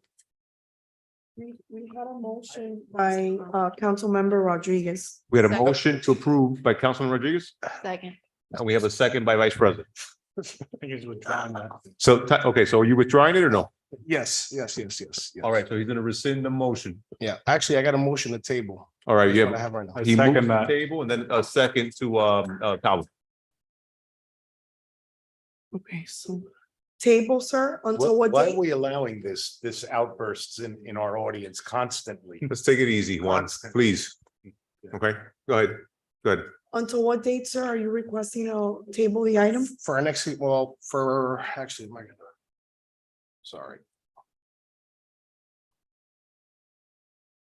The 23rd, if it's possible, Okay, so motion by Councilmember Rodriguez. just to educate myself a little bit more. A second by Councilman Calvin. Mr. Calvo, Yes. Ms. Garcia Robes, Yes. Ms. Pacheco, Yes. Ms. Perez, Yes. Mr. Rodriguez. Yes. Mr. Tumidor. Yes. Mr. Zagvi. Yes. Motion carries. The item is tabled until January 23rd, 2024. Mr. Tunador, if I may, would you like any changes made to the ordinance prior to it coming back from the table on the 23rd? Yes, we'll have a conversation. So we'll talk, I mean, Yeah. we can have a conversation regarding any changes that you guys want. Correct. Okay, Okay. thank you, Alex. Thank you, Alex. All right, any unfinished business? Any new business? It seems we got one. We have a discussion item, review of the city's affordable housing to be managed by the Hialeah Housing Authority. Mayor. Members, we have been engaged in some conversation now, for a while with the Hialeah Housing Authority about the possibility of transitioning the, administration and day-to-day operation from the city to the housing units that we currently own right now to the Hialeah Housing Authority. We continue to own the asset.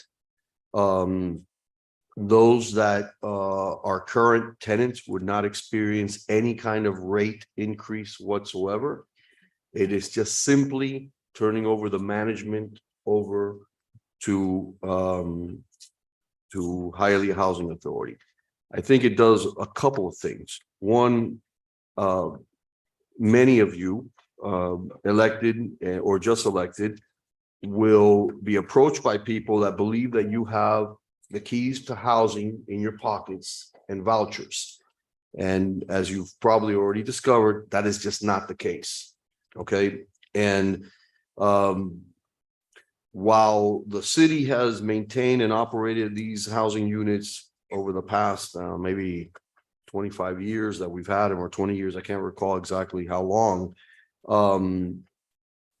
We did find out when we came on board as the administration of the city that there was a lot of deficiencies that was going on with the city's ability to administrate. We found many units in total disrepair, lack of what I think was good supervision. And as this now is just simply a discussion item, it is something that we're exploring and giving a lot of seriousness to in order to turn over, like I said, the day-to-day operation of the units. What does that mean? That means the physical maintenance of the units. What does that mean? That means also the administering of the various lists that the housing authority navigates through in order to make sure that we fulfill the mission of making sure that residents in the city of Hialeah that are in need of housing are the need is being met as good as possible. I think it's a wise course to continue to follow, but like I said, it's a discussion item, open to questions and answers, and I will make I think Julio's here, Julio Ponce is here, and members of my staff are here. I know it's late. We don't need to get into a long discussion now, but they are available to meet with you all. If you want to speak and talk through some of the issues. For me, the most important thing was that residents that are in our units now, I'm talking about Hialeah housing units, would not experience a rent increase. It should be seamless. There is a lot of coordination right now with Julio's shop as far as administering the list, vetting the list and what have you. This would just take it an extra step as far as the punch out, the maintenance, you know, the administering of money. And I don't need to mention it, but the vast of knowledge that comes out of that shop, Julio's shop, and the ability to navigate our housing authority has been, I think, beyond reproach, to be perfectly honest with you. So, like I said, as a discussion item, kind of get your reactions. Like I said, we don't have to do it tonight, but they are available for further discussion and any kind of questions that you might have. Mayor, at face value, what are some of the financial benefits or impact, right, that this could bring? Is it a positive? Is it a Absolutely. is it a wash? It's, You know? well, no, it's a positive. Look, one of the things that we discovered in our due diligence is that a lot of the HUD standards that require, as far as money that needs to be maintained in escrow, rent that need to be charged and all that, the city wasn't doing the best job possible. And you know, we've been able to get away with it for a long time. But the reality is that the rents in our units, and I want to again say, anybody that's living in a unit today will not experience a rent increase, but the rents in the units are artificially suppressed at detriment to the program. And you know, I feel, quite honestly, me personally, city should have never got into the business of housing. Should have never got into the business of housing. That's not what we're designed to do. Okay, but we did. And if I'm not mistaken, I don't know if any other city does this. I think we're the only city in Dade County. Correct me if I'm wrong. I think we're the only city in Dade County that has built housing and rents housing. And there lies a problem, because then you start politicizing the thing. Suppress the rent, don't charge, don't do the adequate thing. And it's a mistake. It's a mistake. And long term, it's going to set up, I think, a financial problem for the city. Now, again, I made a commitment to all those that are currently under leases and living in the housing that we control, that they would not see a rent increase. Future folks that come into those buildings would see probably a different level of rent that they would pay, but still well below the market, because this is designed to help, you know, folks, whether it's elderly, which I guess I learned today, I qualify for the elderly list, but who knew? But there are administrative functions that I do not believe the city was adhering to. And it does revolve around having an escrow, having, you know, money set aside for, you know, whatever improvements that need to be made. I feel much more comfortable in this conversation, and we've been talking about this now for a while. But again, before we make a decision like this, we definitely wanted to get the council's input. You know, I guess we could bring it back at the next meeting to have more, you know, like I said, it's kind of late, but they're here. If you have any questions, Julio's here, and I don't know, is Catherine here? She's not here? Okay. Through the chair. Yeah. Well, I'm sorry. Go ahead, Mayor, no, it's okay. You don't have to be there. Just a question. And this would include all of what we have been managing, Daisy and Rosa, Mariposa, things like that. We would give all that up, right? Correct. Yeah, okay. I think it's about time. Yeah. One of the things, one of the things that actually came up, and I was gonna reach out to Mr. Ponce about it too, and yourself, Mayor. Probably in the last couple of weeks, I have received calls from some of the folks in our buildings. And so one of the concerns has been I guess at times, and again, you have to really read between the lines and all that, but at times, I guess there's been an issue with enforcement of certain rules in our buildings. I would assume that Julio's team is well equipped and has the infrastructure to enforce a lot of these rules. I mean, is that a fair statement, Julio? Está cansado. No, I know. Way past I know. bedtime. No. Julio Ponce, Executive Director, La Jolla Housing Authority, 75 East Sixth Street, Hialeah, Florida, 33010. Yes, we own 2,200 units of our own. That's all we do. So the city owns 625. So, I sometimes get questioned because everybody, including a lot of you in the past, believe that we own those properties. Nobody makes that difference that the city has and we have. And I joke about this, but I'll say it publicly. Former mayor calls me one day when he got elected about a year after and says, "Hey, I just left the 300 units, the elevator's down. When are you going to fix it?" I said, "I don't know. It's your property." So I think this will be the perfect blend. Many, many, many years ago, we used to manage the properties.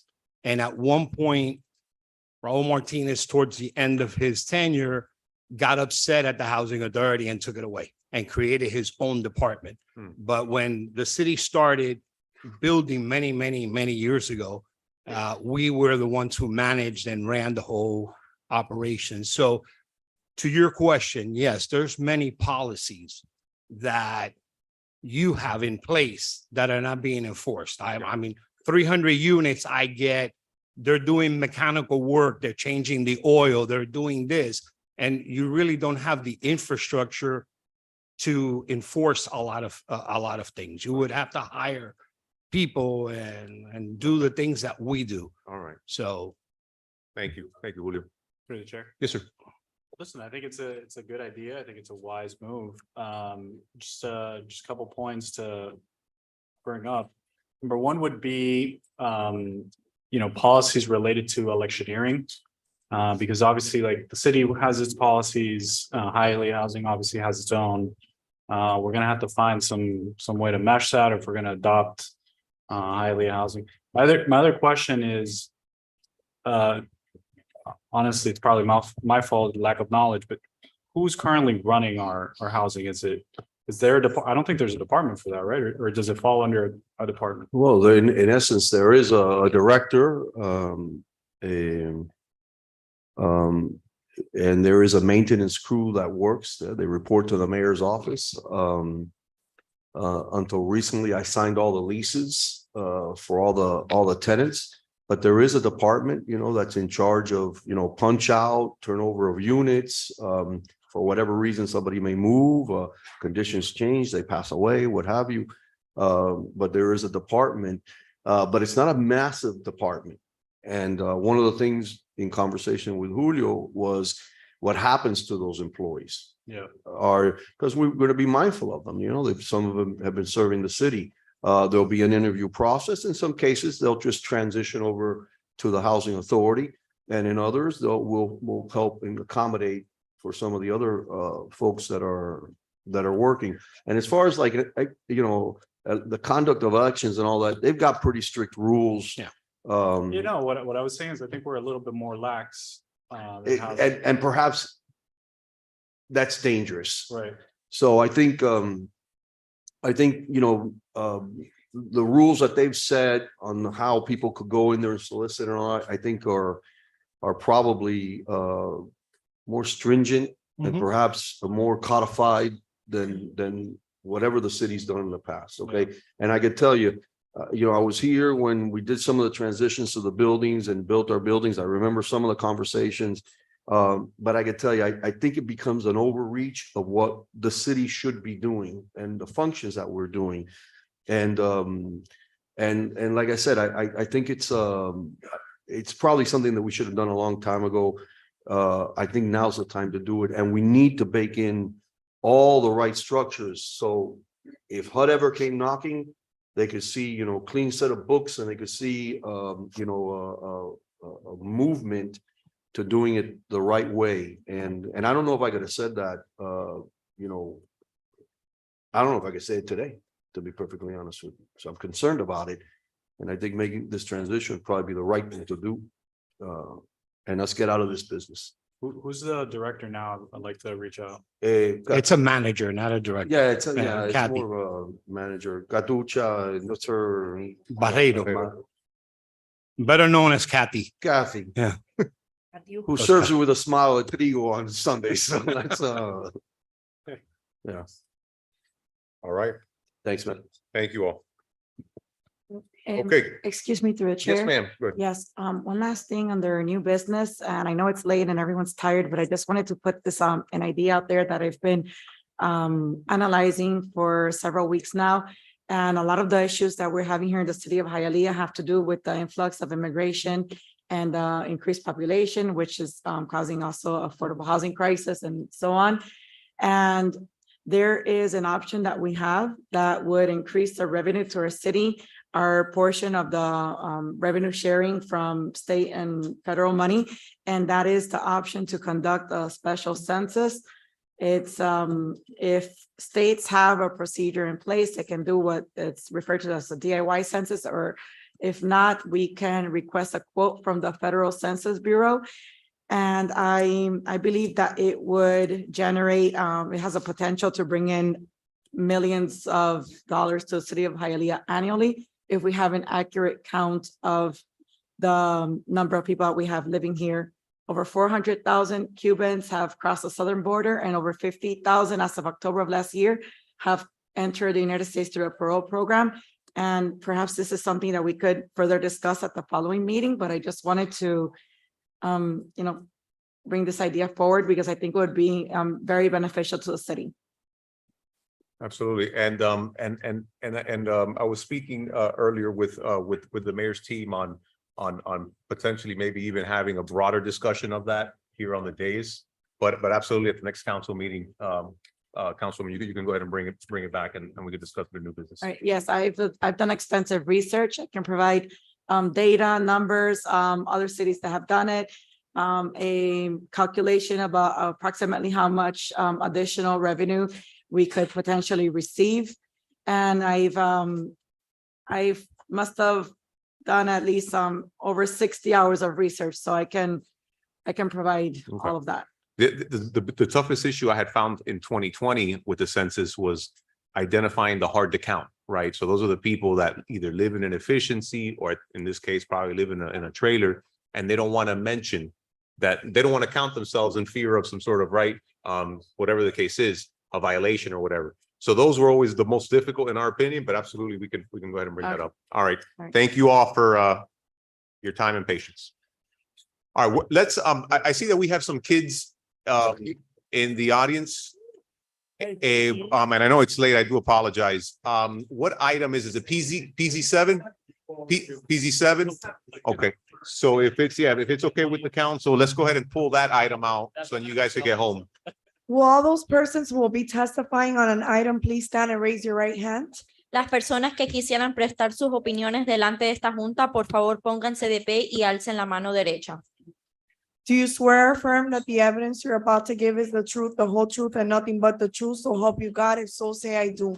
¿Usted jura o afirma que el testimonio que va a dar será la verdad, toda la verdad y únicamente la verdad y que Dios sea su testigo? Por favor, diga que sí si la respuesta es afirmativa. Let the record reflect that all have responded in the affirmative. Okay. En el archivo público constará que todos han respondido afirmativamente. Ok, quiero mencionar algo, ya es sumamente tarde.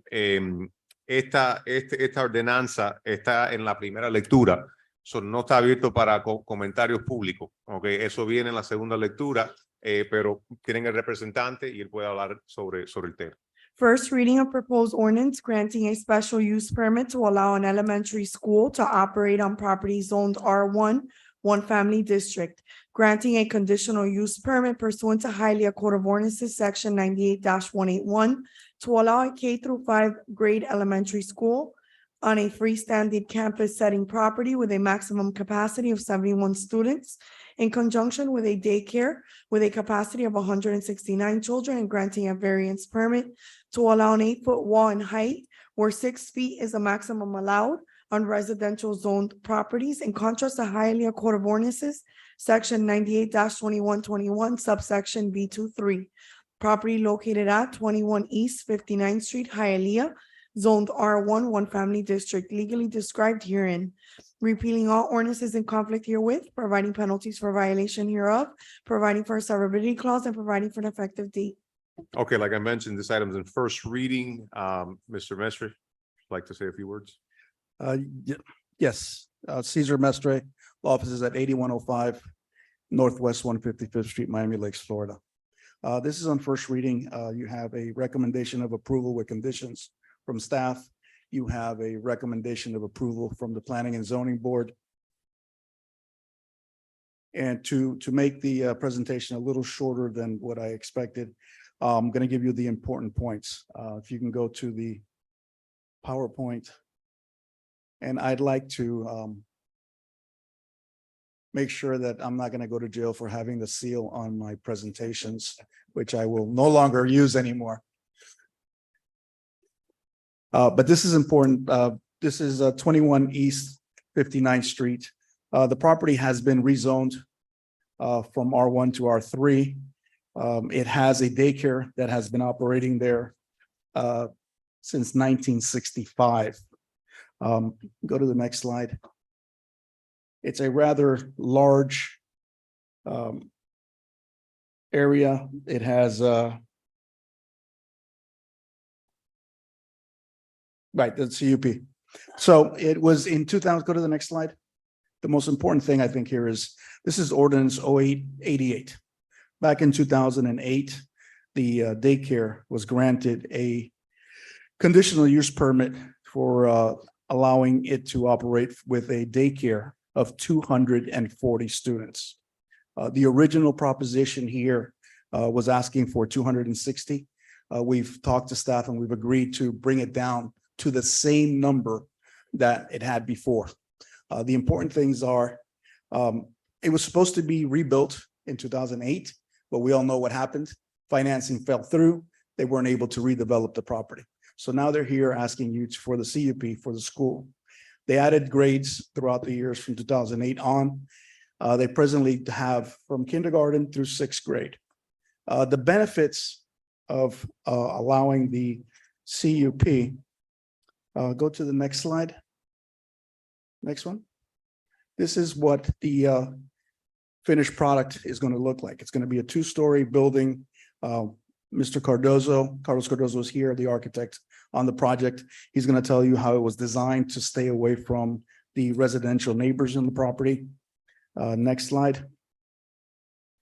This shows you that the parking, which is sufficient, and the queuing for the cars is all going to be inside our property now.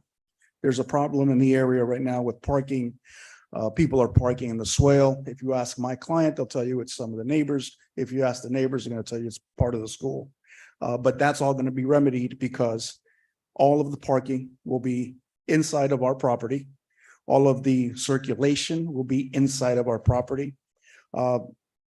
As you can see, the building was set as far close to Palm Avenue as possible, away from the residences located to the east and residences located to the north. The architect will tell you that we listened to some of the complaints some of the neighbors had at the P&Z. We are going to provide a soundproof wall, 8-foot wall. That's one of the items that we had to re-advertise for because the code doesn't provide for 8 feet. We want to go 8 feet to minimize the noise to the neighbors. There's also, he's going to explain to you, a layering of certain materials that is meant to reduce the noise because that was the major objection that some of the neighbors had.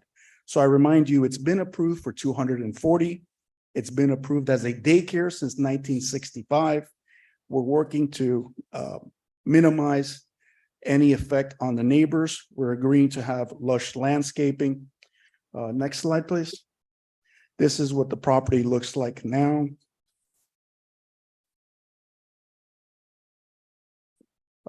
Just go through the slide and show them. Keep going. We are agreeing to do a CBS wall in the north section and the east section, which is where we have residential places next to us. Go to the next slide. The last one. Yeah, that one.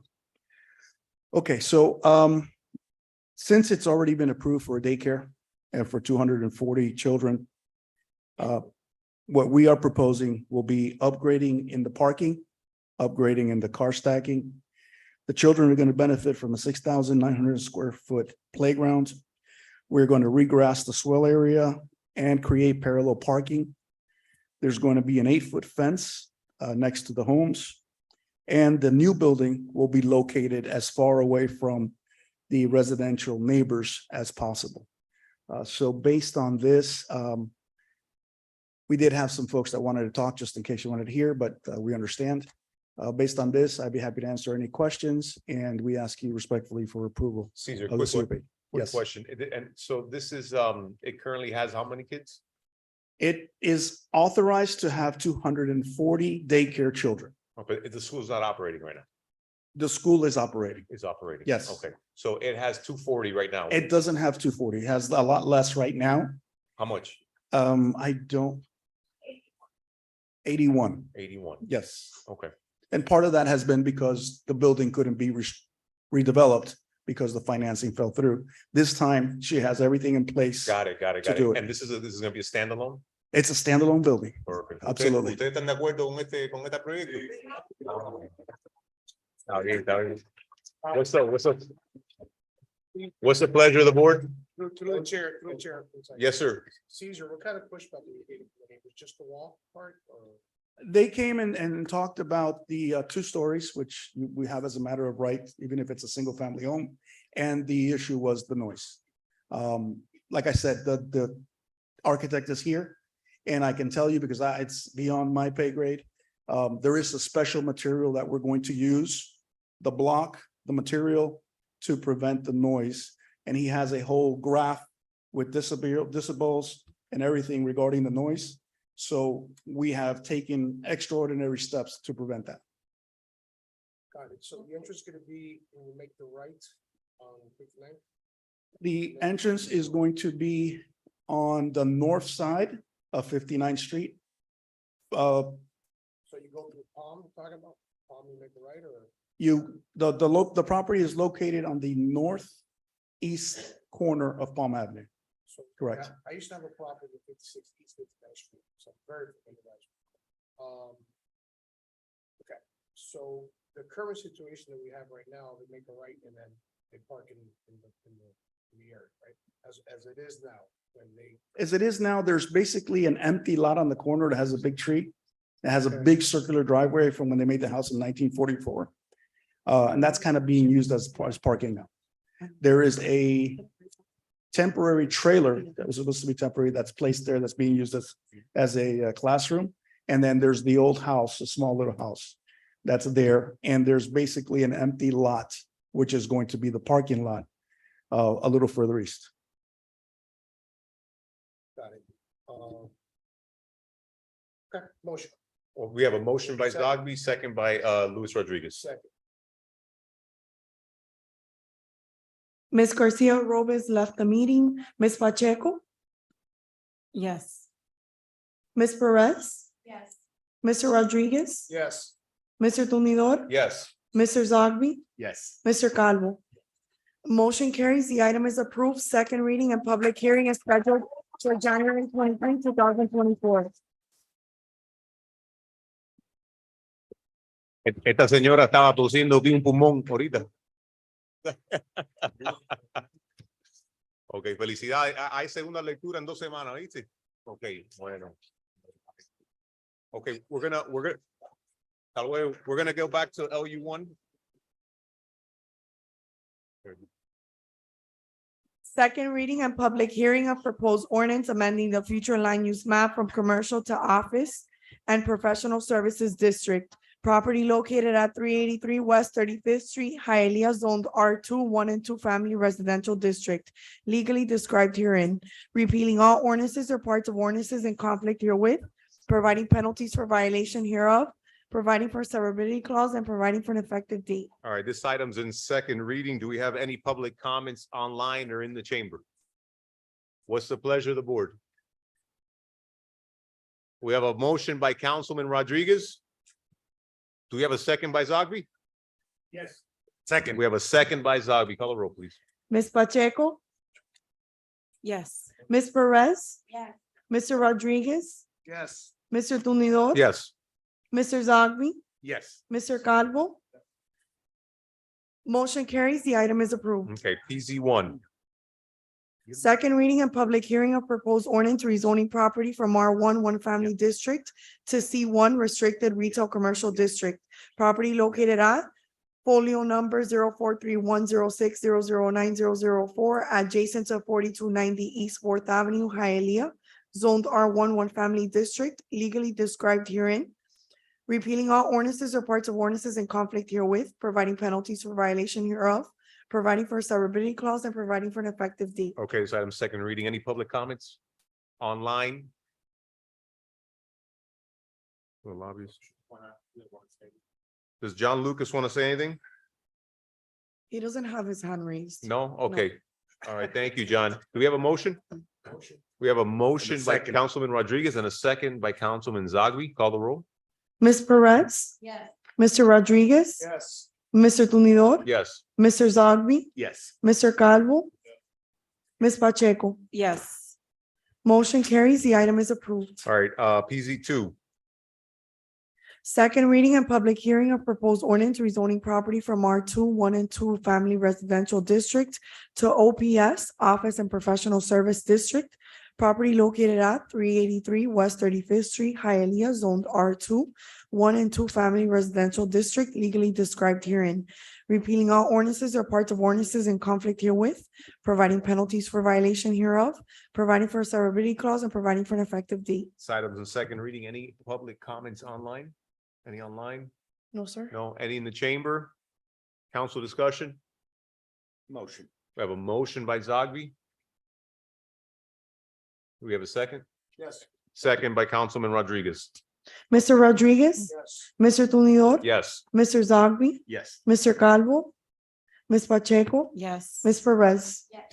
Motion carries. The item is approved. All right, PZ3.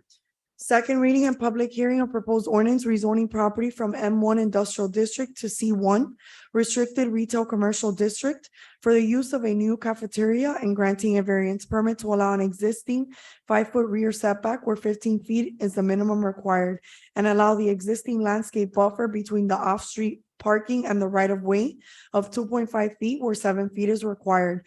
In contrast to Hialeah Code of Ordinances, Section 98-1117 and the City of Hialeah Landscape Manual updated December 2022. Property located at 4185 East 10th Court, Hialeah, zoned M1 Industrial District, legally described herein, repealing all ordinances or parts of ordinances in conflict herewith, providing penalties for violation hereof, providing for a severability clause, and providing for an effective date. All right, this is second reading. Do we have any council, public comments online? No, sir. Any in the chamber? Frank, do you want to say something? All right, we have a motion by Lewis and we have a second by Zogby. Mr. Tumidor, Yes. Mr. Zogby, Yes. Mr. Calvo, Ms. Pacheco, Yes. Ms. Perez, Yes. Mr. Rodriguez. Yes. Motion carries. The item is approved.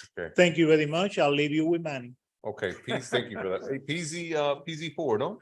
Second reading and public hearing of proposed ordinance granting a variance permit to replat the property into 2 substandard lots, with each lot having a frontage of approximately 37.5 feet and total area of approximately 4,275 square feet, where frontage of 75 feet and total area of 7,500 square feet are required.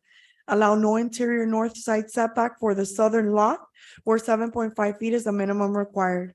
Allow no interior south side setback for the northern lot where 7.5 feet is the minimum required. Allow a rear setback of 15 feet for both lots where 25 feet is the minimum required.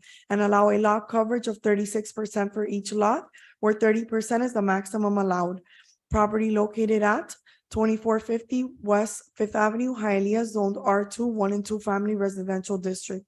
Repealing all ordinances or parts of ordinances in conflict herewith, providing penalties for violation hereof, providing for a severability clause, and providing for an effective date. Okay, we already took this up on first reading. It's second reading. Do we have any public comments online, City Clerk? No, sir. Any in the chamber? None. We have a motion by Councilman Zaghi, second by Luis Rodriguez.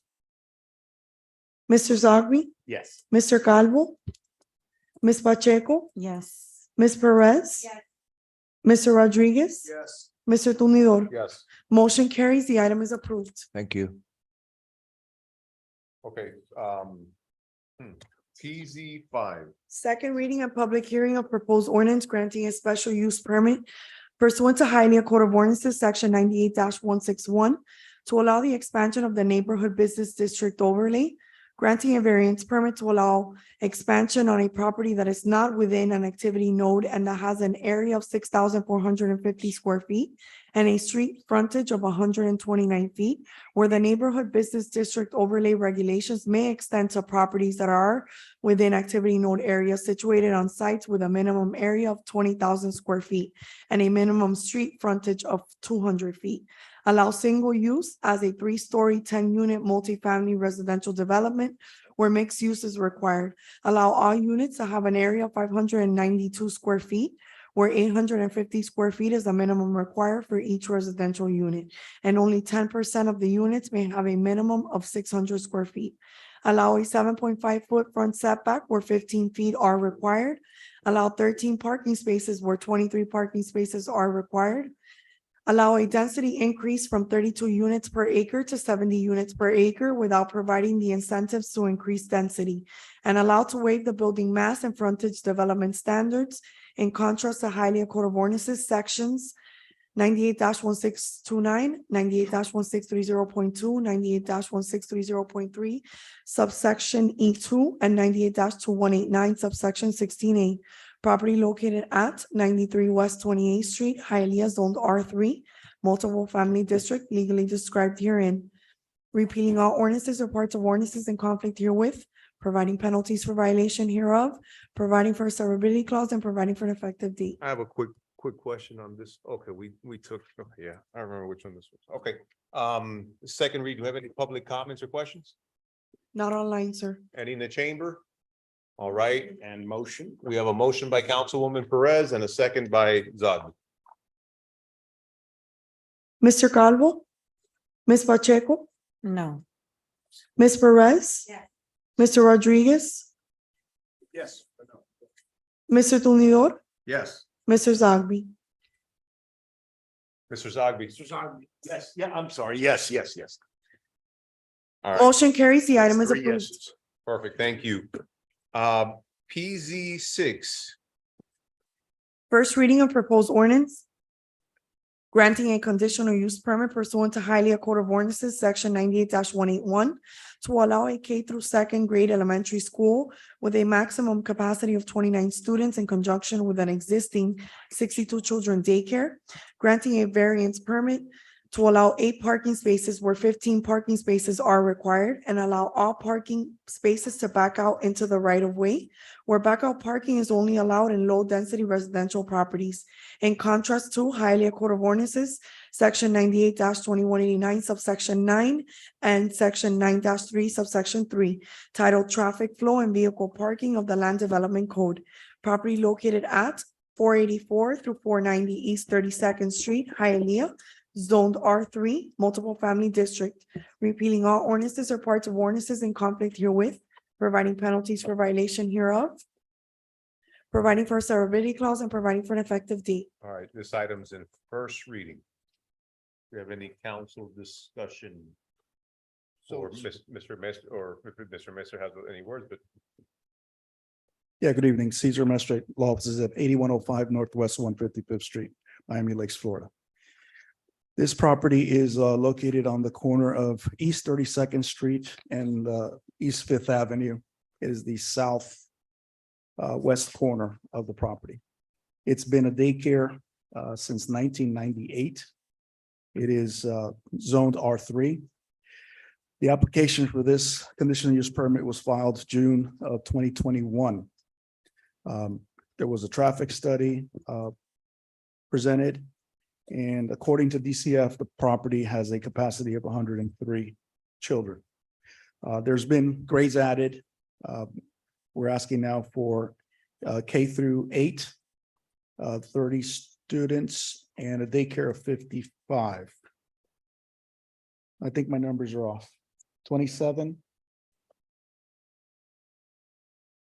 We've changed it a little bit.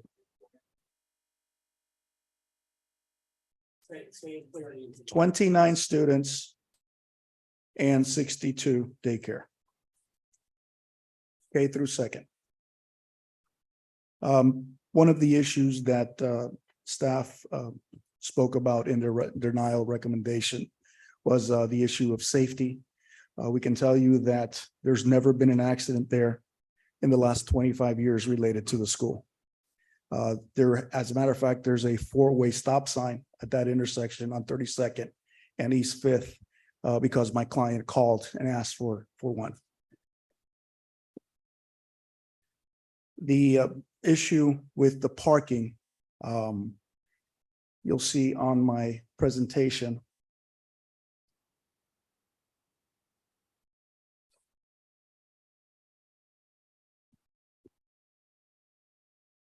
Things were done differently back in 21 when we originally filed the conditional use permit. And thanks to suggestions from Deborah, the drop off and pickup was changed. Next slide. Next one. And that is what it looks like today. These pictures were taken by me when I went up to post the signs for the P&Z meeting. And this was at about 12 o'clock on a Friday in the middle of school and daycare being in session. As you can see, there's parking spaces available both on East Fifth Avenue and on East 32nd Street. You can go to the next one. Yes. Go to the next path. I wanted you to see the conditions as to where they were. The next slide shows a memorandum that was sent to all of the parents of the school showing what the new pickup and drop off procedures were going to be. There's a circular driveway on the east side of the building, and they've been using that for the last few months, and it's been working very well. As a matter of fact, I asked Diego, the chairman of the P&Z, if I was able to use his comments, and he gave me permission. He says he lives a few blocks away, and he drives by it regularly, almost on a daily basis. And he says that based on his observations, the parking is sufficient and the pickup and drop off has been working perfectly well. That's why the board voted to recommend approval. And we have the architect here, Mr. Santurio, in case you have any questions. The next is the diagrams, the floor plans, and that is our presentation. We'd be happy to answer any questions, but we respectfully ask for approval. Who, Caesar, whose condition was this? So the P and Z board recommended approval of this item with the condition that the elementary school maintain a max number of students. Was that the board or was that Deborah? We had agreed to lower the number, and there was an issue because the plans had a one number. We had agreed to a different number. We had to re-advertise it and come back to P and Z. We went twice, but the number was basically by agreement.